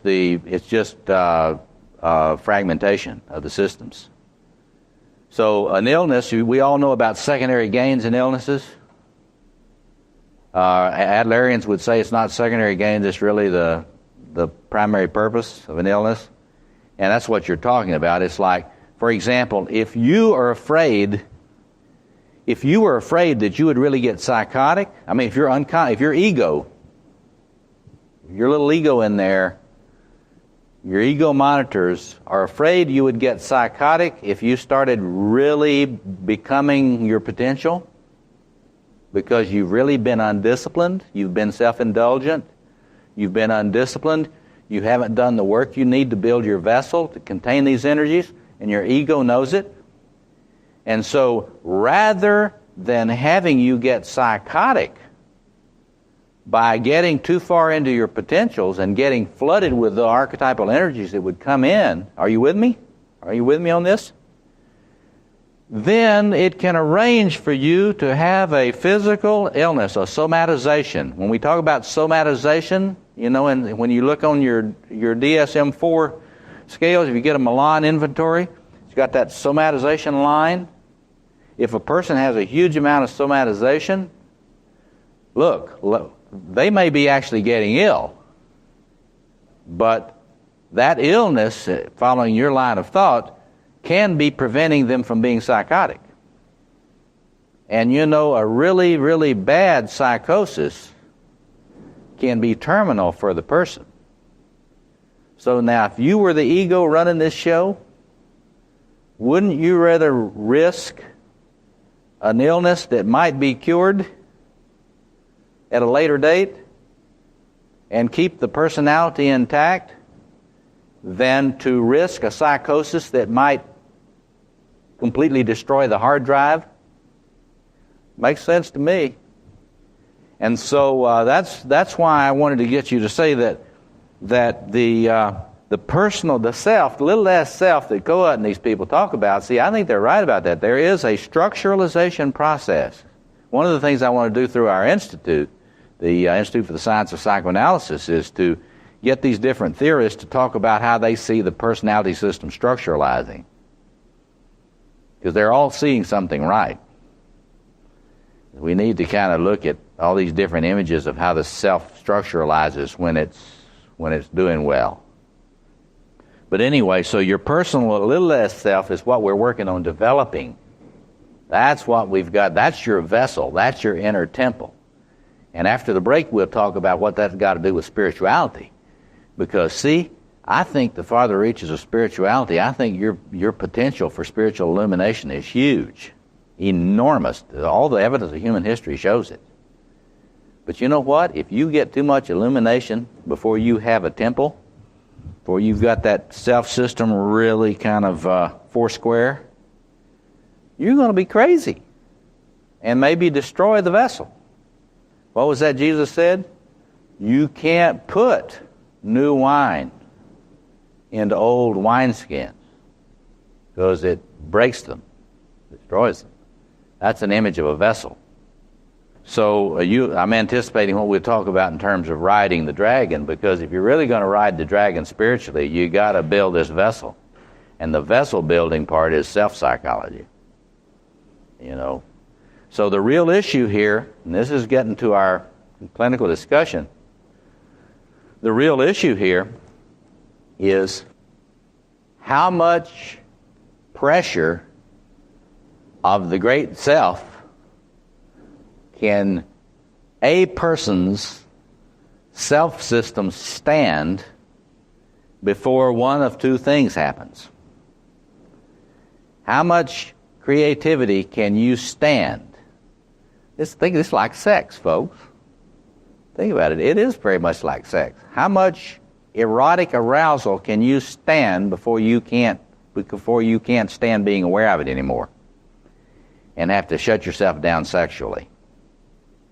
Works very parallel to that. It's arousal states. How much arousal can you stand without fragmenting? And so some people, when they are getting to a certain level of arousal, they don't have adequate ego defenses against the arousal of the energy. Are you with me? Are you with me? Anybody not with me? They don't have adequate defenses against the arousal of the energy, and so the energy just keeps on building. And then that structure is going to fragment. And that's when you're going to start getting severe symptomatology and psychotic episodes, even in someone that's not really schizophrenic, or, I mean, they'll have a brief psychotic episode. And all that's going on is they got a crack. And whichever side of that self-structure the crack is on, the symptoms that will manifest in that form. They won't manifest the same way. It'll be wherever the crack is, wherever the weakness in the self-structure is, that's where the psychotic symptom will manifest. Are you with me on that? Okay, but now there's another group of people, and I suspect most of us here, though I don't know, that's just a guess, most of us here have some ego defenses working, and our monitors will come in and shut it down. And it can shut it down either by taking the energy that's coming in and putting it into a tame sideshow, cleaning your desk, say. You can clean your desk forever, and it will never get clean, but you can feel good about doing it, right? Or the defenses. See, actually, a sideshow defense is pretty high level, if you ask me. That's pretty good. It's like having a switchman at the switch on a railroad system. So you can put them into a cul-de-sac if you don't want them going over the cliff, right? Right? I mean, that's the way it works. Okay, but if the defenses are not that sophisticated, then what happens is you just get, okay, folks, it's time for the depression. Won't. And so suddenly I dissociate from that energy. And I'm just not even, you give me a lie detector test and you ask me, well, Robert, do you have any archetypal energy? And I would honestly, and I would pass, I would say, no, I don't have, there's no archetypal energy in me at all. No God energy in me. I'm depressed, I'm flat. I'm nobody.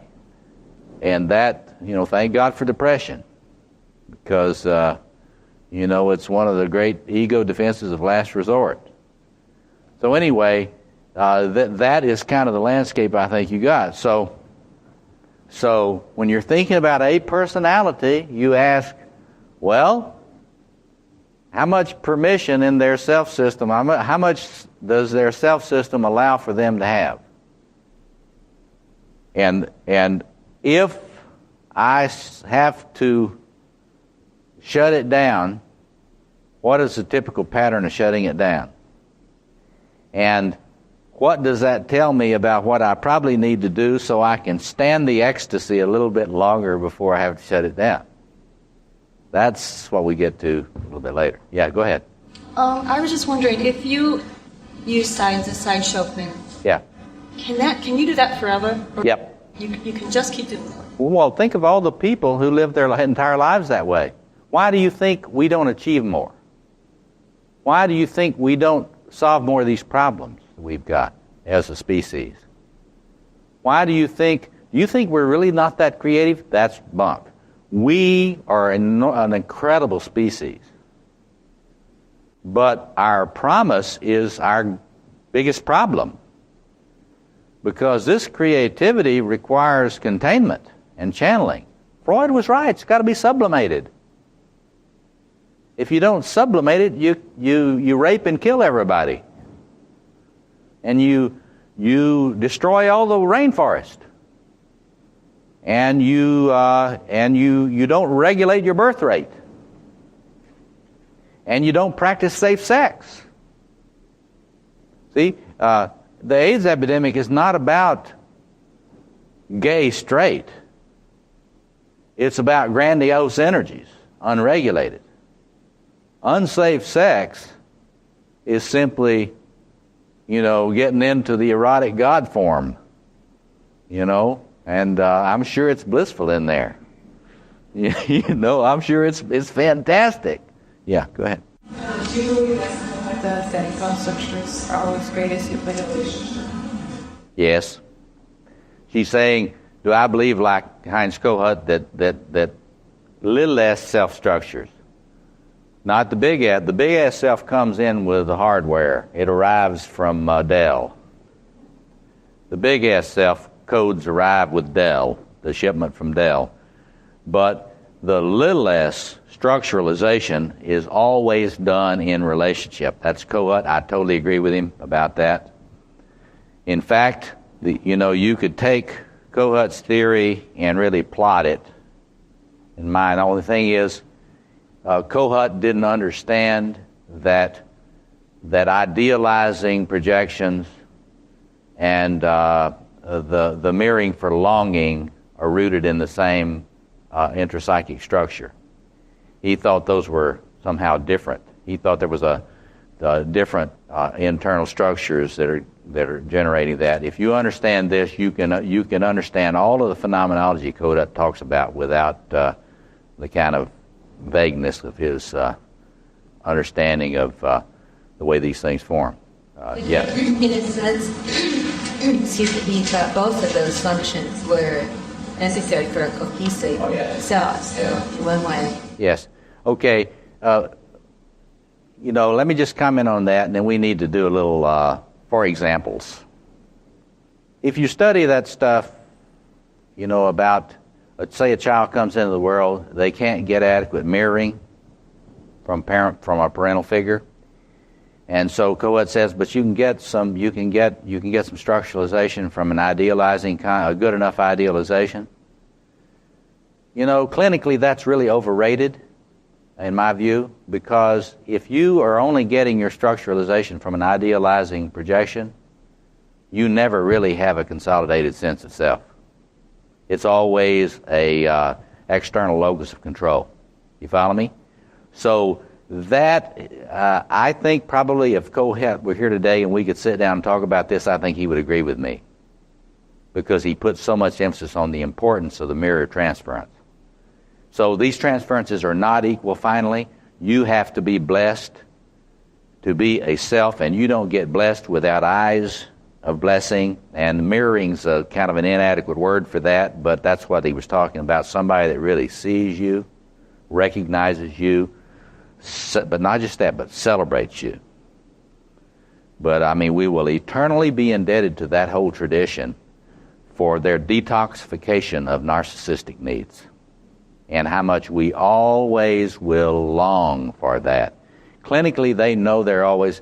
Clinically, Arnold Goldberg knows he still needs mirroring, and the greatest of them are very mirror hungry, and most of them would, if you ask them personally, are you still mirror hungry after all of your cohesion analysis, they'd say yes. And see, the difference between them and me is I can explain that that's not a failed analysis. But Kohut even said that we need those self objects until we die. Yeah, right. So sure. That's kind of... Yeah, well, you need the self objects till you die, and that's part of this whole thing about the need for relationship in order to regulate this energy. Because what will happen clinically is the more isolated a person gets, the more their grandiosity is going to overwhelm them. Because you don't have anybody to service your bullshit or cow shit indicator. Say, oh, that's ridiculous. Come on, let's go jog, or come on, get out of that fixation. Let's go do something. Let's go to Chicago Fest and eat some junk food. Let's get grounded in the human, rub shoulders with the folk. For God's sake, you're a Chicago, and you're not from London. What is this? But what you've got to understand in that self-objects are archetypal fusions. You need to understand that. To be more than optimally dependent on self-objects is to have an archetypal fusion that's parallel to Bowen's fusions, and it is a dead end for the development of the psyche. Differentiation is required. Object relationships are required. And to the extent that yourself, because of the feebleness of its integration as a self-system, Are you with me on this? To the extent that your self system is not optimally integrated, you will be regressively dependent on self objects to carry the archetypal energies for you that you're unwilling to bring consciously into your self system. Does that make sense to you? So in other words, let's be realistic. You know, it's going to take us a while to get optimum, right? I mean, it takes effort, unfortunately. Yeah. Well, you're not really going to get there. Yeah. You're not going to get to the point where you don't need, unless maybe the Dalai Lama, where you don't need a self-object or you have... Well, you never get to where you don't need self-objects, but study that distinction between self-object and object. Don't collapse those. People that turn objects into self-objects don't understand stuff clinically. A self-object is not a relationship. You have to understand, it's narcissism. It's a merger. And it's only a very subtle thing to make a distinction between merger proper, and the kind of self-object relationship you're talking about. You got to keep in mind, fusion is not a good thing. However, you're right. Given the reality of who I am, I'm going to need self-objects to complete where I am not optimized. But hopefully, and we're not talking about stopping a relationship. You have to understand, if I got more optimized, I would have better relationships with real objects, and I would actually love them instead of just use them. You use your self-objects. You don't love self-objects. You use them to complete what you have not completed yourself. This is why you can have husbands and wives treating each other so badly. Because they take each other for granted as self-objects. And they cannot love each other as objects. You follow that? So in any case, but I am not proposing the kind of attitude of the contemporary mental health system that your potential for integration is low. I'm suggesting to you your potential for integrating and carrying huge amounts of creative energy is high, but it's not guaranteed. And so that's why you have to have a structural diagnosis of where the weaknesses in the self system are. And that's why you have to do behavioral cognitive interventions to strengthen the sectors where you are neglecting it and having it carried by a self-object. Are you with me? Okay. So now let's have some for instances. Let's get the, let's get that microphone, and let's have a for instance of a certain personality, and let's see if we can think a little bit about who wants to give us a for instance, a particular personality that you know about. Come on, don't be shy. We all know about more than one.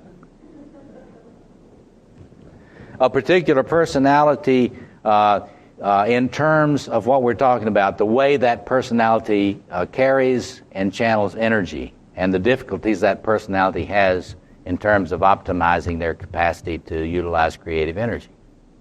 Because we're focusing this weekend on energy, managing energy. So does anybody have an example they want to have us comment and think about?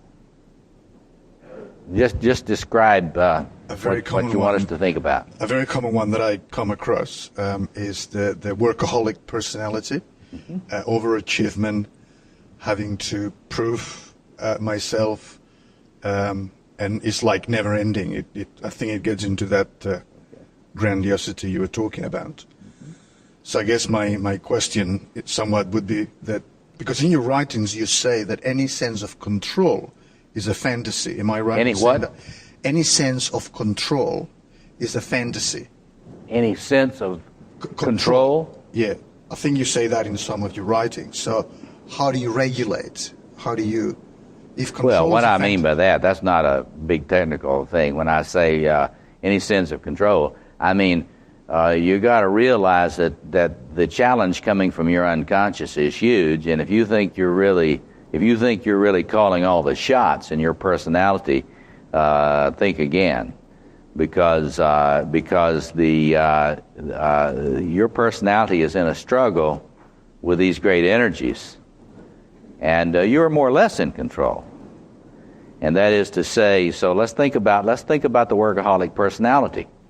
What would you, in terms of this structure, I recommend that you do this with the couples workshops. I like to have the woman fill out her sense of how she's built her Mayan pyramid, where she's, you build from the base toward the center.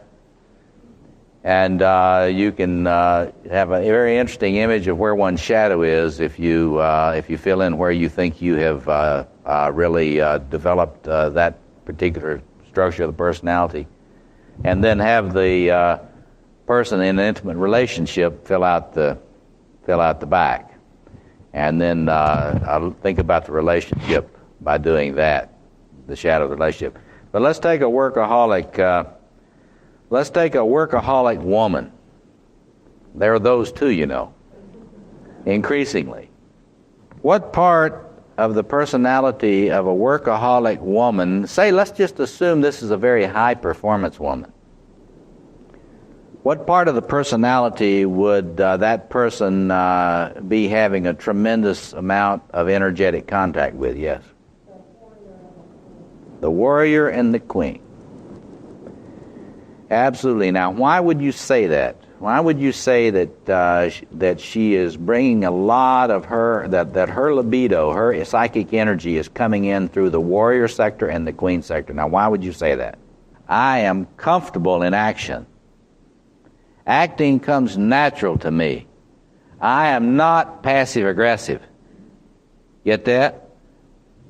This type of woman is not a passive-aggressive person. She thinks she needs to confront you. Guess what? She's going to confront you. She may hurt your feelings. We'll know why in a minute. And she usually doesn't mean to. She's just being a good warrior, doing her job, fulfilling her mission, and she knows part of her mission is to tell you what you need to know in order to do better. A lot of wives are like this at midlife, talking to their husbands. Just trying to be helpful, honey.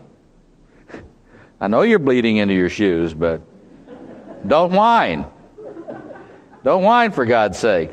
I'm not kidding. Yeah, go ahead. To the system, how does this react to this? This is coming back at lunch I had last week where a new client was presented to me for coaching, a woman who falls very much along the lines of what we're talking about here. And the male executive who was her boss who was talking to me was saying that she's wonderfully effective. They can throw her at anything and she'll get it done. She puts in the hours, has moved up the ranks. And what they would be coming to me for would be to polish her and help her with her feminine presence. That her appearance does not fit. Warriors don't care about their look. Right. Hell with you. So there's that. I mean, there's what she's bringing, but also for me, it's the Right. system that she's in, which is a corporate, very male system, I would say. Sure. Making its own judgments about not seeing enough of that lover, I think, Right. presentation. So. Thank you for that. Now, you also had mentioned something to me yesterday in the consulting role with regard to certain types of men. This would also apply to certain types of women. You got to understand what I'm talking about here now, and you were right about the woman I'm thinking. I'm thinking about a specific woman. Amazing woman. I admire her so much. She is awesome. I work with a category of people in my consulting work I call lion men and lion women. And these people have a certain organizational structure. And this is what you're talking about. And lion men and lion women, those are the people we love to hate, in our society because, they're very much the target of envy and they really kind of ruffle a lot of feathers. But they do get a lot done. But it's hard for a lot of people to have empathy with them, but they don't have a very easy life. It's not as much as people think. They have a lot of pain in their life, a lot of difficulty, And it's very different from someone who has a different structure. Everybody's got pain and adaptive problems in integration, but they're not the same, they're not shaped the same. And so if you're working with very powerful men and women, very productive in the way we're talking about, you can't come on at that the same way you come on as somebody that has not powered up yet. Totally different therapeutic challenge. But now what she was raising to me yesterday is the certain men she sees that don't have much of the royal part. The woman you were talking about is a woman that's really got the royal part. But my point is about your workaholism, you can be a workaholic and not have much royal energy. You can just be on your mission. Your boss has assigned you this mission, and you are a good soldier, and you're going to get it done. And so you just really burn up the roads getting your mission accomplished. But you're doing the mission that's been assigned to you. You would not know what to do if you were asked to choose the mission. You follow me?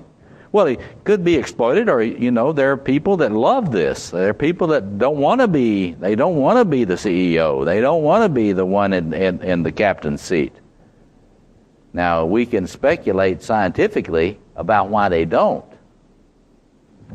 because they don't have enough royal energy in their personality to know what they would do if they were boss. But so you can have a workaholic that has got a lot of royal energy and warrior energy, or you can have a workaholic that's just flooded with warrior energy, but the common denominator is they will be having a lot of warrior energy. Any workaholic is not balancing that lover-warrior axis. They are not taking care of the body. They're not really very empathic to the body, and they also are more than a little bit insensitive to people's feelings. The feeling world for them is a very strange world. If you're working with them, just for a word for consultant, if you're working with that type of person, you have to help them understand. See, they tend to have contempt for weakness. You have to help them understand how if they develop more empathy skills, it will make them a better leader. They have to be convinced that developing empathy will make them a better leader. You can't tell them they're too rough on people, because they don't compute that. You follow me? Okay, so You begin to talk to somebody who hasn't got empathy about how to approach that. well, you have to do it carefully if you want to continue working with them. Because go ahead. What I think was we are can do that jump of like butter.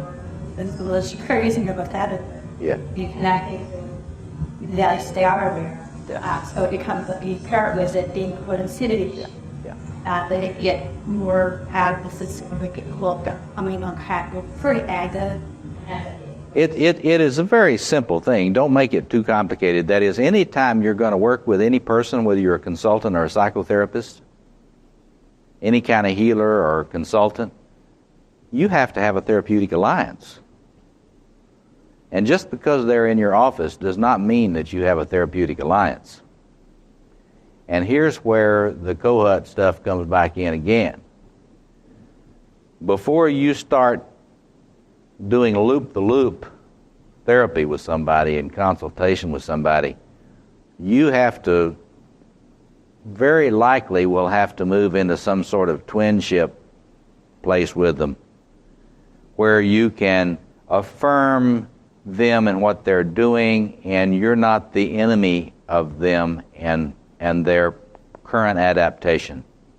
If a person, and this is true of all the personality types, if they sense that you're the enemy of their current adaptation, that you do not appreciate their strengths in their present structure, are you with me?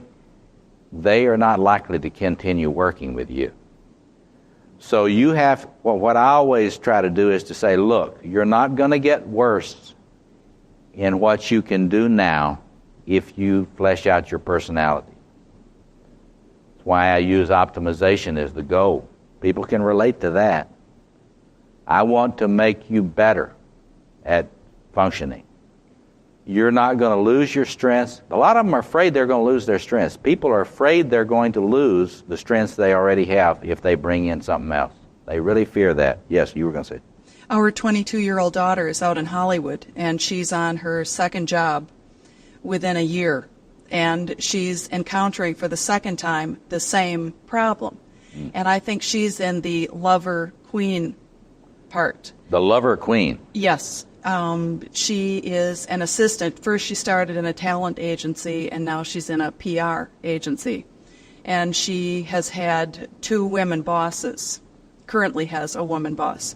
And the first one fired her, and Ashley started saying, I want to quit, I hate this place, I don't want to go to work. She's so arrogant, she treats us all like cattle, and she's putting us down all the time, we're all idiots. And Ashley wouldn't take it, but she wouldn't fire back. She would just do her job, do it efficiently, say, well, I put it here. Let me tell you what I did. And so the woman fired her.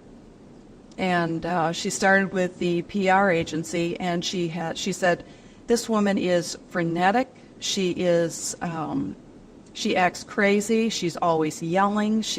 And right now, Ashley thinks she's got an ulcer. Her stomach is bothering her. She can't eat well. And I said, you don't have to take that. That borders on abuse. You need to let her know that you will do the job, but she doesn't need to come at you like that. But Ashley's afraid she's going to lose her job. But at the same time, she wants to quit. She doesn't know how to handle it. Yeah. Well, now that's a complex situation in workplaces. She's talking about what you're doing when you have a boss who is abusive. You know, bosses, there are a lot of abusive bosses who can't regulate their royal and aggressive energies and have not got sufficient magician awareness to know what it's costing them. They can't really assess what it's costing them to be that way. They've made wrong decisions about management styles. So it's a real problem, and a lot of people are being consistently abused at work. It lowers productivity and creates a lot of chaos in the system, of course, and that's what the consultants have got to address at the management level. But then here again, we cannot wait around for a world in which we're not going to have to deal with, how can I put this delicately? Well, someone said assholes, and that wasn't me, but that's what I'm talking about. And so if you're going to wait around until you don't have to deal with let's put it this way, very difficult people, you're not going to have a wide range of choices of organizations to work in. So let me recommend a couple of books. It turns out that your daughter's not the only person that has this problem, and there's a couple of books. One is called Dealing with Difficult People, and one is called Coping with Difficult People. And I suspect those people are going to sell millions of copies of those books. Because, there's a kind of assertiveness training that you can do. And daughter probably needs to do some assertiveness training, because what it helps you to do is to manage your rage response. Because when you've got a boss that's not relating to you empathically because they don't feel like they ought to have to, you're here to help me get my job done. And I haven't got, that's their attitude. It's not a smart attitude, but it's a typical attitude. And so if you have enough assertiveness training, that strengthens the warrior sector in your personality, so you do not have to go to your rage, or people will go to their rage and blow up and get fired, or they will get their feelings hurt and quit and distance. It's fight or flight. But if you get a lot more assertive and take martial arts, for example, and study, for example, the application of Aikido principles to dealing with difficult people, you can stand a lot more being in the presence of someone who is not regulating their aggression adequately without being harmed. In other words, You have to develop your own shielding over your heart. You've got to be able to think under pressure and to be able to respond quickly and effectively to unthoughtful comments in a way that doesn't put out the fire with gasoline. You follow me? So here's where I would send someone for assertiveness training courses, and I would get them to read these books on coping with difficult people, and I would have them practicing. In fact, couples need to do this. There's a good book by one of my close friends, John Lee, who's written a little book. He's taken a lot of this psychoanalytic literature and popularized it in his good old down-home Southern way, and it's called Growing Yourself Back Up. Growing Yourself Back Up. And it's, it's about regression and how when we run into a difficult person, we typically regress into a child place and feel terribly vulnerable and devastated. And John is trying to get people both in personal relationships and work and the workplace to realize, your adult self has to handle these situations, these difficult situations with spouse and with bosses and coworkers. Your little child self knows only terror and rage. So you don't want to put the child self in charge of dealing with either a spouse or a coworker. And John's got a lot of practical little techniques there in that little book. John, if you hear these tapes, may you make $1 million on this. But you're describing an active independent personality, a la Milan, Theodore Milan's active independent personality, or a sociopath. Now, what is the structural diagnosis of a sociopath? How are they organized? I don't think they have a cohesive self. I didn't say they had a cohesive self. I mean, on your picture, They have a structure, though. Yeah. Because they wouldn't be as effective if they didn't have a structure. I suppose their warrior self is large and possibly the magician self. Well, could be. In fact, I would even argue that anybody that's achieved very high levels in leadership positions has probably got a pretty good, strong magician function, too. It may not be optimized or integrated, but they didn't get there by being stupid. So basically, this type of person you're talking about probably have a lot of royal energy coming in, a lot of warrior energy coming in, probably a good bit of magician, very little lover, very little yin in their personality. It's almost all yang. And so in a way, they're structured similar to this woman that you were talking about. What is the difference between them? It's the level of the possession of the person by the grandiose energies. It's a continuum. A very, very strong, productive leader, if they get to shooting up, mainlining archetypal energy a certain number of notches more, will become a sociopath. It's not a long distance between a very productive leader and a sociopath. It's all related to what we've been talking about this weekend. It's regulation. When the person no longer can maintain their humanity, then they are possessed by these energies. And so Scott Peck is not a very systematic theorist on any of this stuff. He does understand that some things are downright evil. I've been, in this Facing the Dragon book, I talk about the psychology and evil. But actually, basically, all you need to know about the psychology of evil is that evil is caused when grandiose energies break the structures of human being and create monstrous behaviors.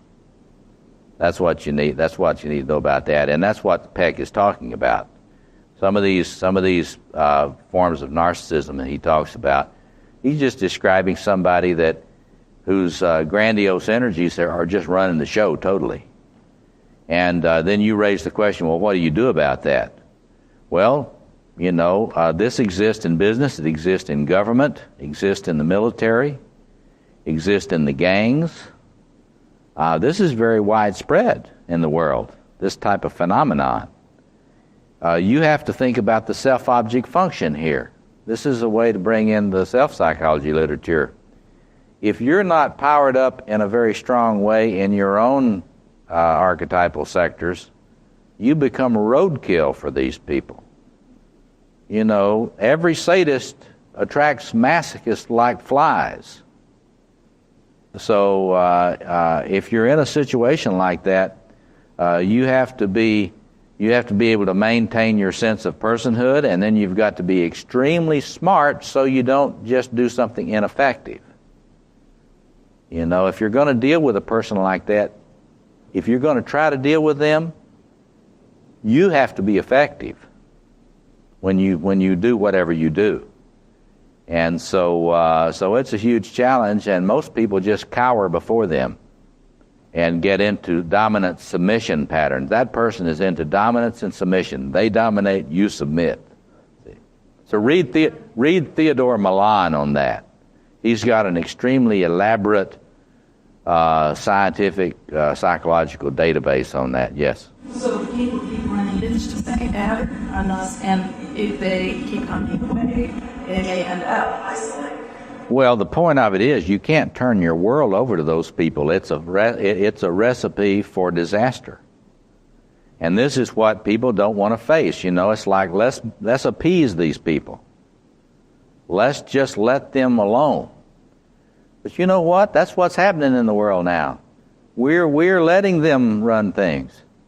And the truth is, you have to take those people down. You have to take them down, or they will destroy the world or turn it into hell. And this is not what people want to hear. They want to hear, well, let's meditate them. Let's meditate on them and see if we can't send, white light energies to them. Well, that's what they want you to do. Yeah, Randall. It seems like all these people, when they're in a big struggle, they're more integrated than when, let's say, they become a CEO, then their grandiose energies take over, or they become a celebrity or a person of power in government. Why does it happen then instead of earlier? Thank you, Randall. This is very important, and this is the seduction of the spirit. And you've got to realize, we'll get to this after we take a break in a minute. You've got to realize that, I have an agenda. I'll put my cards on the table here. I'd like for you to get more optimized. I'd like for you to power up and be more creatively powerful in your life. I think the world needs that. I don't think the world needs people walking around asleep. There's too much stuff that needs to get done if we're going to have a chance as a species for more than the kind of disaster that looks like it's looming now. So I'd like to see you power up, but I have to say, just like Jung said, if you do start drawing on these archetypal energies and stop using all of the depressive defense mechanisms or the other sideshows to regulate the energy, the ineffectual, non-creative means of regulating your energy, you're going to start getting seduced by the God energies. And so, in other words, the more creative you are, the more tempting it is to go over to the dark side of the force. I mean, read Tolkien about this. The Lord of the Rings. This is what the Lord of the Rings is about. And I'm not as pessimistic as Tolkien. But I want you to know that ring does have a seduction. And it's the seduction of the ego, the I. I alone am going to be in charge of this power. And that's a God claim. That is an existential idolatry, whether you're a philosophical atheist or not. If you have not worked on this ego archetype axis, ego self axis, getting your ego into dialogue with the rest of your personality, then your ego is in danger of inflation, And the more creative you get, the more tendency there will be for you to believe your own press and not be able to keep a sense of humor and not be able to maintain your humanity. So now that's where we get back to relationships. Real intimate relationships, loving relationships, will help you stay in touch with your human being. Friends are enormously important. You know, friends that really don't care so much that you're the greatest artist in the world or the greatest writer or the greatest scientist or the greatest business leader. You know, I mean but friends that don't hate you for being that. You know, I mean, you know, there's that. If they haven't dealt with their own grandiosity, they will hate you for your creativity. If you got any friends like that, that's one of the black holes that your energy is going into. You know, friends that hate you for your creativity, you don't need those. But you do need friends that got a sense of humor and can remember that you're who you are and you're not a god or a goddess. And so that's really important. What happens to these, what I've noticed, and I work with a lot of lion men and lion women in my work in individual coaching, and I've noticed it's awful hard for them to cultivate friendships. Real friendships. They cultivate allies, useful people, better stallions in their stables, right? They love those. And they have pretty good relationships with them sometimes. But I'm talking about friends. Yeah. Somebody gave me of what they think the archetypal energy, including an archetypal lover and the magician energy looks like, at least what it seems like coming through them. Okay. And you want to show that to me? he doesn't want to be the center of attention, but at the same time he does. Okay. Okay. He's kind of nervous. Okay. All right. All right. This is beautiful. I wish I had a overhead projector. We can pass it around if you want. Yeah, we can pass this around. Now, if you want to know what gold energy looks like, take a look at this. Now, this is in all of you. It'll pass it around. Yes. It's this is what I would say. This is one image of fire. When I said transforming fire for this workshop today, it's no accident that in all these yoga traditions they're talking about fire. Shiva dances in flame. The great arhats are often pictured in sitting, meditating in flame. Also, let me put it this way, he won't be needing to take any Viagra anytime soon. I'd say that someone that's sort of in the flame and has not yet been burned to a crisp probably doesn't need any Viagra. Probably right.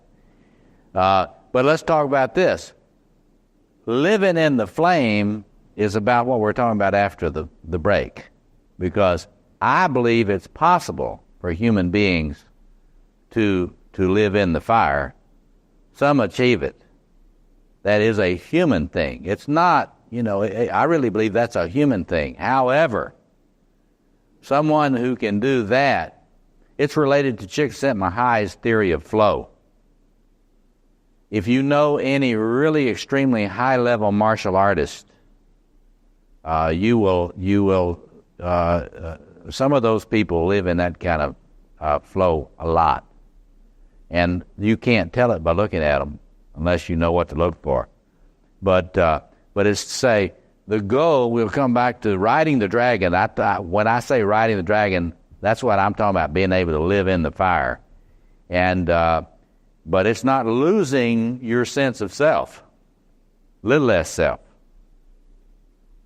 Because when you lose your sense of little less self, you're psychotic.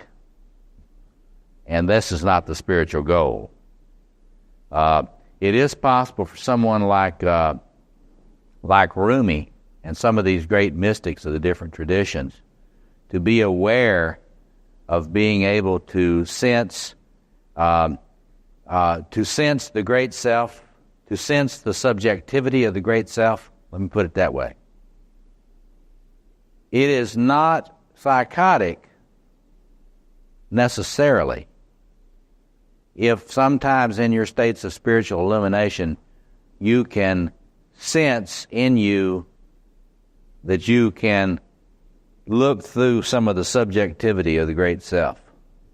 It's all through the mystical literature, and it's very widespread. It's related to what's known as cosmic consciousness.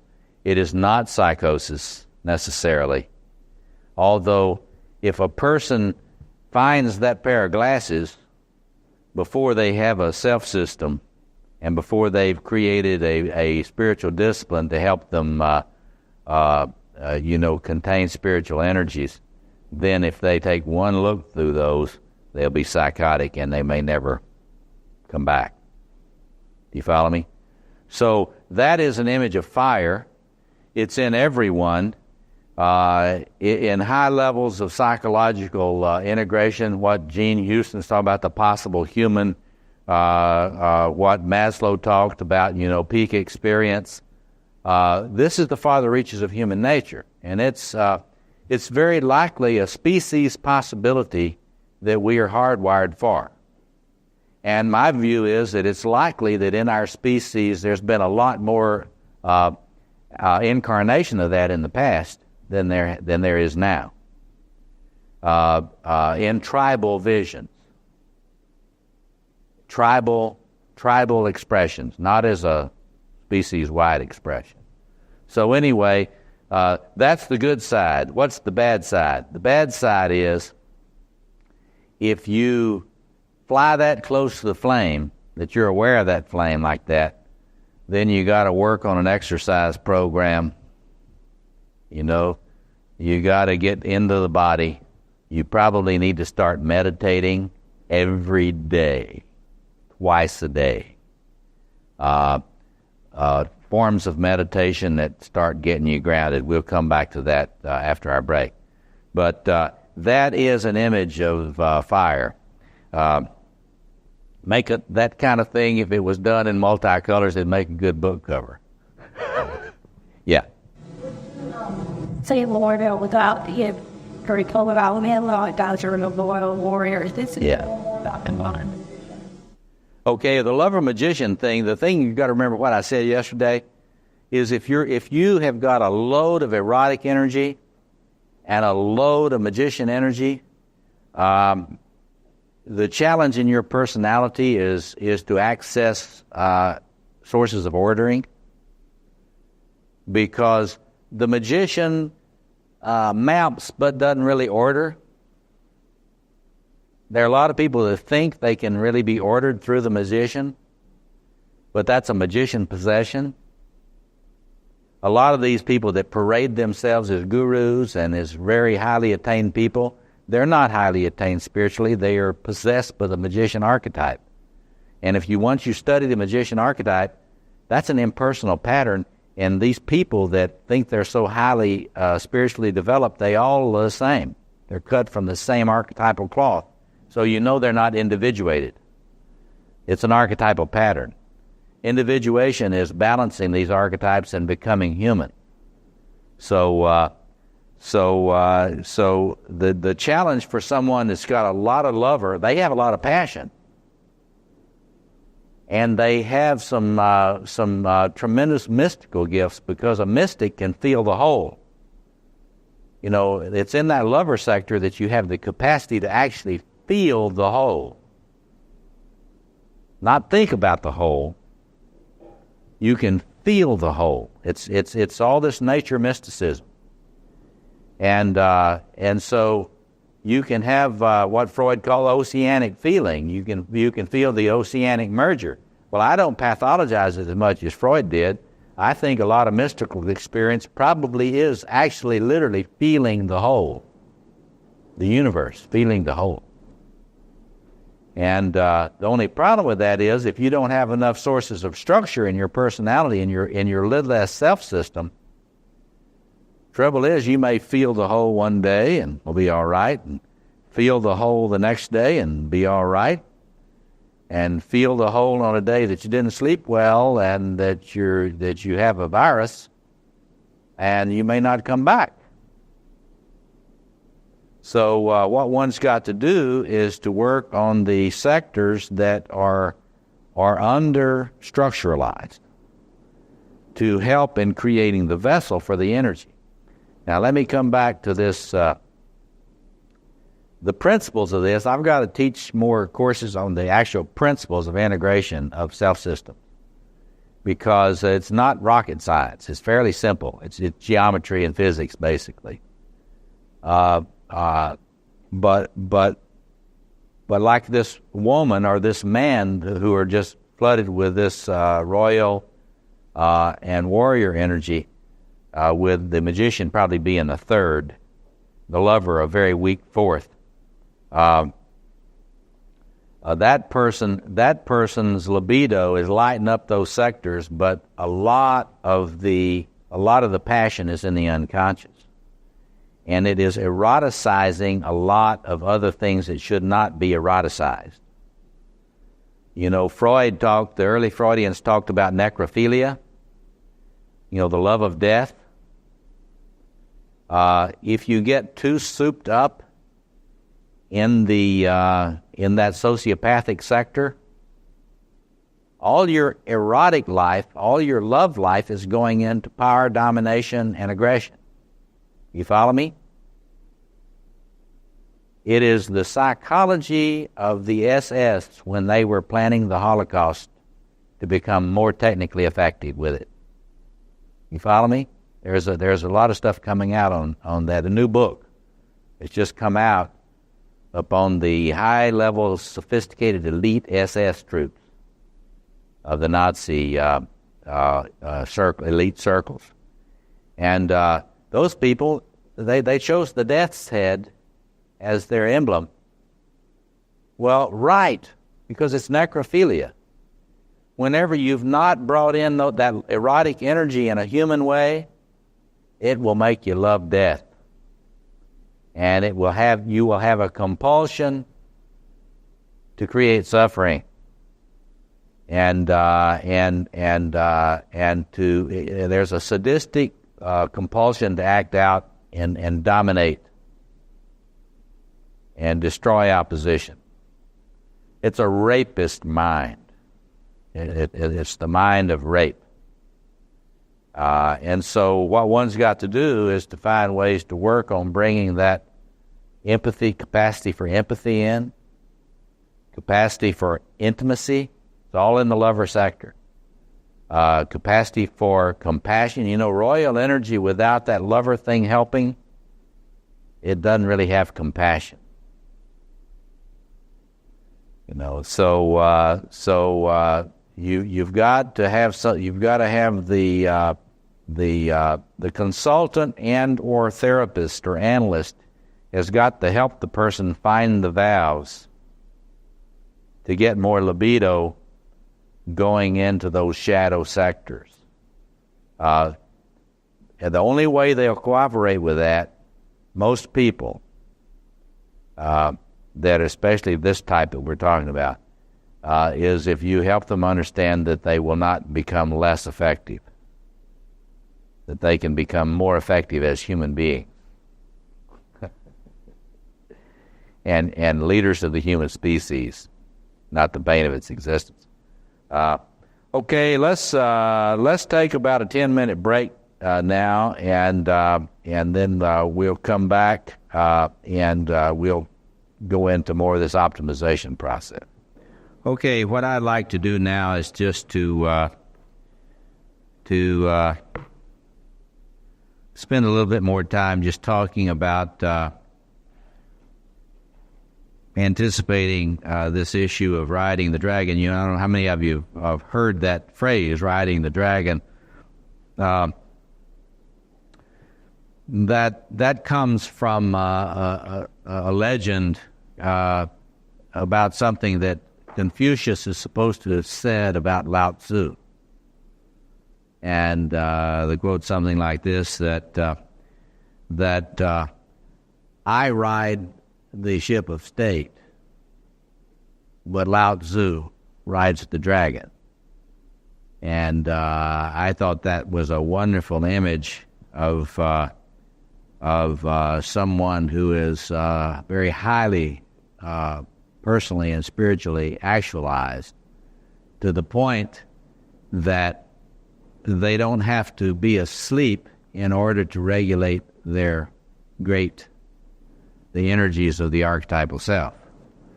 And so I think that's a remarkable image. I've got to see if I can find that image in the iconography of world mythology, see if I can use it for a book cover. But in any case, let me just go through the steps that I think are involved in that. In other words, this is in terms of the trying to optimize your creative life. And I've been talking about, well, I don't think it's bad news, but it's challenging news about what is required in order to create the kind of a structuralization in a human little s self that makes possible containing and channeling more energy without getting weird. You know? And I want to return back to one of those comments I made about the Chinese view of qi energy. And I just don't, I want to keep this simple in a sense, in that the theorists of qi in China believe that that your sense of well-being depends on how well you're accessing qi. And they don't mean psychic well-being, they mean all of it. That is, how you're feeling today depends on how you're relating to qi. And that means how are you feeling physically? How are you feeling mentally? How are you feeling spiritually? And I just want you to think about those times. Just take a moment, think about those times when you really felt most alive. And you really felt most in touch with your gifts and your energies, and felt most in touch with your body, felt most in touch with your capacity to stand in your own shoes and to project your creative selfhood into the world. Now, you've all had moments in which that's what Tillich would call an ecstatic moment, when you really were sort of going higher than your benchmark, right? You know, you got this benchmark, which is kind of a wave line that we each have. You know, you can think about the assessment on the DSM-4. And, you know, there's that kind of basic level of adaptation that a personality has reached.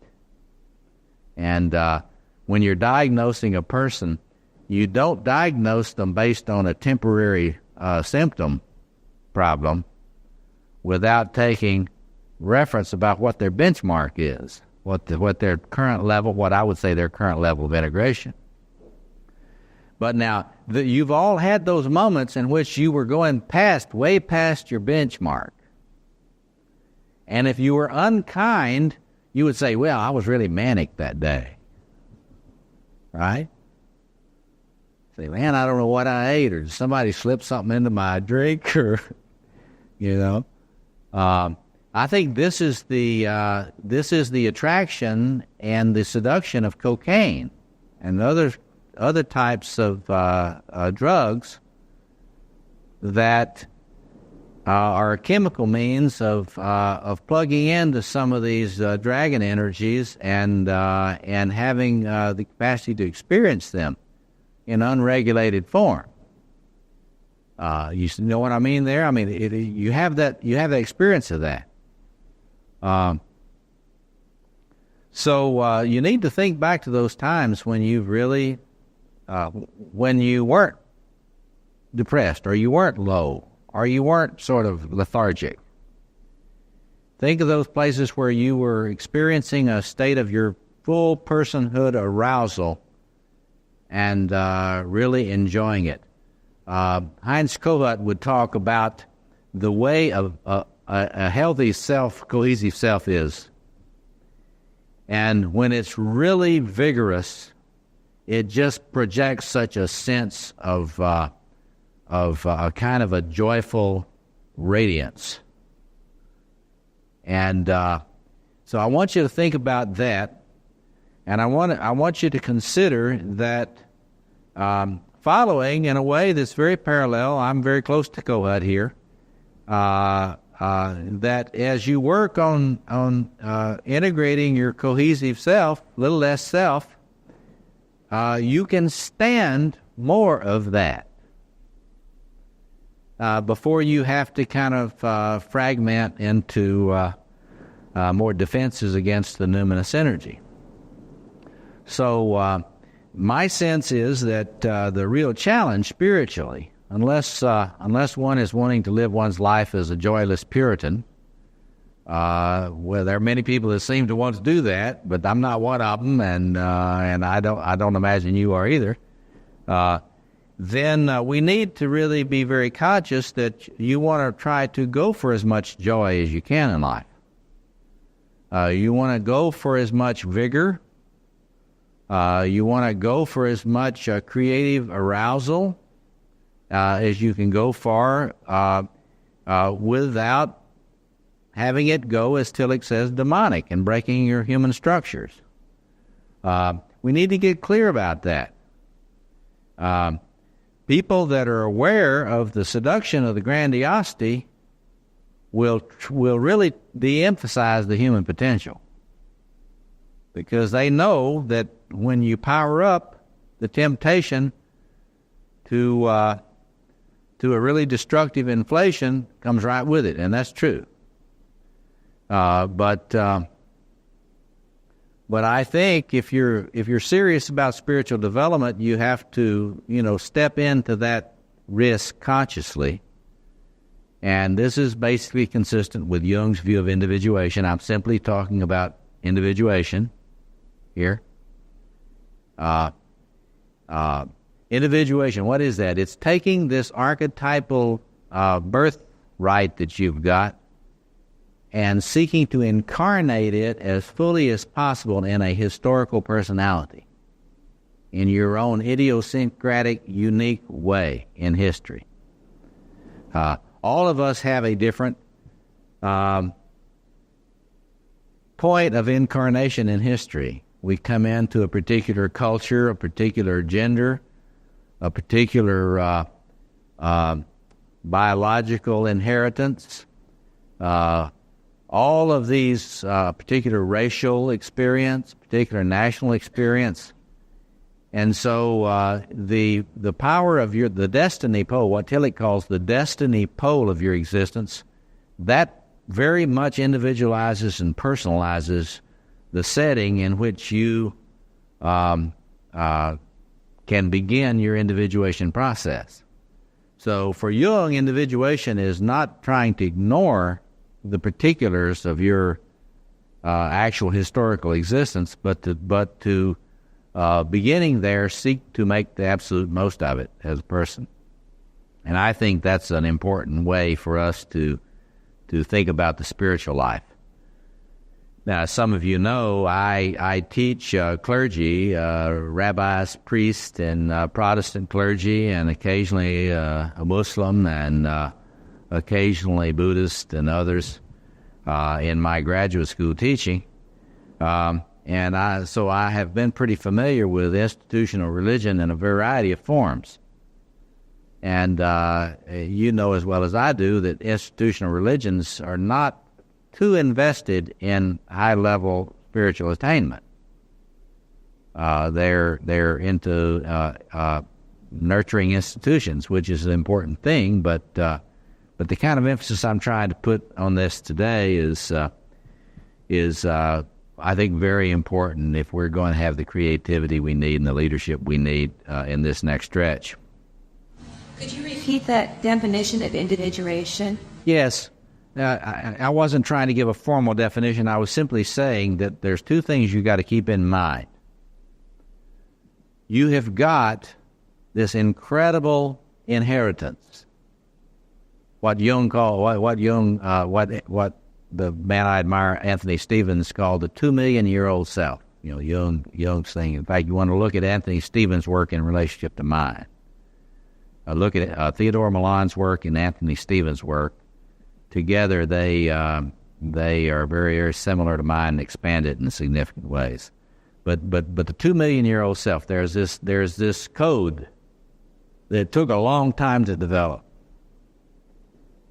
And that comes in with you if you have not had, chromosomal damage. You got to be realistic about this. But if you haven't had a lot of genetic damage, you've got an enormous potential. And but you are born into a very specific historical era. If you're a woman and you're born in the 19th century, that has enormous implications for what you're going to be able to do in your individuation. If you're born today, the gender still has a tremendous impact, but it compromises your freedom much less than it did in earlier eras. So the way Tillich talks about this, you hear my Tillich, the Courage to be Transformed lectures, there's a destiny pole that you cannot control. That's when, where, gender, race, culture, religion, and so on, family, birth order, all those things. That is not in your control. And when you face your individuation task, all that is going to be operating. Now, you're not free to change that. So there's the destiny pole, and you need to think in your work on your understanding yourself and your life experience the way in which that destiny pole has influenced the way you have appropriated the archetypal potential.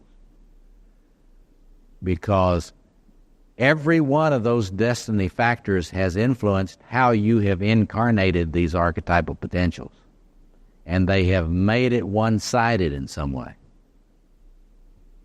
And that's what you need to think about. So in order that, not that you feel more imprisoned, but that you know what your options are in optimizing your integration. And so the freedom, what is the freedom you have? The freedom is to be conscious. You've got to get conscious. That's the first step. You've got to awaken not only to the destiny aspects of your existence that you cannot control, but you also need to awaken to the structural potentials that are in you and the enormity of the creative potentials that are in you.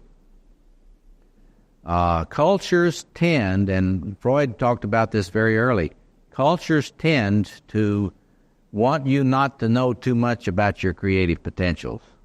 Schools do not exist to evoke your creative potentials.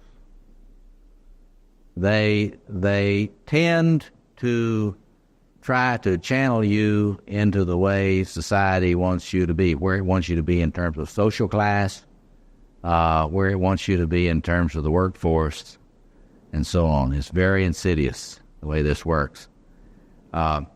So what you need to realize is that you've got to wake up to your potentials, and then you have to face the strategic and tactical task of developing your own, quote, life/treatment plan to work toward optimization, toward individuation.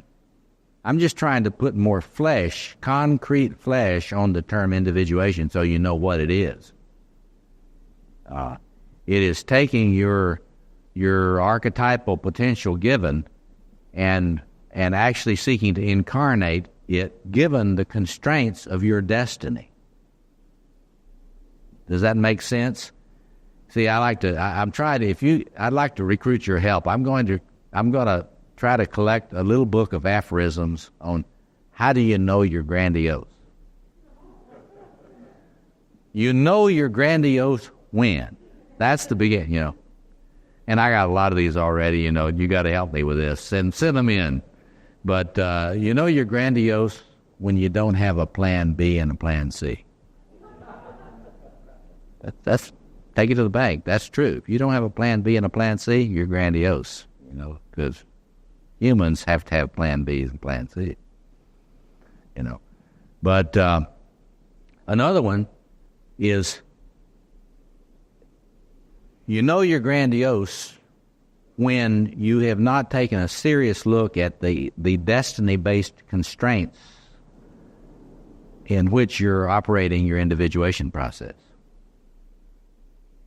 and that you have not beaten the hell out of yourself about that.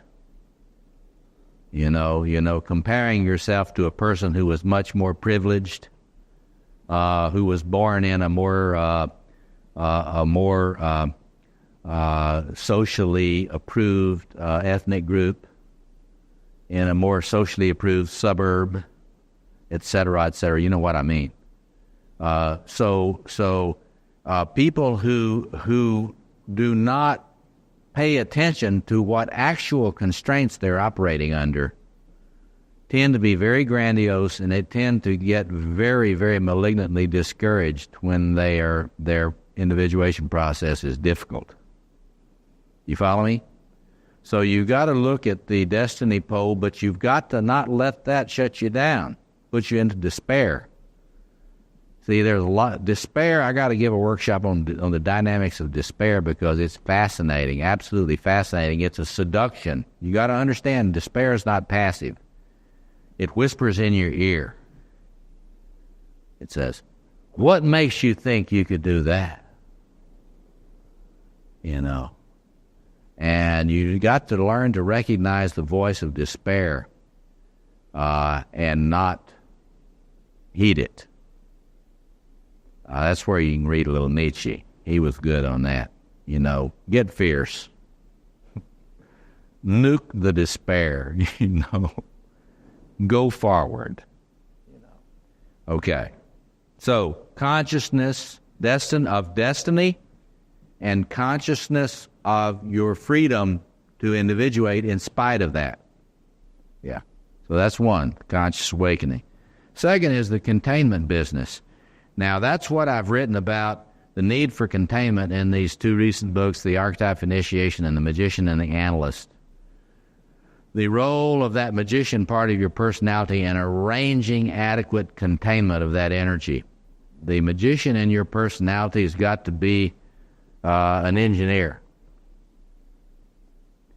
The magician in your personality has got to not just be into posturing as the very wise person. It's really got to figure out where you are, and it's got to be able to figure out how you need to adjust these energies. And first of all, how to not get fried by them.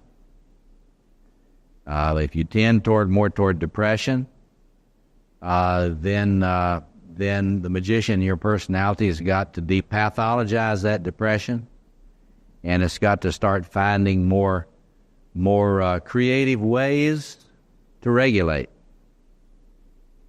You know, you can either be depressed or you can have a really good exercise program. You know, I'm serious.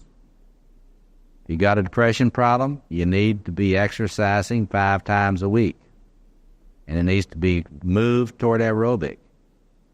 And that needs to be seen as part of your spiritual practice.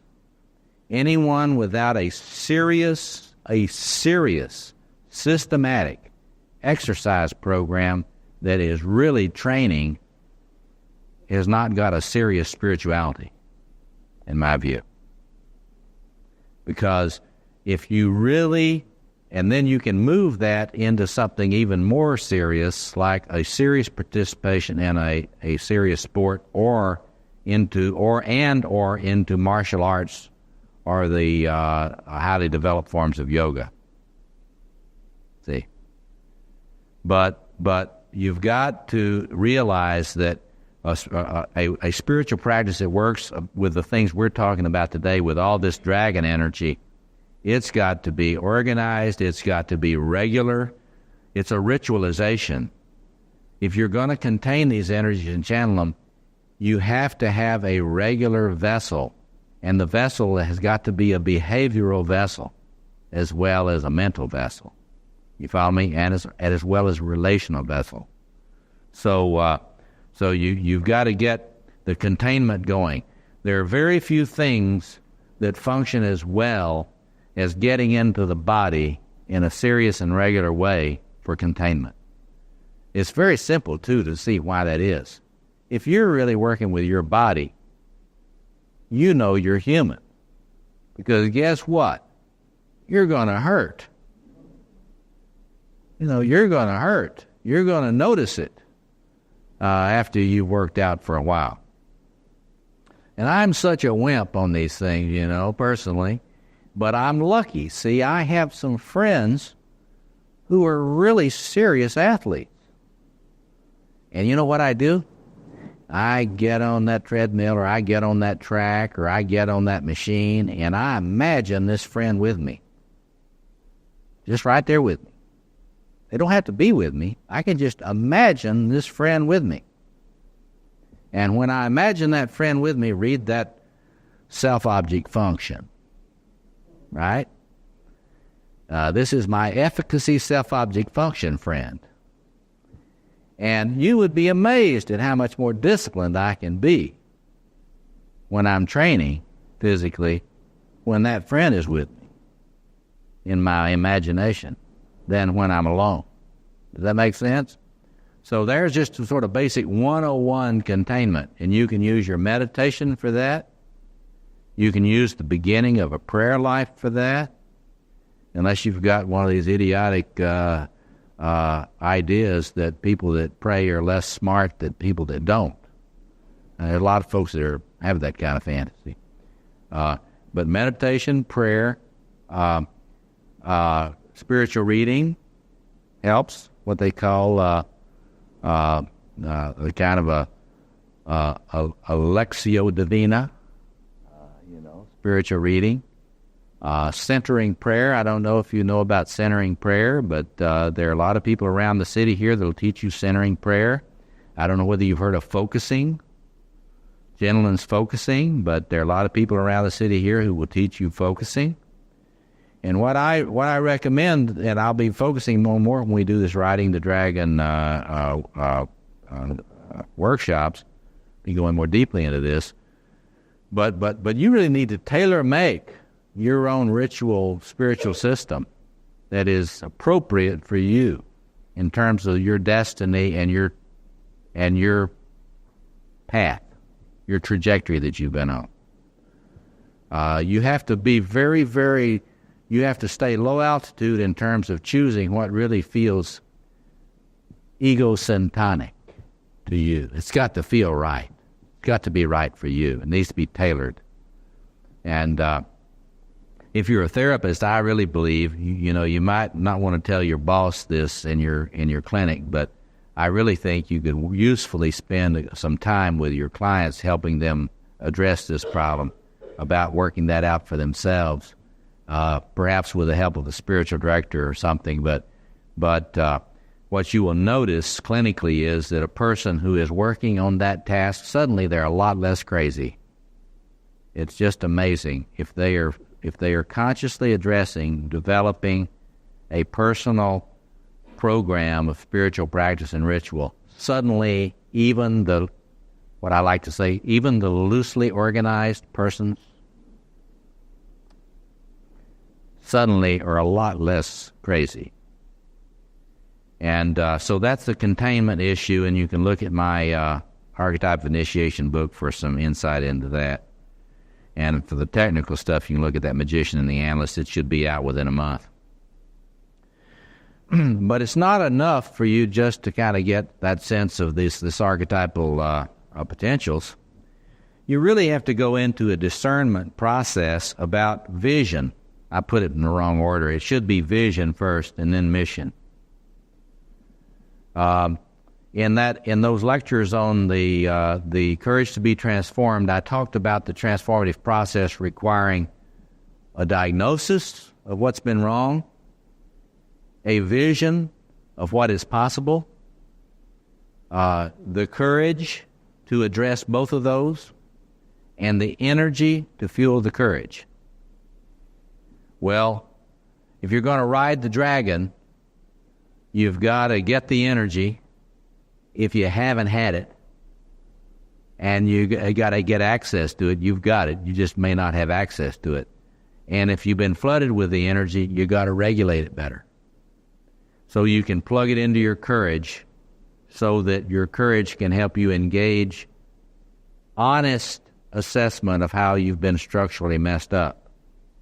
And then not stop there, though. We're not problem-oriented here. We're optimization-oriented here. And so then you've got to, given your destiny and the particular path you've been on, you got to think about, okay, so what is it that I want to achieve? It's that royal agenda in your personality. And so I tell people the first place to start is with your 100 BID list. The 100 things that I hope to do, build, achieve, see, know before I die. In the time I have left, probably statistically, what kind of Camelot do I want to create? And who do I want to have it with, be in that with me? Who do I want to be the people that are my travelers, fellow travelers on this pilgrimage? Because, see, if you don't know where you want to go, it's awfully hard to decide who ought to be with you and what sort of friends go with that vision. And there are a lot of people, because they do not know what they're about, they allow certain relationships to go on that are extremely destructive. Vampiric relationships. Seriously. Vampiric.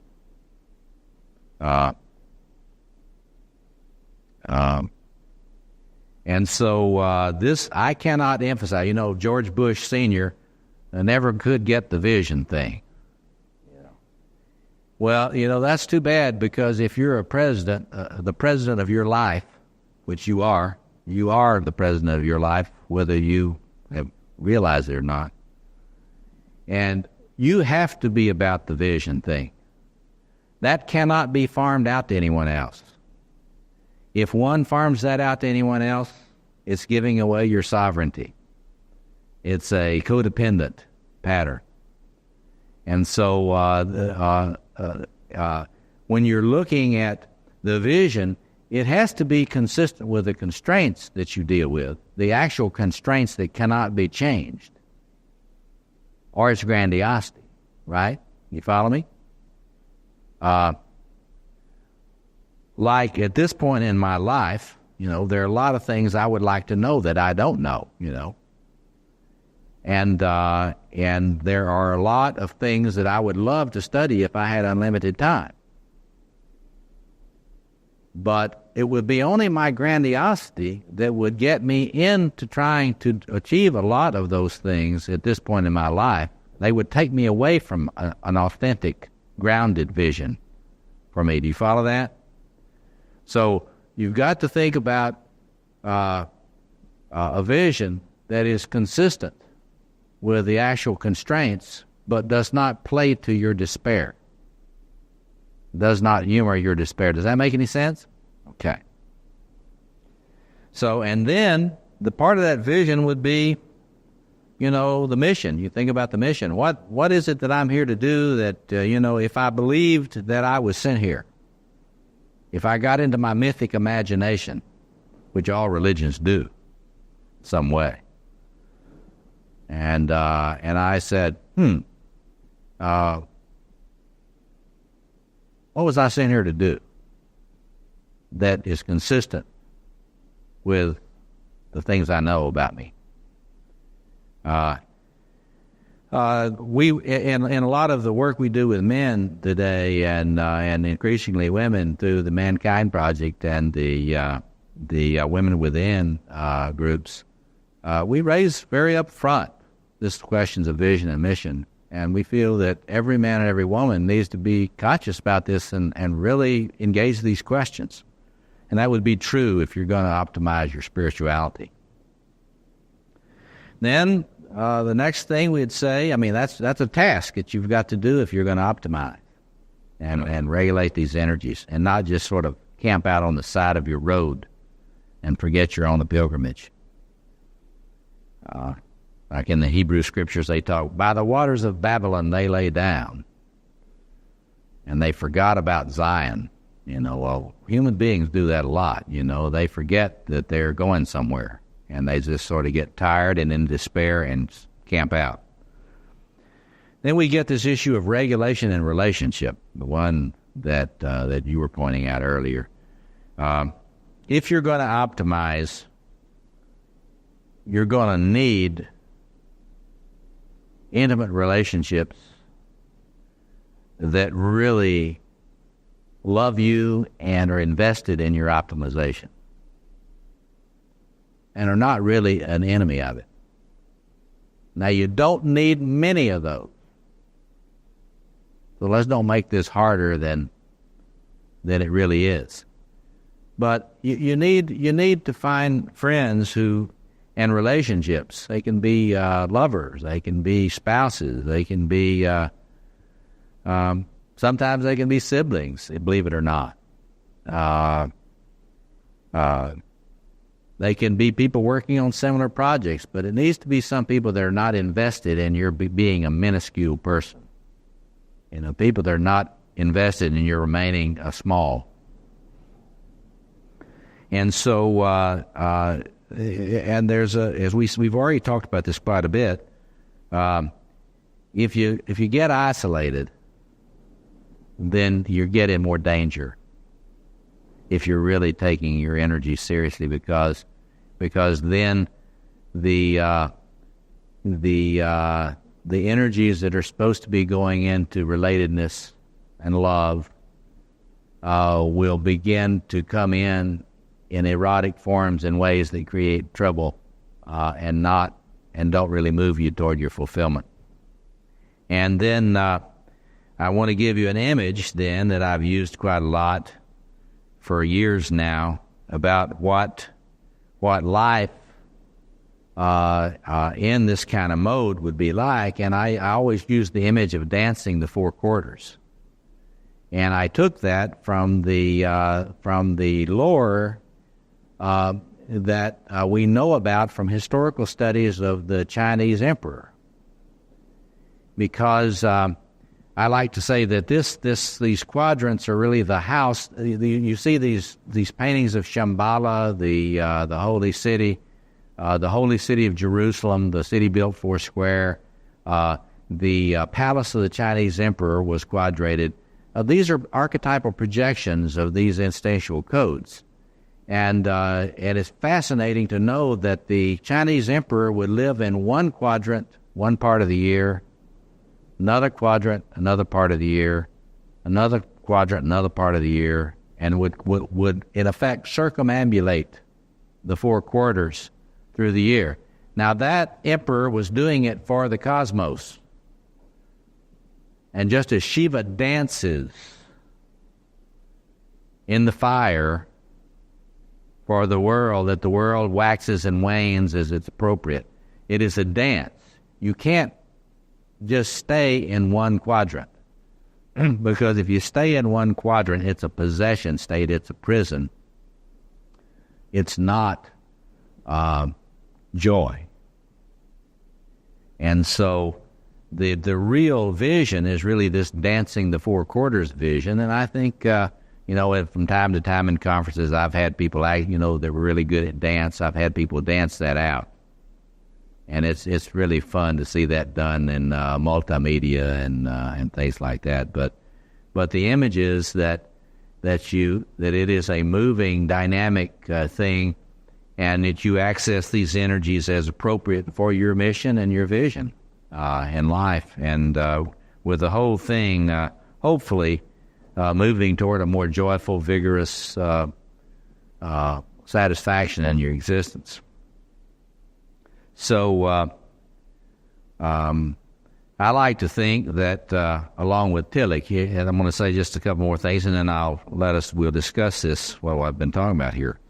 But I've taught advanced seminars in Tillich's philosophy now for a number of years, and I've really benefited a lot. And if you really want a serious scholar about all sorts of issues relating philosophy, culture, and the human sciences and ethics and so on, you won't go wrong in shining up your magician by studying a Tillich. But Tillich had the idea that there really is a true spiritual community. I love Tolkien. In fact, I dedicated this the Facing the Dragon book to J.R.R. Tolkien because I think his work has such a tremendous sense of the seduction of archetypal energies. And the Fellowship of the Ring in that series is a group of people who are determined not to claim for the ego, not to claim the ring for the ego self. But if you think with Tillich that there really is a true spiritual community, then there would be a fellowship of the true ring. Kings, royal figures, people pretending to royalty have always given out rings. So if there's an image of an authentic sovereignty, and in the mythology there's always an inauthentic sovereignty and an authentic sovereignty. And the authentic sovereignty cannot be simply your ego, because if it is your ego, you're inflated in a royal inflation, and you're going to become a Darth Vader or worse, So in other words, I like to fantasize that, while there's a fellowship of the ring to take the ring back and not claim it for the ego, there's also got to be a fantasy, a mythic image of a fellowship of the ring, of the true ring, a fellowship which would not claim the ring for the ego, but would always do what spiritual masters throughout history have done and not claim the true ring for themselves, but try to stay in touch with its true sovereignty, its sense of cosmos, peace, and justice.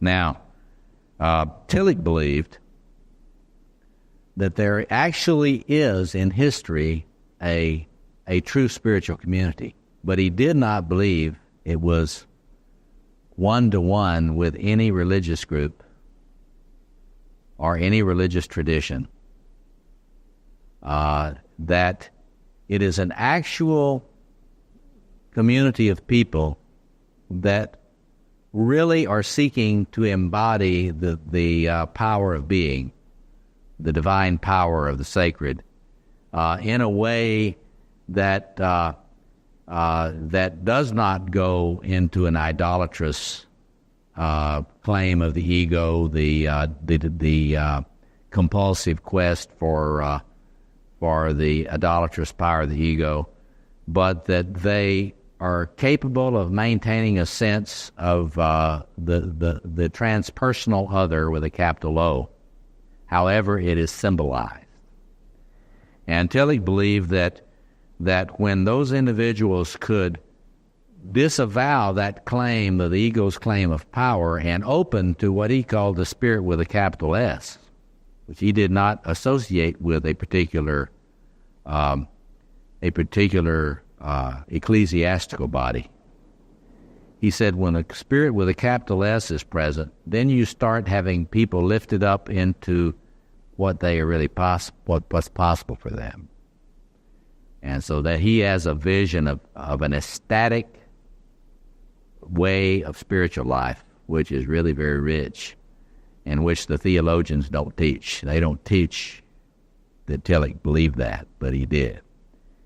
So it's a theology of ecstasy, and he believes that you can touch that and not be destroyed if you don't get into identifying it with your ego. And so he believed this actually exists in the planet, and he believed that wherever that exists, the persons that are participants in that true spiritual community are people who manifest the marks of the Spirit. And what were they? Love, the actual capacity to love, not just self-objects, objects. Hope, not despair. They don't give in to their despair, even though they know they're being stalked by it all the time. Commitment to peace and not moving immediately to warfare. A commitment to justice and not domination. Not easy acquiescence in domination and dominant submission patterns. Courage. They have courage. They have a sense of taking responsibility for the visioning of a world where humanity can really flower. In his view, that actually exists on Earth. There are some people that are a part of that in Tillich's view that think they are atheists. Because he's talking about actual fruits. And so what Tillich does is to say that, you know, the authentic spiritual community that you want to become a part of is that one. And you can become a member of that community, whatever tribe you're in. And it has really to do with an authenticity in your psychological and spiritual development. And it doesn't have to do with being in the right tribe or in the right group. And in this Facing the Dragon book, when I'm applying this stuff to spiritual groups, I make it very clear that the more a spiritual group claims exclusivity, and because of its exclusivity, the capacity to dominate others, the more you know that the grandiosity and the personalities of those individuals has simply been displaced on the religious group. It has not been regulated. And so I've got, I forget how many dragon laws I've got at the end of that book now. I think it's something like 70. But I recommend you take a look at those when that comes out later this year. It'll probably be about 8 or 9 months. So that's what I've got to say, and we've got a little time to dialogue here. Yes?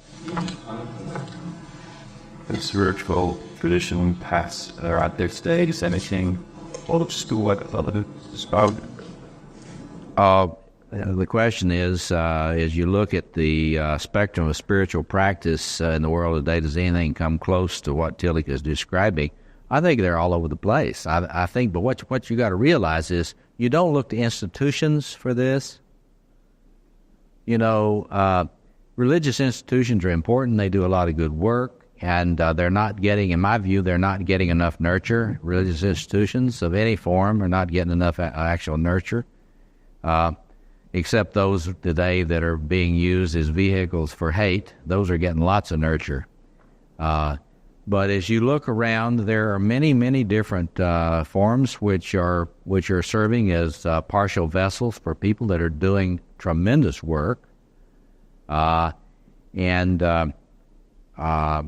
they're from all over the spectrum. What you got to look for is the individuals who are really doing their work and really incarnating these potentials, these spiritual gifts of the Spirit. And if you haven't heard about the World Parliament, Council for the World Parliament of Religions, you know, we've been having international meetings for the last decade around the world, here in Chicago and in South Africa, and there'll be follow-up meetings. The religious leaders of the world are now getting together and doing something that's really a miracle. If you don't believe in, Tillich believed that a miracle occurs anytime you see people kind of stepping up into this kind of cooperative vision across tribes. I mean, so there is actually a kind of a miracle occurring in terms of a willingness for different religious tribes to work on the human future. And so you can meet a lot of people that are actually doing that now. But you can't look at a particular tribe because in any given tribe you've got the entire spectrum from fundamentalism to a very, very sophisticated, compassionate, loving, post-tribal mystic. So that exists in every tribe. So the very spiritually developed people of different tribes are a lot more alike than they are with people that are less developed in their own tribe. You know what I mean? So there are a lot of folks out there, and the important thing is to not do too much idealizing of them. You can admire them and use it for encouragement in your own development. Other questions, comments? Yes? I would like to ask about some practical spirituality and that kind of person who did all kinds of meditation but has no idea how to find a decent job. So I I remember Dick Cornfield saying to somebody, learn your zip code. And she added it to his spiritual. Oh, good. Learn your zip code. I love it. You see, I as you no doubt know from studying with me a little bit, I think that spirituality has to deal with all the four quarters. And if you don't know your zip code, your efficacy challenge in your spiritual life is very, very poor. And so that's a wonderful story. What's your spiritual challenge? Learning your zip code. I say, go to a Stephen Covey workshop, get it more effective, That's a spiritual challenge. Thank you for that. Other comments, questions? We got a few. Yeah, go ahead. And then we'll get random. Based on your experience once with meditations, you are more useful to regulate the energy, something like that bodily sensation, like a passionate sort of type, or using imagery? I would go to just look at the research Herb Benson has done, the Harvard group on alternative medicine, and Herb Benson's book, the old classic, The Relaxation Response, is a good place to start. And then because what he did was a lot of study of different meditation groups, and that's the first place you get. The kind of meditation Benson describes, they studied transcendental meditation stuff, it was as part of that. But basically it's trying to get your physiological systems tuned to the point that your anxiety level is not just bouncing off the walls. And if you meditate using Benson's method or any number of other methods, what you're doing is tuning your arousal states. And all the scientific research now on anxiety in relationship to neurophysiology show that a lot of our anxiety, read that flooding archetypal energy, does not respond to verbal intervention. And so we therapists have underutilized psychophysiological techniques that actually are proven to tune the arousal states in persons. So if you've got somebody that's loosely organized and you're working with them, whether it's you or somebody else, get them meditating on a regular basis in addition to your exercise program. Now, I start there because you got to start building that basic platform. That's a basic platform, basic ability to get calm, get that anxiety. Once that anxiety level goes to a certain point, your capacity to think goes away. They've proven it now. As anxiety rises, there is a very definite, clear physiology that turns off your higher brain functions. It actually shuts them off. It also actually shuts off your hearing. I didn't know this, and they didn't know this until recently. But anxiety shuts off your hearing circuits in the brain, and it shuts off your problem-solving circuits in the brain, and it shuts off your higher brain function. And you're left with the old reptilian brain running your life.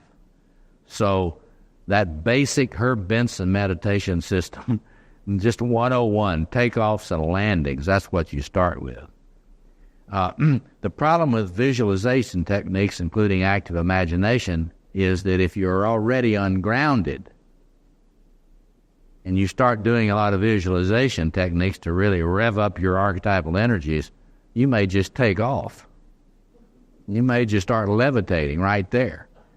And of course, if you tend to be really leaden and waterlogged, we need to kind of bring in a little of that animation through visualization techniques. But you've got to make a structural diagnosis first and decide what you start with.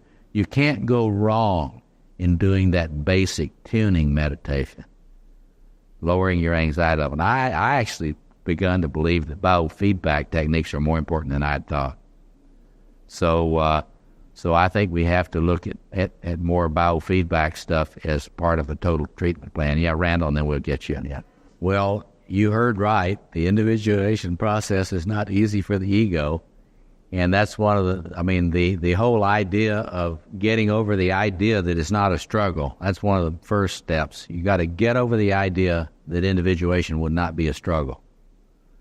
So if you're a comfort type, as the Adlerians something call certain type, if you're a comfort type, you got all that lover energy. And if I have pain, I'm not interested in gain, it's that sort of thing. Then it's going to be real difficult to face that. So that's a real fundamental truth.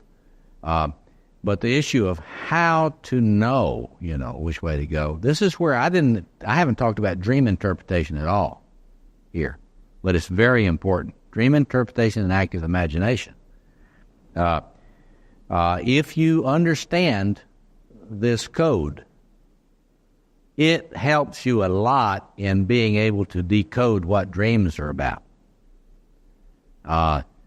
If you have no sense of the symbolic map of the unconscious and you get a lot of dream symbolism, you go to your dream dictionary, but these dream dictionaries have no idea about the structure of the unconscious. So they're not really going to help you. It's good to study symbolism, but it's not if you think that symbolism is random. And the fundamental teaching of my theory is, folks, mythic structures, the mythic imagination is not random. It is structured. And so if you study this stuff and then you look at your dream for archetypal themes, and then you can raise the question, depending on what's going on in your life at a particular time, what is the dream trying to do to compensate the position of your ego?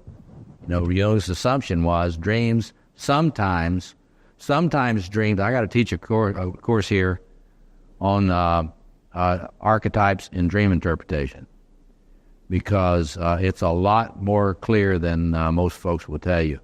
For example, if we were working with the person you were talking about who has very little conscious appropriation of the erotic dimension of life in their conscious structuralization.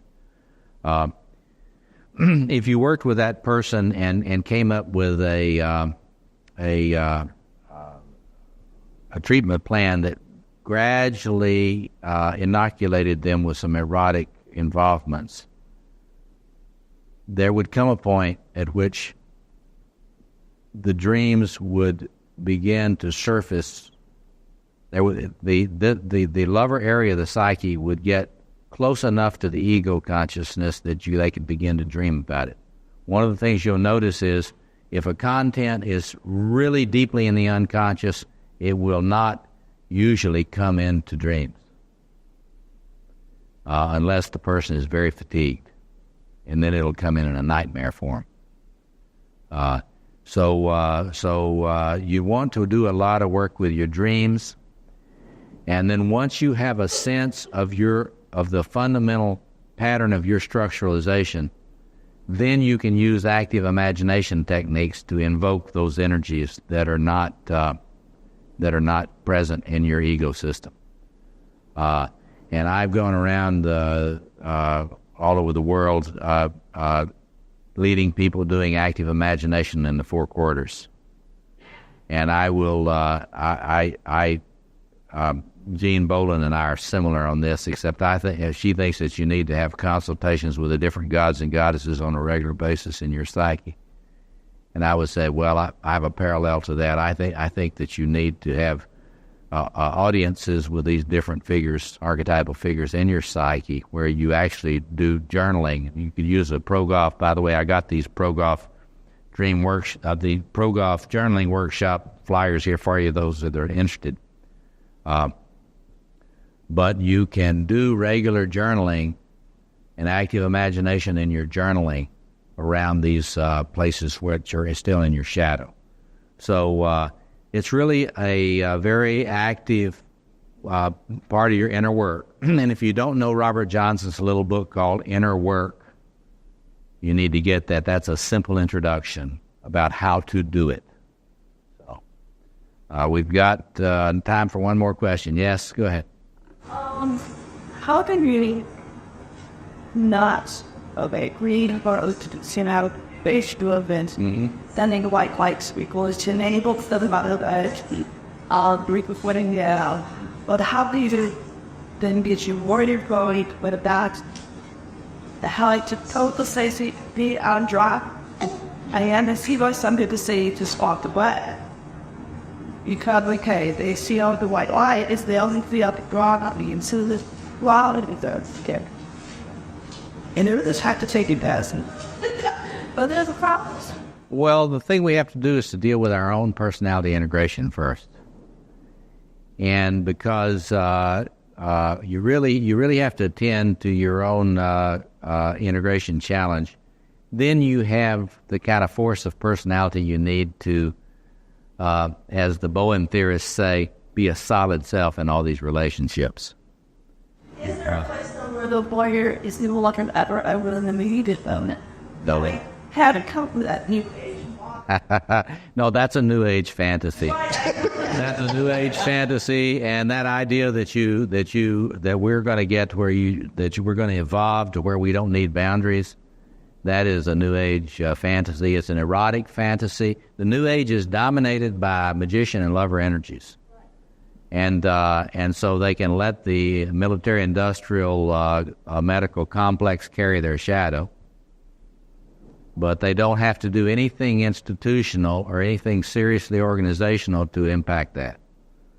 And so what I'm troubled about, I mean, hey, look, I admire a lot of the New Age people. I've learned a great deal from them.